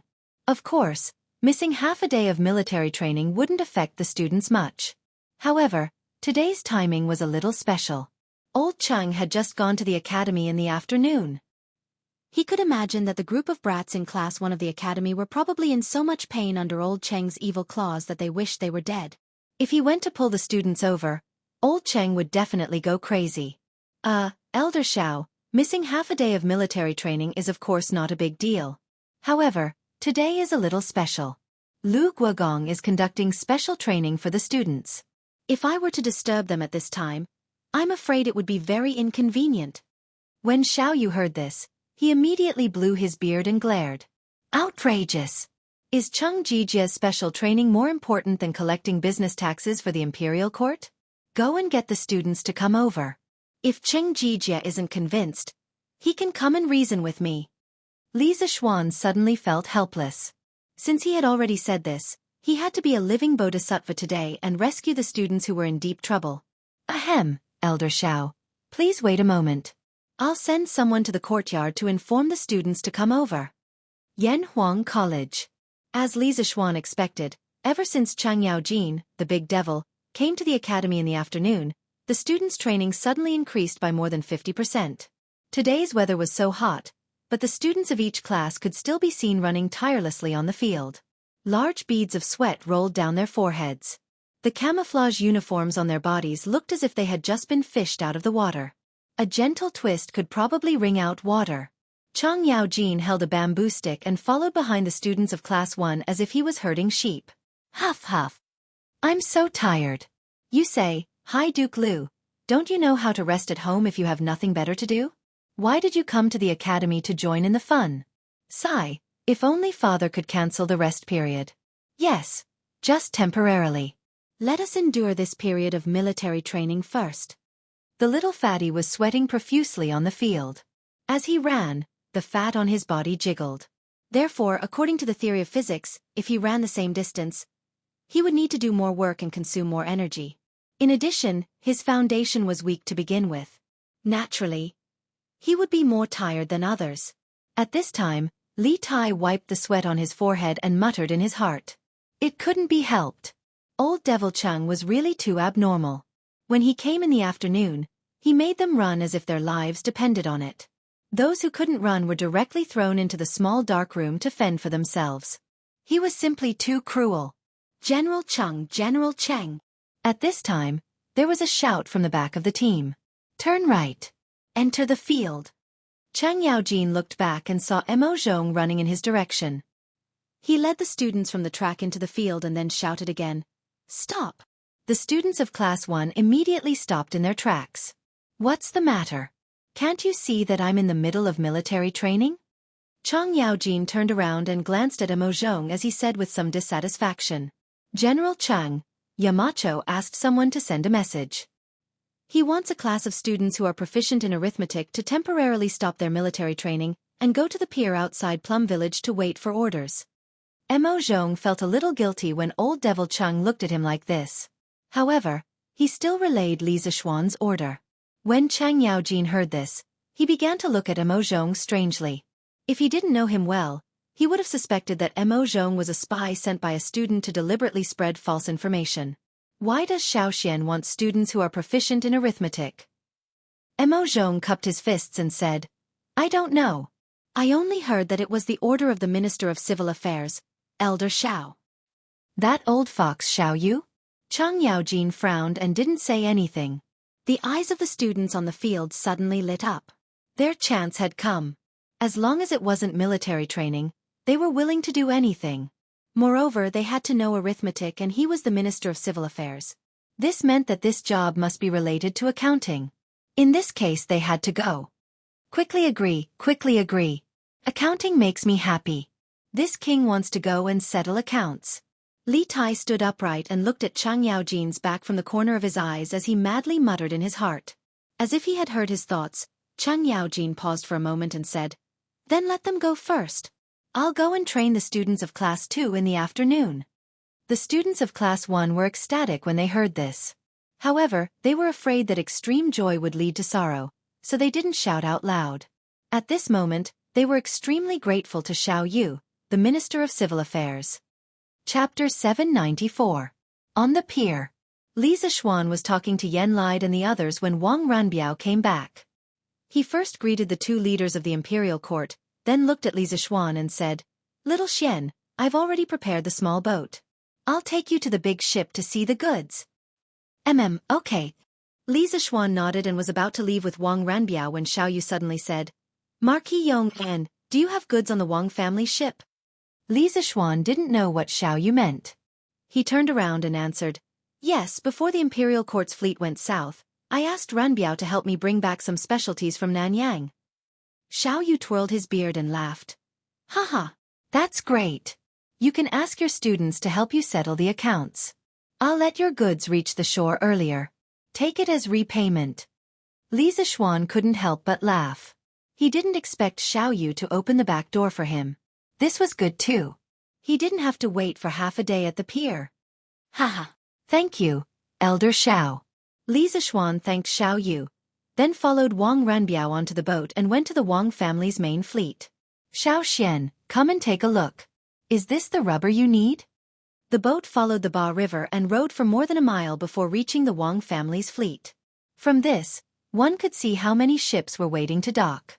If Xiao Yu didn't open the back door for Li Zishuan, they would have to wait for an entire afternoon. After boarding a large ship, Wang Ranbiao said to Li Zishuan behind him. Li Zishuan responded, his heart full of anticipation. Many modern industrial products required rubber, and he really needed it. A person who seemed to be in charge of the ship led the two of them into the cabin. They saw that the huge cabin was filled with rows and rows of wooden barrels. "Young Master Marquis, this is the rubber we brought back from Nanyang. Please take a look." The guide bowed and smiled at Wang Ranbiao and Li Zishuan. At this time, Li Zishuan couldn't be bothered to exchange pleasantries with others. He took a big stride and arrived in front of a wooden barrel. He deftly opened the lid and saw that it was filled with a white glue-like liquid. When he sniffed it carefully, he could smell a faint fragrance. What else could this be but natural rubber? Oh no, it should be called natural latex. In Li Zishuan's previous life, when he was in university, one of his university classmates opened a factory that produced latex pillows and mattresses. The rich second generation generally liked to show off. When he was in his second year of university, that guy invited everyone in his class to visit his factory. That was the first time Li Zishuan saw what natural latex looked like. It was also from that visit that Li Zishuan learned that natural latex didn't have a pungent smell. Instead, it had a faint fragrance. Some people bought natural latex pillows from the internet, but when they bought them, they would come back with a pungent smell. This meant that you bought a fake product. It was synthetic rubber, not natural. Little Xian, how is it? Is this the rubber you need? Wang Ranbiao asked worriedly when he saw Li Zishuan staring at the wooden barrel for a long time without saying anything. Yes, this is rubber. This is the rubber I need. Li Zishuan recovered from his chaotic thoughts. His voice was unusually excited. Ranbiao, it's all thanks to you this time. How much rubber did you bring back in total? From his voice, Wang Ranbiao could hear a trace of expectation. This made Wang Ranbiao a little surprised. One must know that this young man in front of him held a high position at such a young age. Moreover, he had a huge family fortune. It was really hard to understand that he had something to look forward to. Wang Ranbiao looked at the manager beside him, indicating that he should answer this question. The middle-aged manager didn't dare to be negligent. He cupped his hands towards Li Zishuan and said, replying to Marquis, we found the rubber on the island. The island was full of rubber trees. We filled 20 boats, but we didn't finish loading them. However, in order to not fall behind the team, we only brought back 20 boats of rubber. Each boat was loaded with about 50,000 pounds of rubber. If each boat was 50,000 pounds, 20 boats would be 1 million pounds. Li Zishuan's breathing suddenly became hurried. 1 million pounds, that was more than 500 tons. I'm rich. I'm rich. There were only 3 words in Li Zishuan's mind right now, and that was to strike it rich. Such a huge amount of rubber was enough for him to do a lot of things. That's great. Renbiao, I won't beat around the bush, but I'll remember this kindness. I'll have someone send the money to your house now. Get someone to row these boats upstream for another 3 li. That's the new workshop of Strange Taste Pavilion. Just move the rubber there. According to the original agreement, if the Wang family's fleet found rubber in Nanyang, Li Zishuan would have to pay 400 strings of cash for each boat of rubber. Of course, the 400 strings of cash was a price of friendship. Because a boat of spices from Nanyang would definitely cost more than 400 strings of cash. The main reason was that Wang Ranbiao was looking for Li Zishuan to buy a large number of compasses to ensure the safety of the Wang family's fleet. It could also be said that it was an exchange of interests. Haha, Xiaoxian, you're too kind. Wang Ranbiao replied with a smile. At the same time, he couldn't help but breathe a sigh of relief. After this incident, the relationship between the Wang family and Li Zishuan was even stronger. This was more valuable than anything else. After all, this young man in front of him had become a founding marquis before the age of 15. His future achievements were simply immeasurable. After exiting the cabin, Wang Ranbiao ordered the steward on the boat to start sailing. They bypassed the boats in front of them and headed straight for the dock. Such a blatant act of cutting in line would, of course, anger some people. However, after seeing that it was the merchant ship of the Wang family of Taiyuan, most people shut their mouths. The reputation of the Wang family of Taiyuan was not just for show. There were also people who weren't afraid of the Wang family of Taiyuan. However, after seeing Li Zishuan at the bow of the boat, they all hesitated. After a while, 20 fleets full of rubber arrived at the front and began to dock. Xiaoyu was a man of his word. He had already sent officials from the Ministry of Civil Affairs to wait at the dock to calculate the total value of the goods on board. Perhaps it was because Li Zishuan had now been promoted to a marquis, or perhaps it was because Li Zishuan had sent people to set up sheds for the officials of the Ministry of Civil Affairs at the dock, and even sent ice cubes and iced water. The officials of the Ministry of Civil Affairs who came to receive the goods were so enthusiastic that Li Zishuan was a little uncomfortable. However, facing the buckets of white gelatinous liquid on board, the officials of the Ministry of Civil Affairs who came to receive the goods couldn't help but feel troubled. How should they value this stuff? How much should they charge? Chapter 795. Marquis, what is this thing? How much should we tax it according to the market price? The middle-aged official from the Ministry of Civil Affairs looked at the white latex in the wooden bucket in the cabin. He reached in and touched it, then put his hand next to his nose and sniffed it. In the end, he still couldn't recognize what it was, so he walked behind Li Zishuan and asked with an awkward expression. Oh, I call this thing rubber. As for the market price, I really don't know. After all, this thing has never appeared in Chang'an City. Li Zishuan didn't make things difficult for the official and answered truthfully. According to the rules, we have to collect tax based on 10% of the total value of the goods. What should we do now? The middle-aged official suddenly frowned and said. Li Zixuan glanced in the direction of Yanlide and Xiaoyu, then smiled and said, If you can't make up your mind, go and ask Elder Xiao. However, I can give you a reference price. I bought this rubber from the Wang family's fleet. It's 400 strings of coins per ship. All right, you can go and ask. He didn't mind paying more or less tax, but it was obvious that he was following the rules. If he paid more or less, what would the people behind him do? Yes, this official understands. Thank you, Marquis, for your advice.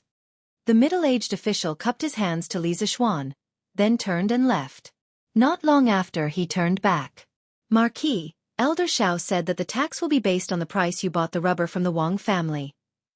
In fact, Xiaoyu knew very well that since Li Zixuan valued rubber so much, it meant that its value was definitely extraordinary.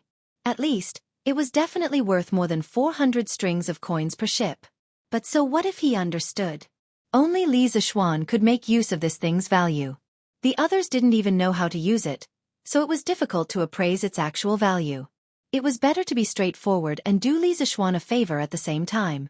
All right, send someone up to take a look. There are a total of 20 ships worth 8,000 strings of coins, which is the tax of 800 strings of coins. If there's no problem, I'll write you a note later. You can take this note directly to Yun Shan to get the money. Li Zixuan smiled without batting an eyelid, then said to the middle-aged official.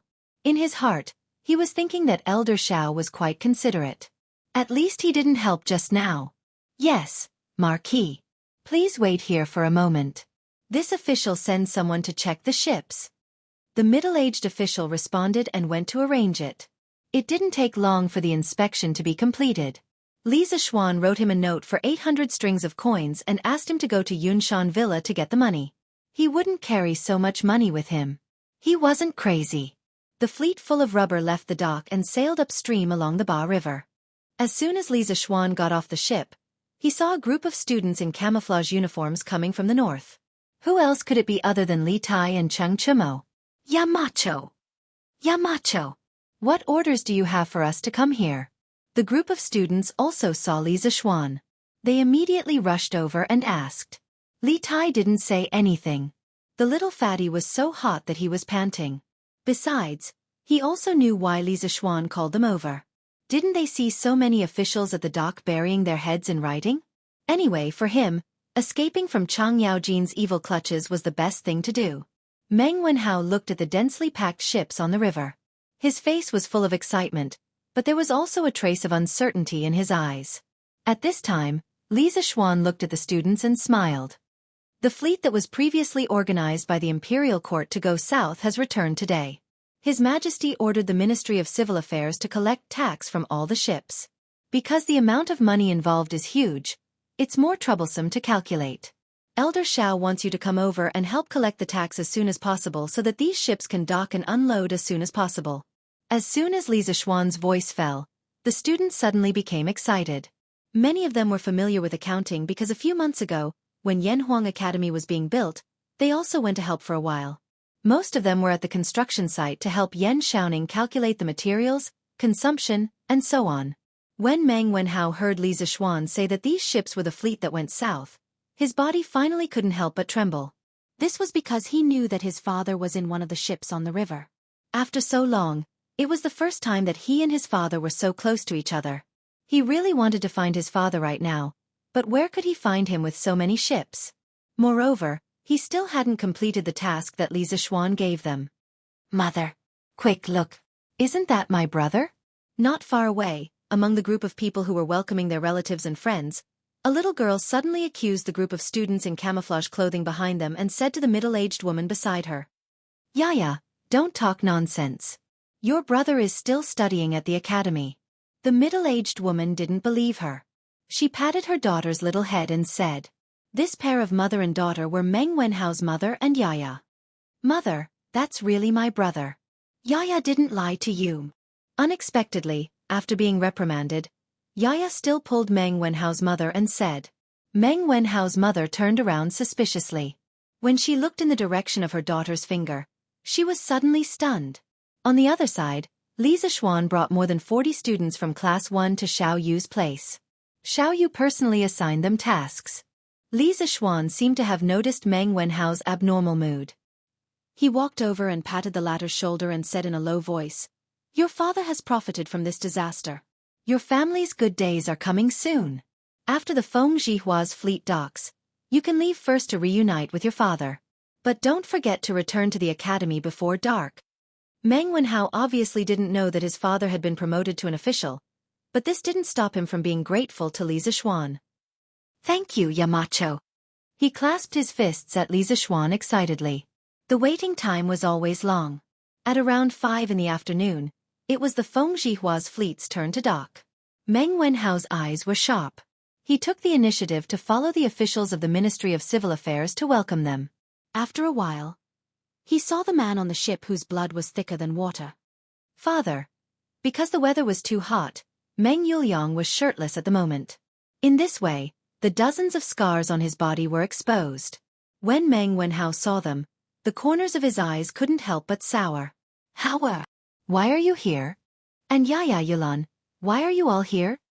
It was Meng Wenhao's mother and daughter. At this moment, when they saw the Feng Jihua's fleet docking, they also followed. The family that had been separated for nearly 5 months was now reunited at the murky harbor. Chapter 796. Not far from the dock of the Ba River, there was a tea shed. It was specially designed for merchants to rest and quench their thirst. A few hundred steps to the east, one could see some restaurants, shops, grocery stores and so on. It was like a small market dedicated to the dock of the Ba River. "Husband, the injuries on your body." In the shabby tea shed, Meng Wenhao's family of 4 was sitting around a tea table. When Meng Wenhao's mother saw her husband gulping down 2 bowls of herbal tea, a trace of heartache flashed through her eyes. She paused for a moment before asking. In fact, according to Feng Jihua's original intention, Meng Yuliang could take his wife and children directly home for a reunion. But Meng Yuliang refused because the goods on Feng Jihua's ship had not been unloaded. He felt that he could not leave yet. However, he did not want his family to suffer with him, so he led his wife and children to the tea shed next to him to rest for a while. After that, he planned to go back alone and continue to work. At this time, hearing his wife's words of deep concern, Meng Yuliang hurriedly interrupted. "Those are just some minor injuries. It doesn't get in the way. When going out, how could there not be any bumps and bruises? Don't make a fuss and scare the children." He did not intend to tell his family about the encounter with the pirates at sea. Even if it was dangerous at the time, now that he had returned safely, what was the point of mentioning it? Mentioning it would only make his family worry. There was no benefit at all. But he did not know that Meng Wenhao, who was sitting quietly on the side, already knew the complete story. "Father, after you come back this time, don't go out to sea again, okay? The sea is stormy and there are many bad people. It is easy to encounter danger. Although it is said that wealth comes from danger, your son can now support himself and the family.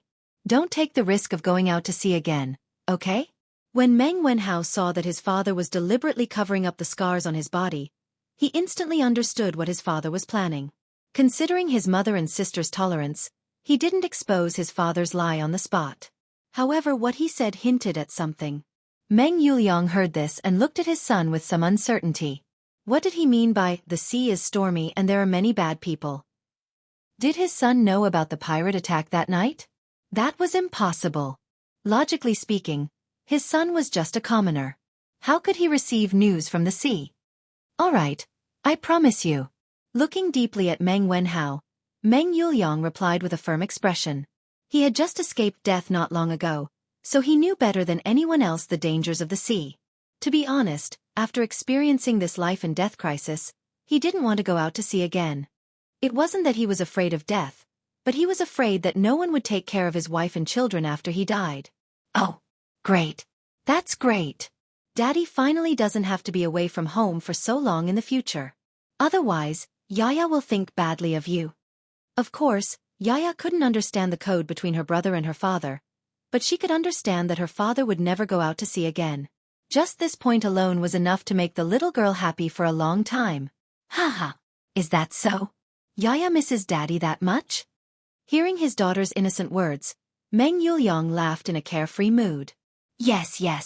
Yaya missed Daddy a lot when Daddy wasn't around. Yaya nodded and said crisply. Haha. Daddy also misses Yaya. Yaya, wait for me. Daddy will bring you delicious food this time. I'll give it to you when we get home tonight. It was said that a daughter was her father's lover in his previous life. This point was really not wrong. Meng Yuliang wanted his son to succeed, but he doted on his daughter endlessly. He stroked Yaya's little head and laughed heartily. After all, the little girl was still young. Hearing that her father brought her delicious food, her two little eyes suddenly curved into a small crescent moon. She sweetly said, "Thank you, Daddy." Meng Yuliang smiled, then stood up and prepared to go back to the dock to work. At this moment, there was a sudden commotion from the docks. The few of them followed the sound and saw 4 people dressed in green, round-necked, narrow-sleeved robes. They seemed to be the eunuchs of the palace. Where is Meng Yuliang? Where is Meng Yuliang? Come quickly to receive the decree. Faintly, Meng Yuliang seemed to hear the leader of the eunuchs calling out his name. He wondered if he had misheard, or if there just happened to be someone with the same name and surname as him on the docks. Otherwise, how could a nobody like him enter the eyes of the nobles in the palace? Father, they seem to be calling you. Obviously, Meng Wenhao also noticed the situation there. He pulled Meng Yuliang's sleeve and said. At this moment, the words that Li Zixuan had said to him half an hour ago suddenly echoed in his mind. Your father has profited from a disaster this time. Your family's good days are about to come. After a while, when Feng Jihua's fleet docks, you can leave first to reunite with your father.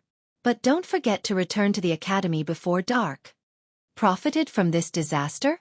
Good days? Eunuchs in the palace? Connecting all the signs together, Meng Wenhao's heart suddenly had a bold idea.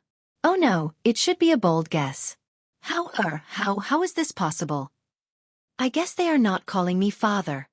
Meng Yuliang heard his son say so. He was shocked and doubtful, and stuttered. Father, it's you. Look, that's the Yamacho's people coming here. I think they are calling you over. Meng Wenhao's eyes were sharp and saw Emozhong rushing over. He could not help but confirm the guess in his heart.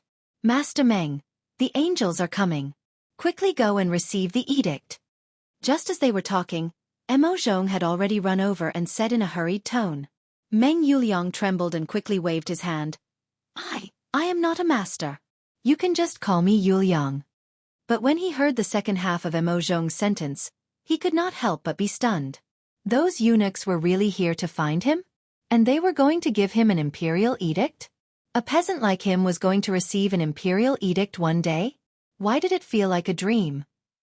Father, don't worry, it must be a good thing. Go quickly. Don't be late and let the angels wait impatiently. Meng Wenhao saw his father in a daze and quickly went forward to push him and urged him. Oh, good. Father will go right away. Meng Yuliang returned to his senses and hurriedly followed Emozhong towards the docks to receive the imperial edict that had descended from the heavens. Chapter 797.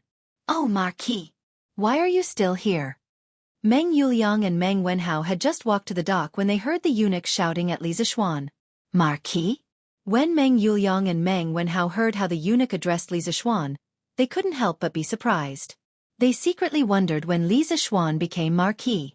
One of them had just returned after drifting on the sea for several months, while the other had received closed military training in the academy.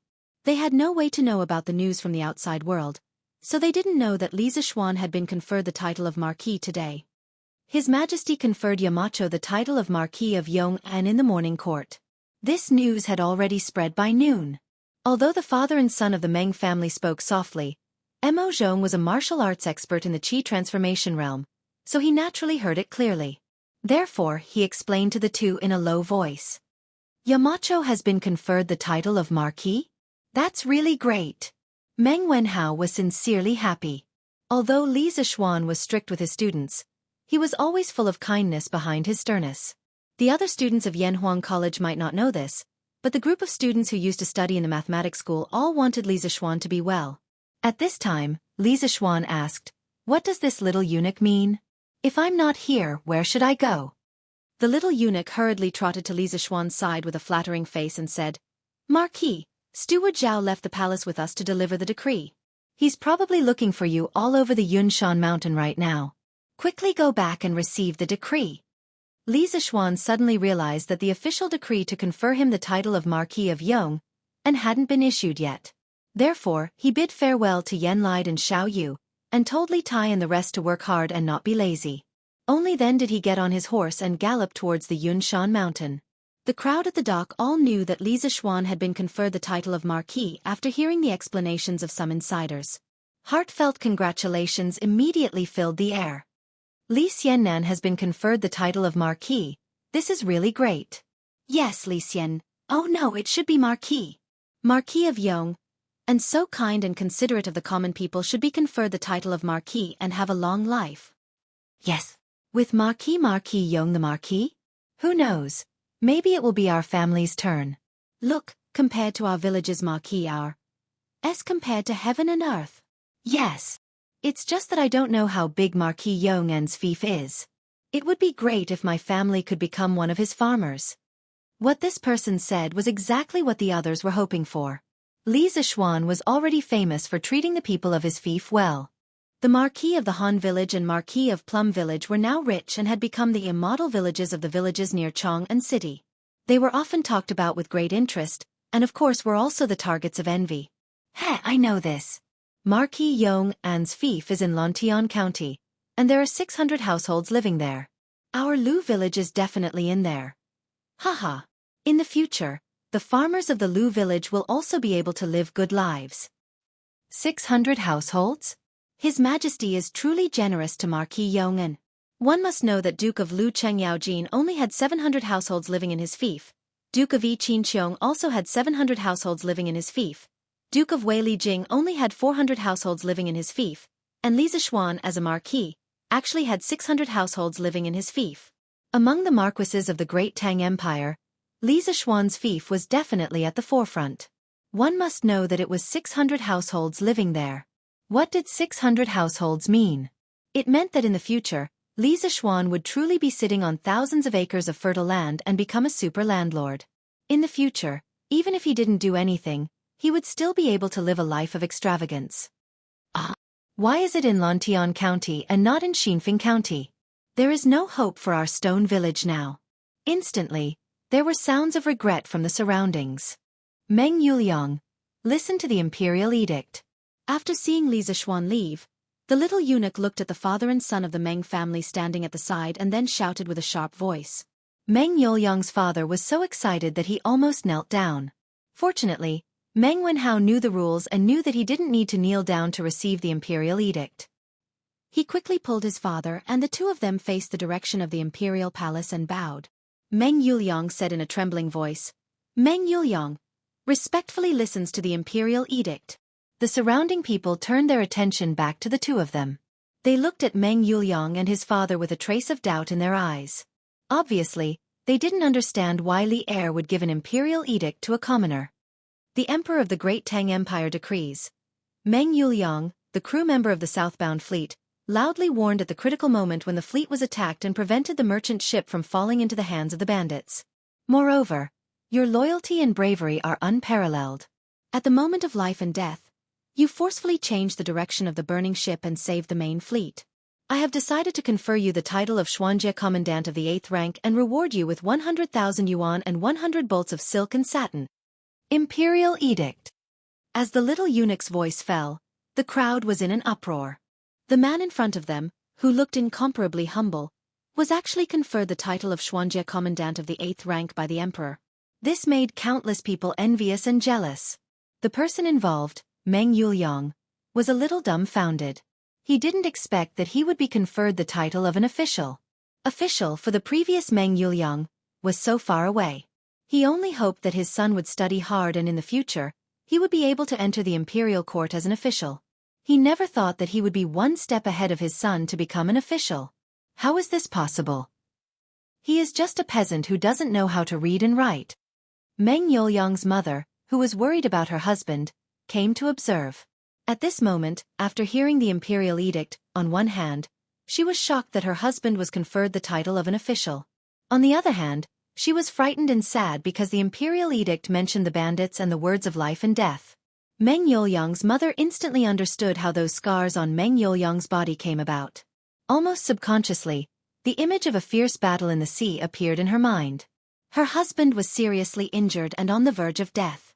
The tears in her eyes suddenly burst out. "Mother! Why are you crying?" Yaya felt a chill on her arm. She raised her head and saw that her mother was actually crying silently. The little girl immediately felt grief from the bottom of her heart and asked in a hoarse voice. "Mother is fine, mother is fine." On the other side, Meng Wanhao saw his father in a daze and quickly shouted, "Father, father, quickly go and receive the imperial edict." "Oh!" Meng Yuliang suddenly came back to his senses. He put his hand on his body and rubbed it hard as if he wanted to shed a layer of skin. Then he went to the side of the little eunuch and respectfully clasped his fist and said, "Meng Yuliang receives the imperial edict, thank you." The little eunuch squinted his eyes and handed the imperial edict to Meng Yuliang. According to reason at this time, he should offer the wedding money. But Meng Yuliang's mind was full of confusion at this moment. How could he think of this? Fortunately, Feng Zhihua heard the news and rushed over. "Happy event, very happy event. This little eunuch has worked hard all the way. Just take it as the tea money. I hope little eunuch will accept it." Chapter 798. Seeing the Meng family at a loss, Feng Zhihua could only take out a small pouch with a few golden beans and hand it to the little eunuch. The little eunuch squinted his eyes and looked at Feng Zhihua. Then, he quietly stuffed the pouch into his sleeve and said with a fake smile, "It is indeed worthy of celebration. Lieutenant Meng, don't forget to report to the Ministry of Personnel later." Only then did Meng Yuliang come back to his senses. He wanted to personally present the wedding money, but this time he only brought a total of 12 copper coins. Moreover, the little eunuch had already received the wedding money from Feng Zhihua. If he were to present the wedding money again, it would be very inappropriate. Therefore, he put on a smiling face and stepped forward. "Thank you for your reminder. I will go to the Ministry of Personnel tomorrow to report." The little eunuch faintly said, "N." Then, he took out an imperial edict and shouted with a sharp voice, "Where is Feng Zhihua?" Feng Zhihua, who was standing next to Meng Yuliang, suddenly opened his eyes wide and murmured in disbelief, "This eunuch, this one is Feng Zhihua. Are you calling me?" The little eunuch looked at Feng Zhihua in surprise. He didn't expect that the person who just gave him a red packet was the main character of the second imperial edict. However, he still had a good impression of Feng Zhihua, who was very discerning. "And that's right. It's you. Come forward and listen to the edict." The little eunuch said in a feminine voice. "Ah? Listen to the edict? Listen to the edict? Oh, okay. Feng Zhihua, listen to the imperial edict." Some people can maintain a very clear mind when they are bystanders. However, once something happens to them, their mind will immediately become chaotic. Feng Zhihua belongs to this kind of people. Now, his heart is still in a mess. He even stuttered when he spoke. The Tang Emperor decrees, southbound merchant Feng Zhihua, who values friendship and righteousness, when the pirates attacked the fleet, he didn't panic in the face of danger. He joined hands with the crew to turn the tide and prevent the main fleet from suffering a huge loss. He is awarded the title of Righteous Merchant. He will live with the country for generations to show his appreciation. Wow! As soon as the little eunuch's voice fell, the surrounding people suddenly exclaimed in surprise. Feng Zhihua was stunned for a moment, and then he was ecstatic. "Feng Zhihua accepts the decree. Thank your majesty for your kindness." Since ancient times, the status of merchants had always been low, and they were often exploited by local officials. Moreover, after being exploited, they had to swallow their anger, and no one would seek justice for them. This was because the hierarchy of agriculture, industry, and commerce firmly nailed the merchants to the ground, and they would never be able to move. But now that he had the title of Righteous Merchant, at the very least, when he walked around the local government, he would encounter fewer difficulties. To Feng Zhihua, this title was as valuable as gold. More importantly, the imperial edict had stated that this title of Righteous Merchant would last for as long as the Great Tang existed. This meant that as long as the Great Tang existed, Feng Zhihua would always enjoy the treatment of a righteous merchant. Even if he died, this title would be passed on to his descendants. This benefit was simply too good. It could be said that Feng Zhihua had now become the object of envy of all merchants in the world. At this moment, Feng Zhihua trembled as he stepped forward to receive the imperial edict. Of course, It was inevitable that he stuffed a gold bean into the little eunuch's hands. But to Feng Zhihua, money was a small matter. This imperial edict was priceless. All right, the edict has been passed. We should return to the palace. The little eunuch brushed his sleeves, turned around with a smile, and left with his entourage. He was rejoicing in his heart. Fortunately, he was not going to pass on the imperial edict to Li Zixuan. Otherwise, how could he get so much money? It was not that Li Zixuan was stingy, but he did not dare to accept the money given by Li Zixuan. Take care, eunuch. Meng Yuliang and the others hurriedly bowed to the back of the little eunuch. After the little eunuch left, this place suddenly became a sea of joy.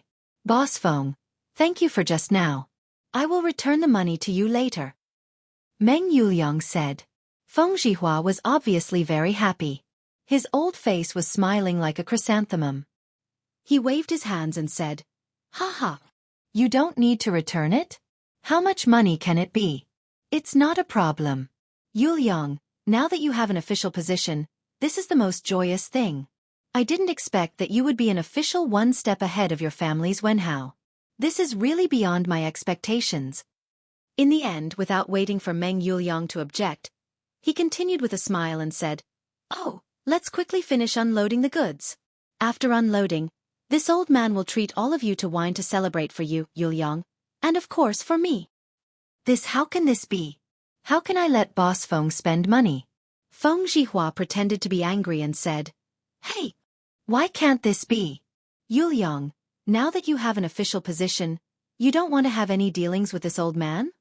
Meng Yuliang hurriedly shook his head and said, No, Boss Feng, what are you talking about? How can I, Meng Yuliang, be a villain who only cares about profits and forgets righteousness? I definitely don't mean that. You misunderstood. Feng Zhihua laughed and said, "Since you don't mean that, then you, sister-in-law, your son, and your daughter can go together later. You are not allowed to refuse." "Butler Zhao, how have you been recently? The previous incident was my fault. Otherwise, you wouldn't have gone berserk during cultivation and caused your realm to drop." At the Yunshan residence, Li Zixuan had already received the imperial edict and was chatting with Zhao Song, whom he hadn't seen for a few months. "Sigh, Marquis Yong'an, please don't say that. The matter of compressing my chi for cultivation was purely voluntary. You have already explained the risks involved. If something happened in the end, it can't be blamed on you. A while ago, I heard that His Majesty blamed you because of this. I felt very apologetic in my heart and have been wanting to visit you to apologize. As for the drop in realm, so be it. We can just cultivate again."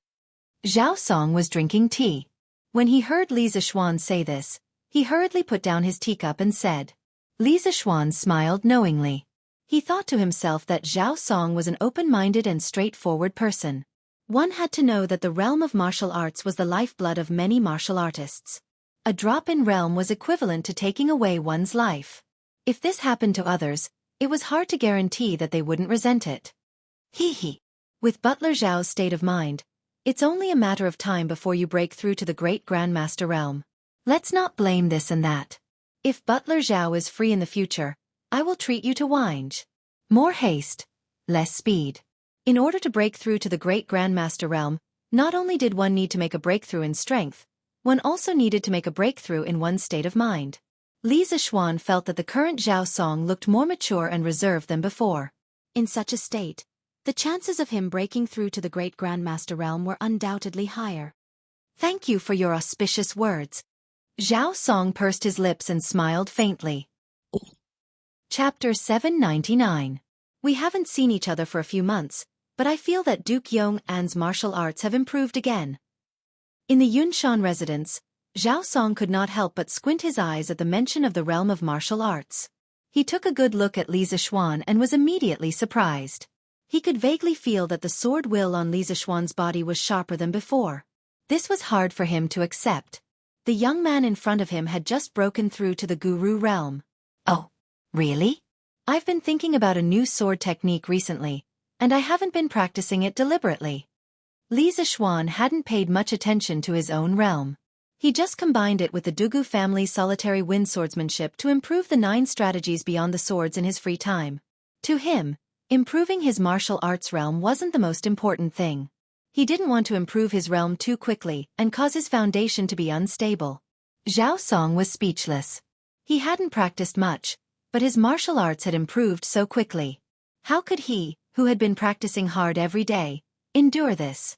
He wanted to ask what kind of sword technique it was that it had such magical power, but he thought that it was taboo to inquire about other people's martial arts, so he didn't say anything.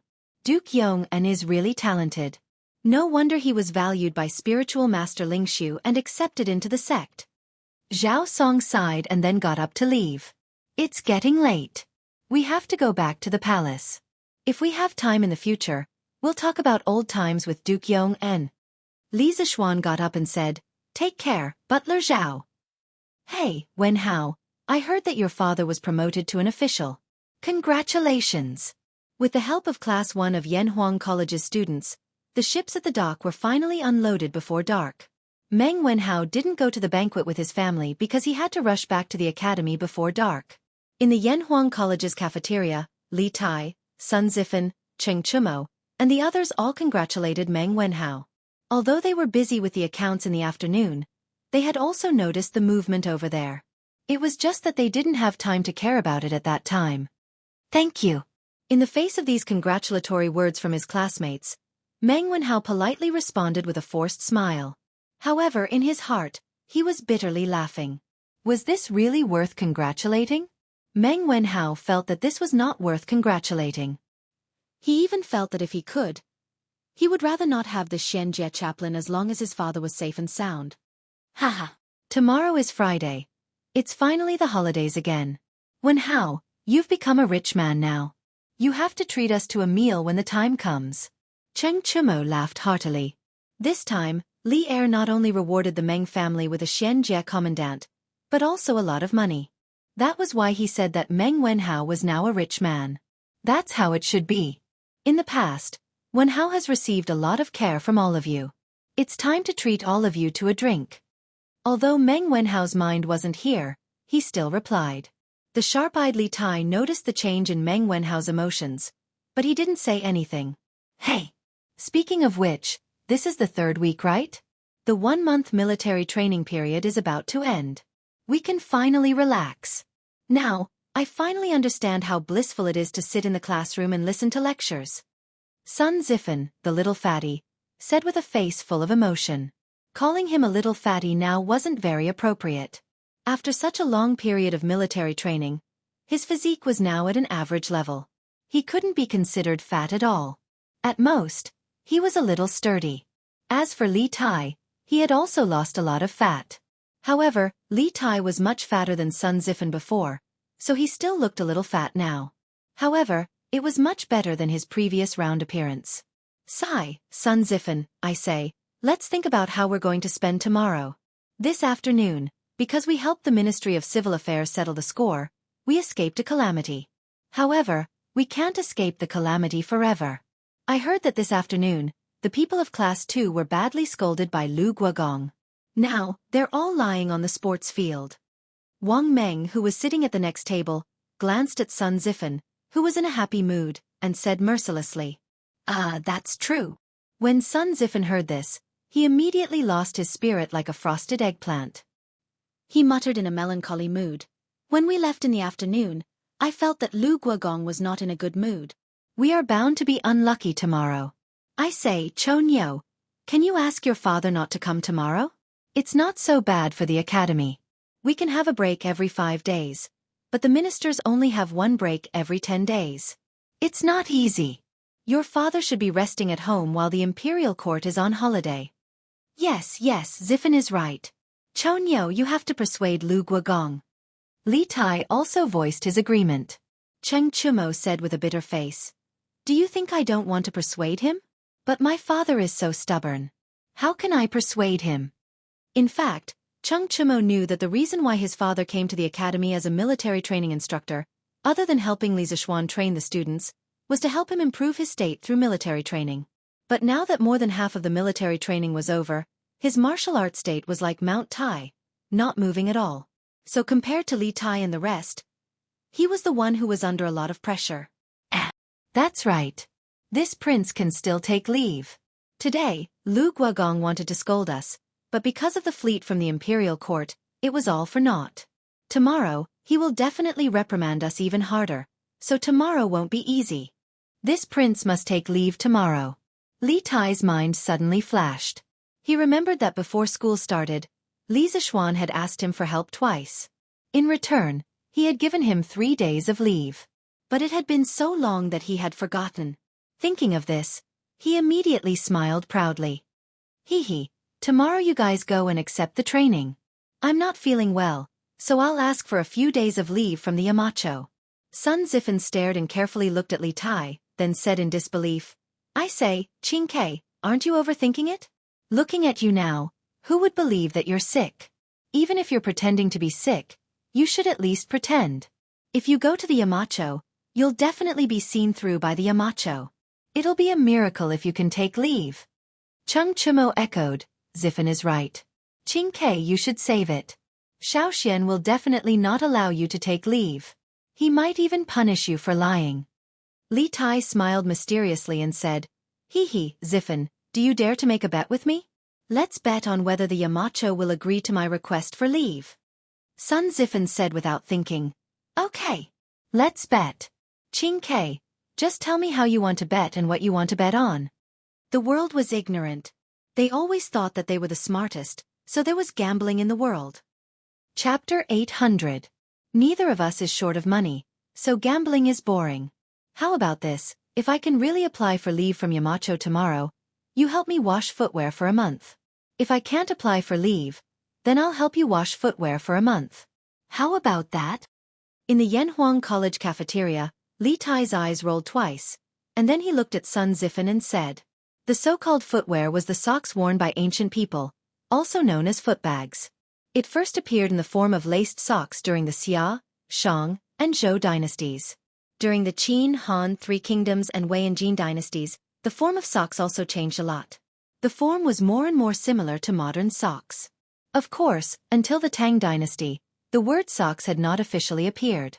According to reliable records, the word socks first appeared in the ancient and modern Chinese annotations, written by Ma Huan of the Liang dynasty.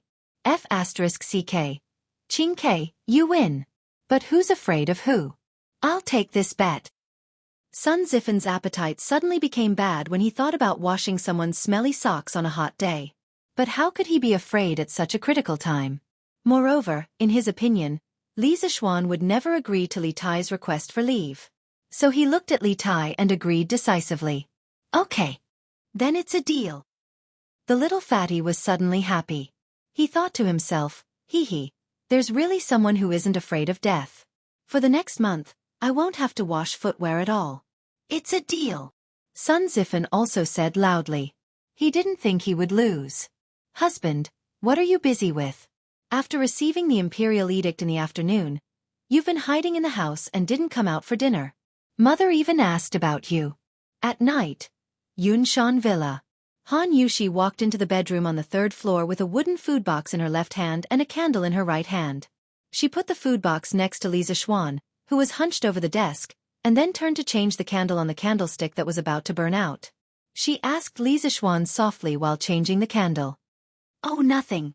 Your husband is still pondering over some things. If it were someone else who asked this question at this time, Li Zishuan, who was in deep thought, might not pay attention to them at all. However, Han Yushi was different. He had always doted on his wife very much. It was not an exaggeration to call him a wife-doting maniac. He lowered his head and drew something while answering Yushi's question. What are you thinking about? After changing the candles, Han Yushi curiously walked behind Li Zishuan. She glanced at the white paper in front of him that was filled with various symbols and asked, Hey, wife, come and sit. Li Zishuan stopped writing when he heard this. He laughed and pulled Han Yushi into his arms. Then he explained, I'm not sure. Wife, you also know that we bought over 1 million caddies of rubber latex from the Wang family this time. Your husband is thinking of a way to refine the latex. Otherwise, wouldn't the nearly 10,000 strings of coins be wasted? Han Yushi glanced at Li Zishuan. She did not believe that her husband worked so hard just to not spend a few thousand strings of coins in vain. By the way, husband, I still don't know the use of this rubber that looks like soy milk.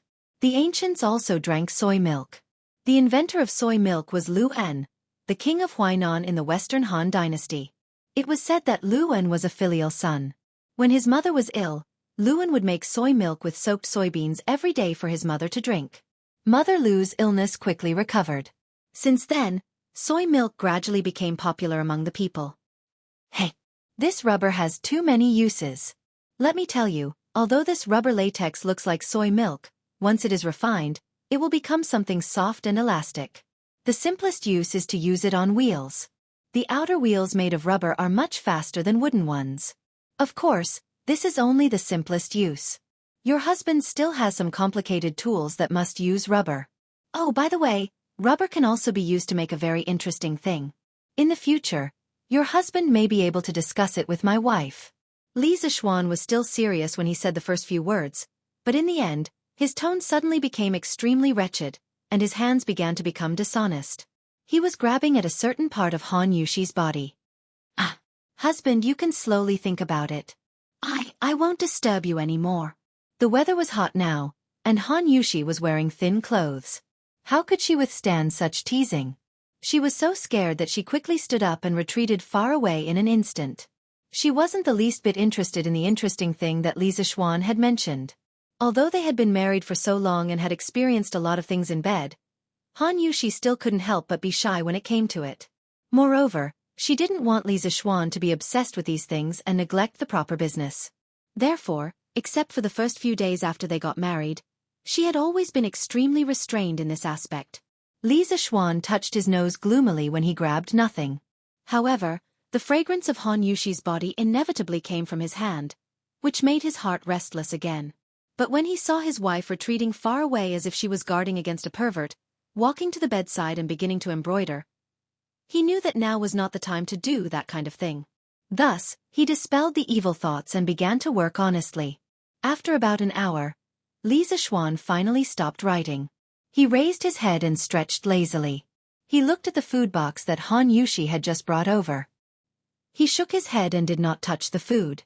In front of a beautiful woman, who was a feast for the eyes, why would he need any food? This guy chuckled, then rubbed his hands and walked toward Han Yushi, who was sitting by the bed and doing needlework. Ah, husband, don't. Let me finish the rest of the embroidery first. Someone's bear hug completely disrupted the rhythm of the needlework in Han Yushi's hands. Han Yushi exclaimed and quickly said. This was not an excuse on purpose, but this embroidery really only had a little work left. Oh, okay. Wife, you do it. I'll hug you and not move. It won't affect you.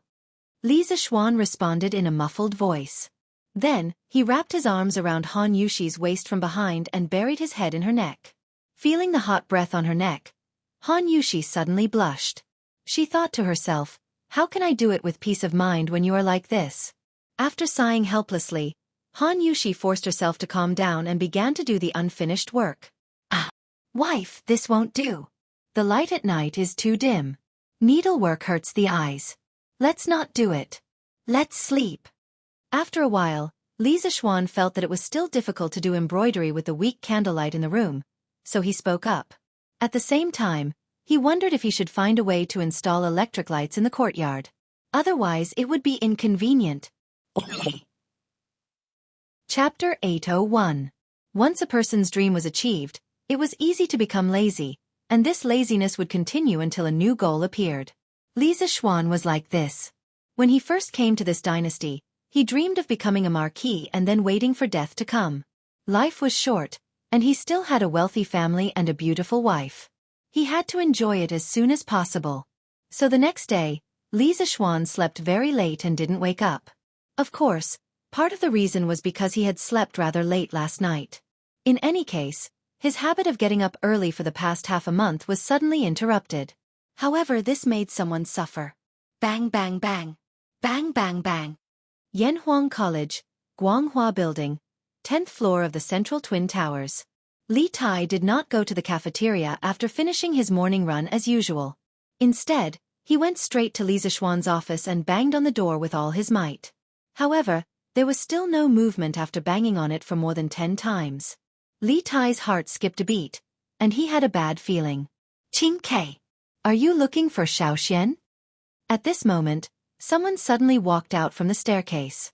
It was Xianxia, who had just come to work and heard the commotion.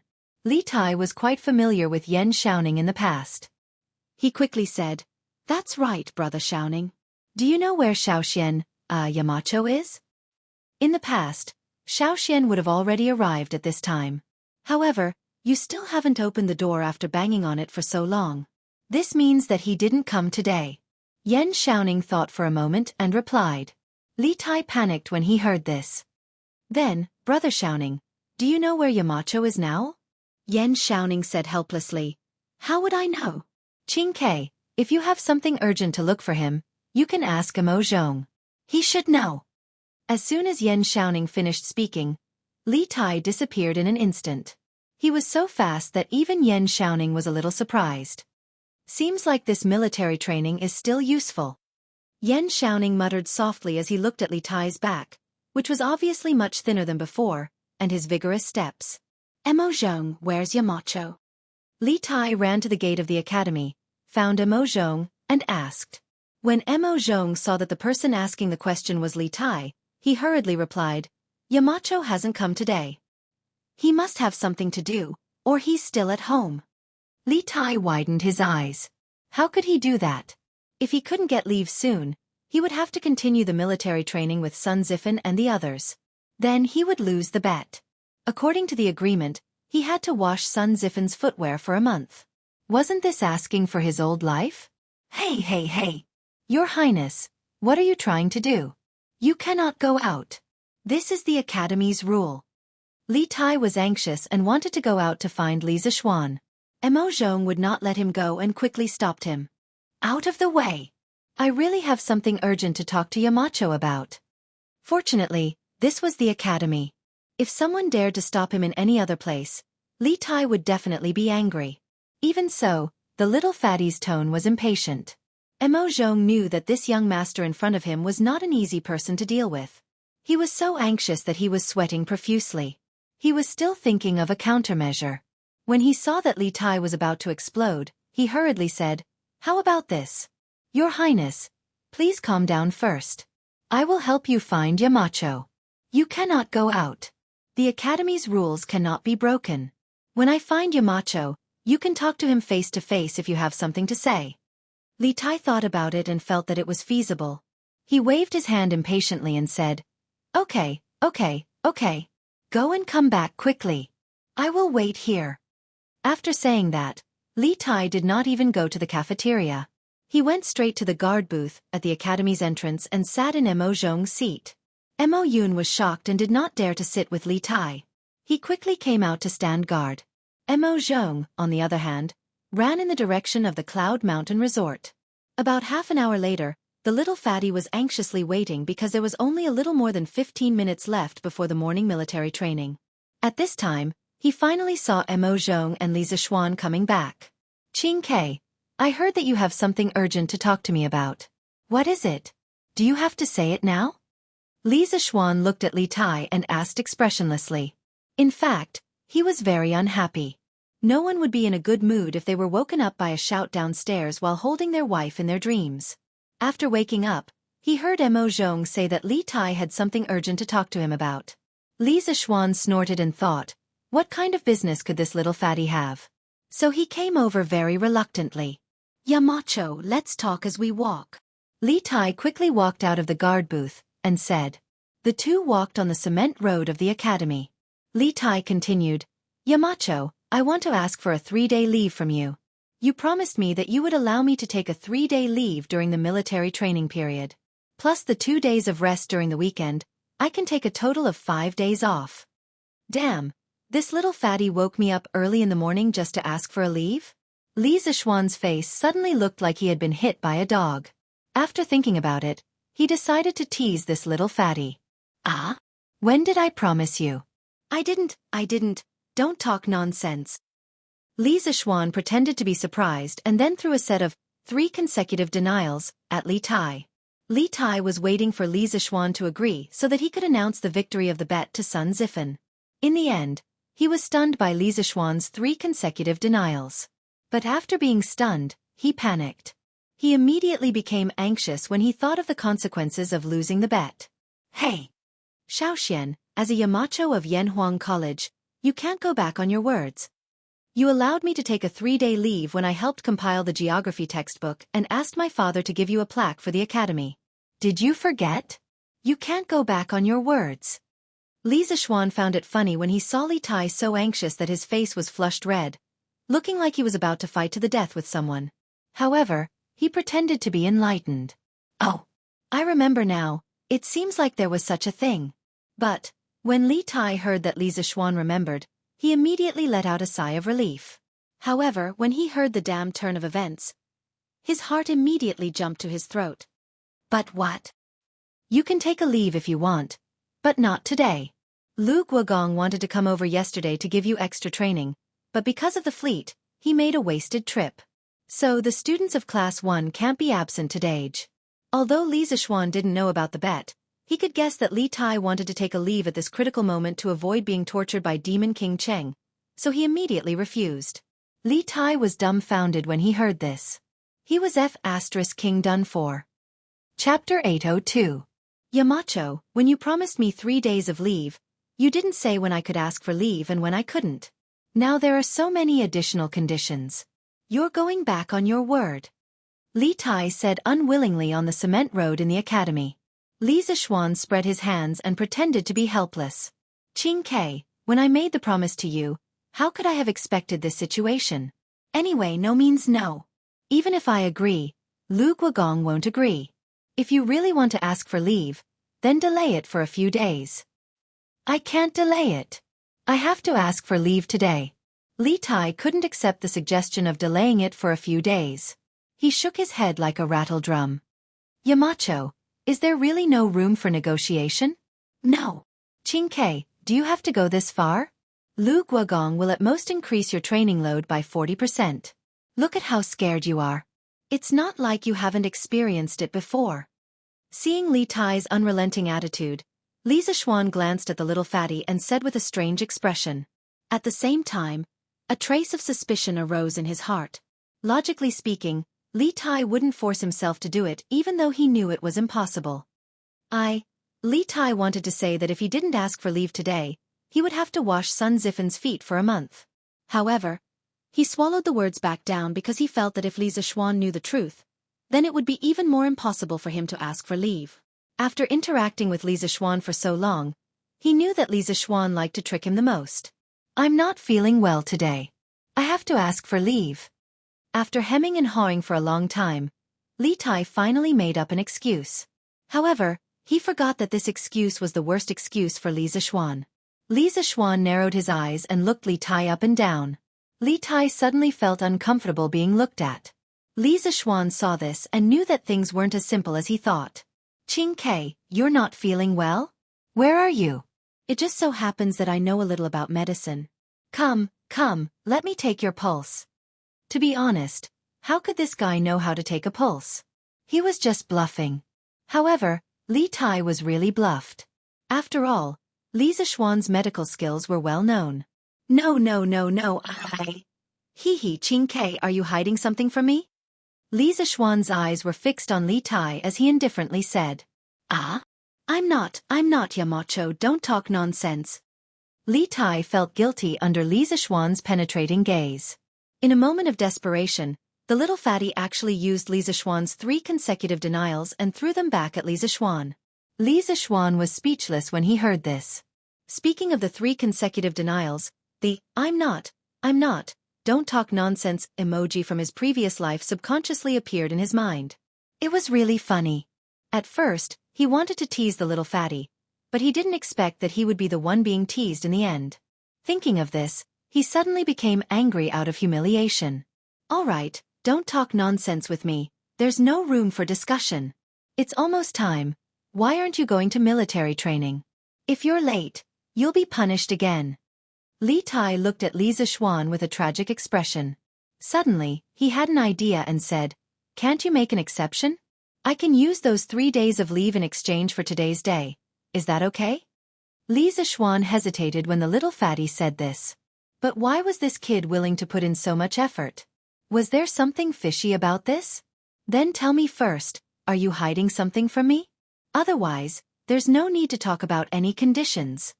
Li Tai didn't know what to do in the face of this blatant threat. He thought about it and told him about his bet with Sun Zifen.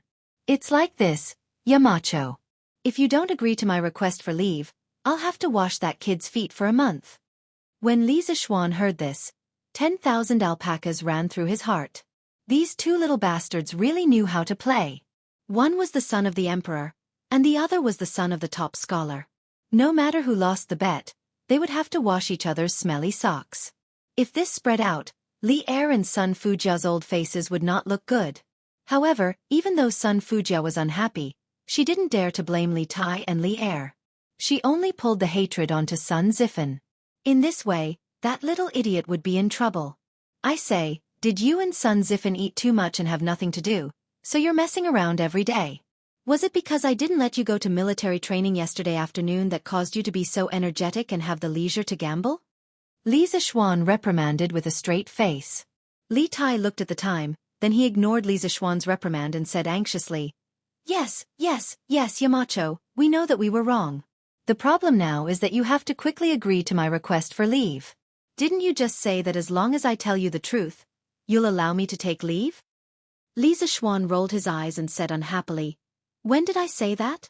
I only said that if you don't tell me the truth, then there's nothing to talk about. This was really a trap in the city. Li Tai didn't pay attention and fell into the trap. Little Fatty said anxiously, Then what do you mean? Do you agree or not? Li Zishuan sighed and said unhurriedly, After hearing what Xianxia said, I can't agree even more. Because if I agree, wouldn't it be unfair to Sun Zifen? If this was in a gambling house, your actions would be considered cheating. You were the one who wanted me to tell you the truth, but after I told you, you said this. I think you did it on purpose. Li Tai breathed heavily, obviously flustered and exasperated. At this time, he didn't care about his tone of voice. Li Zishuan didn't get angry because of this. He thought for a while and said, Xianxia, I'm not targeting you on purpose. What I said is the truth. Now, there are only two paths in front of you. 1. Lose the bet and obediently go to military training. You'll also obediently wash Sun Zifen's socks. Oh no, wash his feet. 2. I can agree to your request for leave today. In addition to exchanging 3 days of leave for 1 day today, you have to carry 20 buckets of water on Saturday. You're not allowed to spend money to hire people or ask your subordinates to help. You have to carry these 20 buckets of water to the student dormitory's water tower. If you don't do this, Sun Zifen will definitely feel bad. Time is of the essence. Which path do you prefer? F*CK. I like your grandpa. I don't like any of the paths. You're F*King cheating me. Li Tai's face was full of grief and indignation. If he won, he really wanted to fight Li Zishuan to the death. How could he bully people like this? I choose the second path. Seeing that the students who had finished breakfast were walking to the field, Li Tai gritted his teeth and said. Chapter 803. Xianxia, how was it? Did Yamacho allow you to take a leave of absence? On the sports field of Yanhuang College, in Class 1's camp, Sun Zifen was a little guilty at first, but after waiting for Li Tai for a long time and not seeing him, he suddenly felt that this bet was as stable as a dog. At this moment, seeing Li Tai's drooping face, this guy secretly thought that he had a chance. He immediately went forward and pretended to be concerned, but anyone could see the smugness in his eyes. In fact, this amusing idiot's thinking was wrong. The reason why Li Tai's drooping face and looking unhappy was entirely because he had paid an extremely painful price to win this bet. Not only did he sacrifice 2 days of vacation that originally belonged to him, but he also had to carry 20 buckets of water. This really cost the little fatty his life. 20 buckets. Li Tai felt that he would have to carry them for a day. At this moment, when he heard Sun Zifen ask him, Li Tai raised his head and quickly restrained the dejected look on his face, revealing a victorious smile. Hee, of course. You brat. Just wait to wash my feet for a month. At the end of his words, Li Tai's tone became a little vicious. In his opinion, the whole thing was caused by Sun Zifen. Li Zishuan deliberately asked for a sky-high price and deliberately cheated people. Although it was infuriating, Sun Zifen, the initiator, still had a reason to be very angry. Ah? How is that possible? Sun Zifen, who was originally winning, heard such an unexpected answer and suddenly felt a little incredulous. How could Yamacho allow you to take a leave of absence for no reason? Besides, if it's really like what you said, then why are you here now? Li Tai smiled and said condescendingly with the attitude of a victor, "Oh, believe it or not, it's up to you. I just came here to tell you the result. Now that I'm done, I can start my vacation. See you later." Haha. With that said, he waved his hand. Under the stunned gazes of Sun Zifen, Cheng Chumo, Li Chengqian, Yuqi Baolin, and the others, he walked out of the sports field. His footsteps became faster and faster. He had no choice but to hurry. The little fatty was afraid that if he met Chang Yaojin, he wouldn't be able to leave. Although this holiday was approved by Li Zishuan, if Chang Yaojin really went crazy, he would not recognize anyone. Holy asterisk T. He really left? Sun Zifen's arms were trembling. Firstly, he was shocked. Secondly, he was scared. Once he thought about washing Li Tai's smelly socks. How could he not be scared? At this moment, he felt like crying. Haha. Zifen, don't be sad. Anyway, it's only for a month. Cheng Chumo walked over, patted Sun Zifen's shoulder, and said gloatingly. This idiot had completely forgotten that he had the same attitude as Sun Zifen yesterday. It was just that Li Tai didn't choose to bet with him. Sun Zifen said angrily, "Get lost. Chonyo, you're really a B***tch. Xiaoxian, where did Prince Wei go? I heard from the Crown Prince that he asked for leave from you." During the morning break, Chang Yaojin found Li Zishuan, who was wandering around the sports field with his head lowered and thinking about something, and asked. Li Zishuan raised his head. He was already prepared for old Cheng's question. "Yes, Qing Ke asked for leave from me. I heard that Her Majesty had something to do with him, so I asked him to go back first." This guy was now used to scamming people. He didn't even blink when he lied, but Chang Yaojin really believed him. "Oh, if that's the case, then go ahead and ask for leave. It's just that Prince Wei will regret it in the future if he doesn't have such a substantial training like today, right?" Chang Yaojin smacked his lips and sighed with regret. Faced with such a narcissistic Chang Yaojin, Li Zishuan was speechless. Would he regret missing training? He was sure that to Li Tai, it was impossible for him to regret. He would never regret it in this lifetime. Guyi Lane. It was close to noon, and the pedestrians on the road had all gone home for lunch. There was a tanned, lean, middle-aged man with an exquisite package in his hand. There seemed to be a stack of neatly stacked clothes in the package. After turning 2 alleys, the man finally entered a dilapidated small courtyard. "Master, you're back. How is it? Those officials from the Ministry of Personnel didn't make things difficult for you, right?" In the courtyard, a woman saw the man enter and quickly stood up to welcome him. As the middle-aged man walked into the house, he replied, "No, I'm just going to make a report. I'm not here to ask for help. Why would they make things difficult for me?" These two people were Meng Wenhao's parents. That's good. Meng Wenhao's mother sighed with relief. Then, she saw the bright yellow package placed on the table by Meng Wenhao's father. She was curious and asked, "Master, is this the official uniform given to you by the imperial court?" Meng Yuliang's mind didn't seem to be here. He faintly said, "I just got it from the Ministry of Personnel. If you want to take a look, open it and take a look." Meng Yuliang's mother was a little excited. After all, she had lived for more than half of her life and had never seen or touched an official's uniform at close range. Therefore, she carefully opened the package and saw a dark cyan round-collar official's uniform lying inside. She was about to pick it up and carefully examine it when Meng Yuliang suddenly stood up and only heard him say, "Mother of my child, take a look first. I'm going to Changgui's house." Meng Wenhao's mother was stunned and said, "Master, it's already noon. Why are you going to Changgui's house?" Meng Yuliang stopped and let out a long sigh. "Alas! Changgui went to sea with me, but now he didn't even bring back his body. I'm his brother. No matter what, I have to send him on his way. Mother of my child, go and get me 3 strings of money. Changgui's orphan and widow are quite pitiful. We have to show our sincerity." Meng Yuliang's mother immediately fell silent. Last night, under her persistent questioning, Meng Yuliang had told her the details of that terrifying night at sea. Until now, she still had a lingering fear in her heart. Moreover, she was also deeply rejoicing because many of the crew members who sacrificed themselves that night were from Gue Lane. Many of them were acquainted with her family. For her husband to be able to come back alive, it really was a miracle. Okay, master. Wait a moment. I'll go and get you the money now. If it were in the past, Meng Wenhao's mother would never be willing to give away 3 strings of money. However, after experiencing this disaster, she understood that her family's safety was the greatest wealth.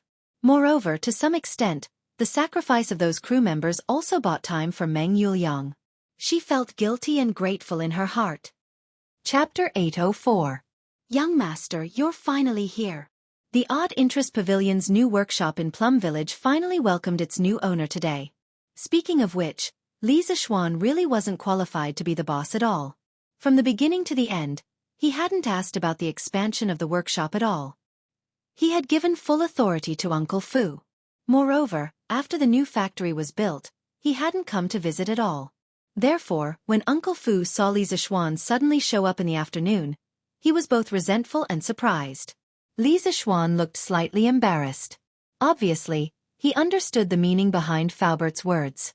Ahem, Faubert, long time no see. How have you been lately? Faubert looked at Li Zixuan and sighed helplessly. He knew that Li Zixuan had been busy recently, so he did not blame him too much. Moreover, Li Zixuan had always been very respectful to the elders in the workshop. Therefore, Faubert had always treated Li Zixuan as his junior. Young master, thank you for your concern. I'm still in good health and can help you manage the workshop for another 2 years. Faubert led Li Zixuan into the workshop and answered Li Zixuan's question at the same time. After hearing this, Li Zixuan frowned. He suddenly remembered that Faubert was getting on in years. Even if he was healthy, he could only work in the workshop for another 2 or 3 years. Who would take over at that time? Who would be the one to carry this burden? Successor, I have to look out for a successor for Faubert from now on. Li Zixuan sighed in his heart. Curious Pavilion's new workshop occupied a large area of about 100 mu, which was dozens of times larger than the workshop in Chang'an. According to the different functions and types of products produced, the workshop was divided into 10 areas. The production area had a large factory building similar to the ones in modern times, the office area had an office building, and the living area had a dormitory. It could be said that this new workshop covered all the elements and could be considered the most comprehensive workshop in the entire Tang dynasty. Oh, by the way, young master, why did you ask people to bring in so many barrels of white pulp yesterday? Our warehouse is about to be filled with those things. Faubert had planned to take Li Zixuan to the office area to rest for a while. Halfway there, he suddenly remembered the thousands of barrels of white pulp that the Wang family's fleet had delivered yesterday, so he turned his head and asked. Li Zixuan smiled and said, "That stuff is called rubber, and it's very precious. So much rubber. It should be worth more than our workshop. Don't worry, didn't I come here today to teach you how to use it?" Faubert heard this and felt a little incredulous. He had heard from other sources that Li Zixuan had bought the rubber for a total of 8,000 strings of coins. Even if the rubber could bring 10 times the profit to the workshop, it was only 80,000 strings of coins. How could it be more valuable than the entire workshop? That's great! This old man wants to see what the stuff that looks like soy milk can be used for. Seeing how confident Li Zixuan was, Faubert still wanted to take a look even though he didn't believe it from the bottom of his heart. Hee. Then let's go to the workshop next door. Faubert, get someone to bring a barrel of rubber over. Oh, and bring a big pot of white vinegar as well. Li Zixuan pointed to the large factory building next to them and said to Faubert. Okay. Although Faubert was puzzled as to why Li Zixuan wanted vinegar, it wasn't convenient for him to ask. Thus, he ordered his subordinates to do as they were told. After a while, all the items were ready. Faubert even brought a few old craftsmen from the workshop to observe from the side. Song Xiaoxi, Pang Feiji, pour this barrel of rubber into the stone trough. Li Zixuan pointed to the rectangular stone trough in front of him and ordered Song Xiaoxi and Pang Feiji behind him. This stone trough was originally used for annealing when the blacksmith was forging. However, due to the urgency of the situation, Li Zixuan couldn't find a more suitable container. Yes, young master. Song Xiaoxi responded and quickly lifted the barrel full of rubber with Pang Feiji. The white rubber latex immediately poured into the trough. This stuff looked as thin as soy milk. It was no wonder that Faubert couldn't think of a use for it. Pour the whole pot of vinegar in. Li Zishuan weighed the pot of white vinegar in his hand and ordered. A very important process for the extraction of rubber latex was the solidification process. In the modern rubber latex solidification process, the most commonly used solidifying agents were formic acid and acetic acid. Formic acid and acetic acid could increase the hydrogen ion content in the latex, thus lowering the pH value of the latex, compressing the electric double layer, and thinning the hydration film. When it reached the isoelectric point of the protein, the electromotive potential would be zero, and there would be no repulsion between the rubber particles. They would gather together and solidify into a block. In the 21st century, most foreign countries used formic acid as the solidifying agent, while domestic companies mainly used acetic acid as the solidifying agent. Depending on the specific acid used, the properties of the rubber would be different. Li Zishuan had learned all of this from his rich classmate's family's factory in his previous life. Otherwise, how could he have known all of this? In the Tang dynasty, formic acid definitely didn't exist, but acetic acid did. This was because the so-called acetic acid had a very common name, and that was acetic acid. Vinegar contained a large amount of acetic acid. This was all thanks to the wisdom of our ancestors, who invented vinegar. Otherwise, Li Zishuan would still be making vinegar. The two of you, go get 2 hoe handles and wash them with hot water. Then, bring them over and stir them vigorously. Li Zishuan quickly ordered. Song Xiaoxi and Pang Feiji obeyed and left. After a while, the two of them each carried a smooth hoe handle and walked in. Under Li Zishuan's demonstration, they began to use the sticks to stir in the stone trough. Hey, master. It's solidified. It's solidified. It was like soy milk just now, but now it's turned into tofu. After stirring for about half an hour, Pang Feiji suddenly shouted in surprise. It's really turned into tofu. Come and see. Song Xiaoxi was also very excited. Without needing him to say anything, Faubert and the rest of the craftsmen had already rushed over. Seeing that the rubberized latex had turned into tofu, Faubert could not help but click his tongue in wonder. Hey, this is really strange. Isn't it just pouring a pot of vinegar into it? How did all the rubber solidify? Yeah, this is too strange. It's like a magic trick. If I didn't see it with my own eyes, it would be really hard to believe. The rest of the craftsmen were also very shocked. They had never learned about chemical reactions, so they could only categorize it as a magic trick.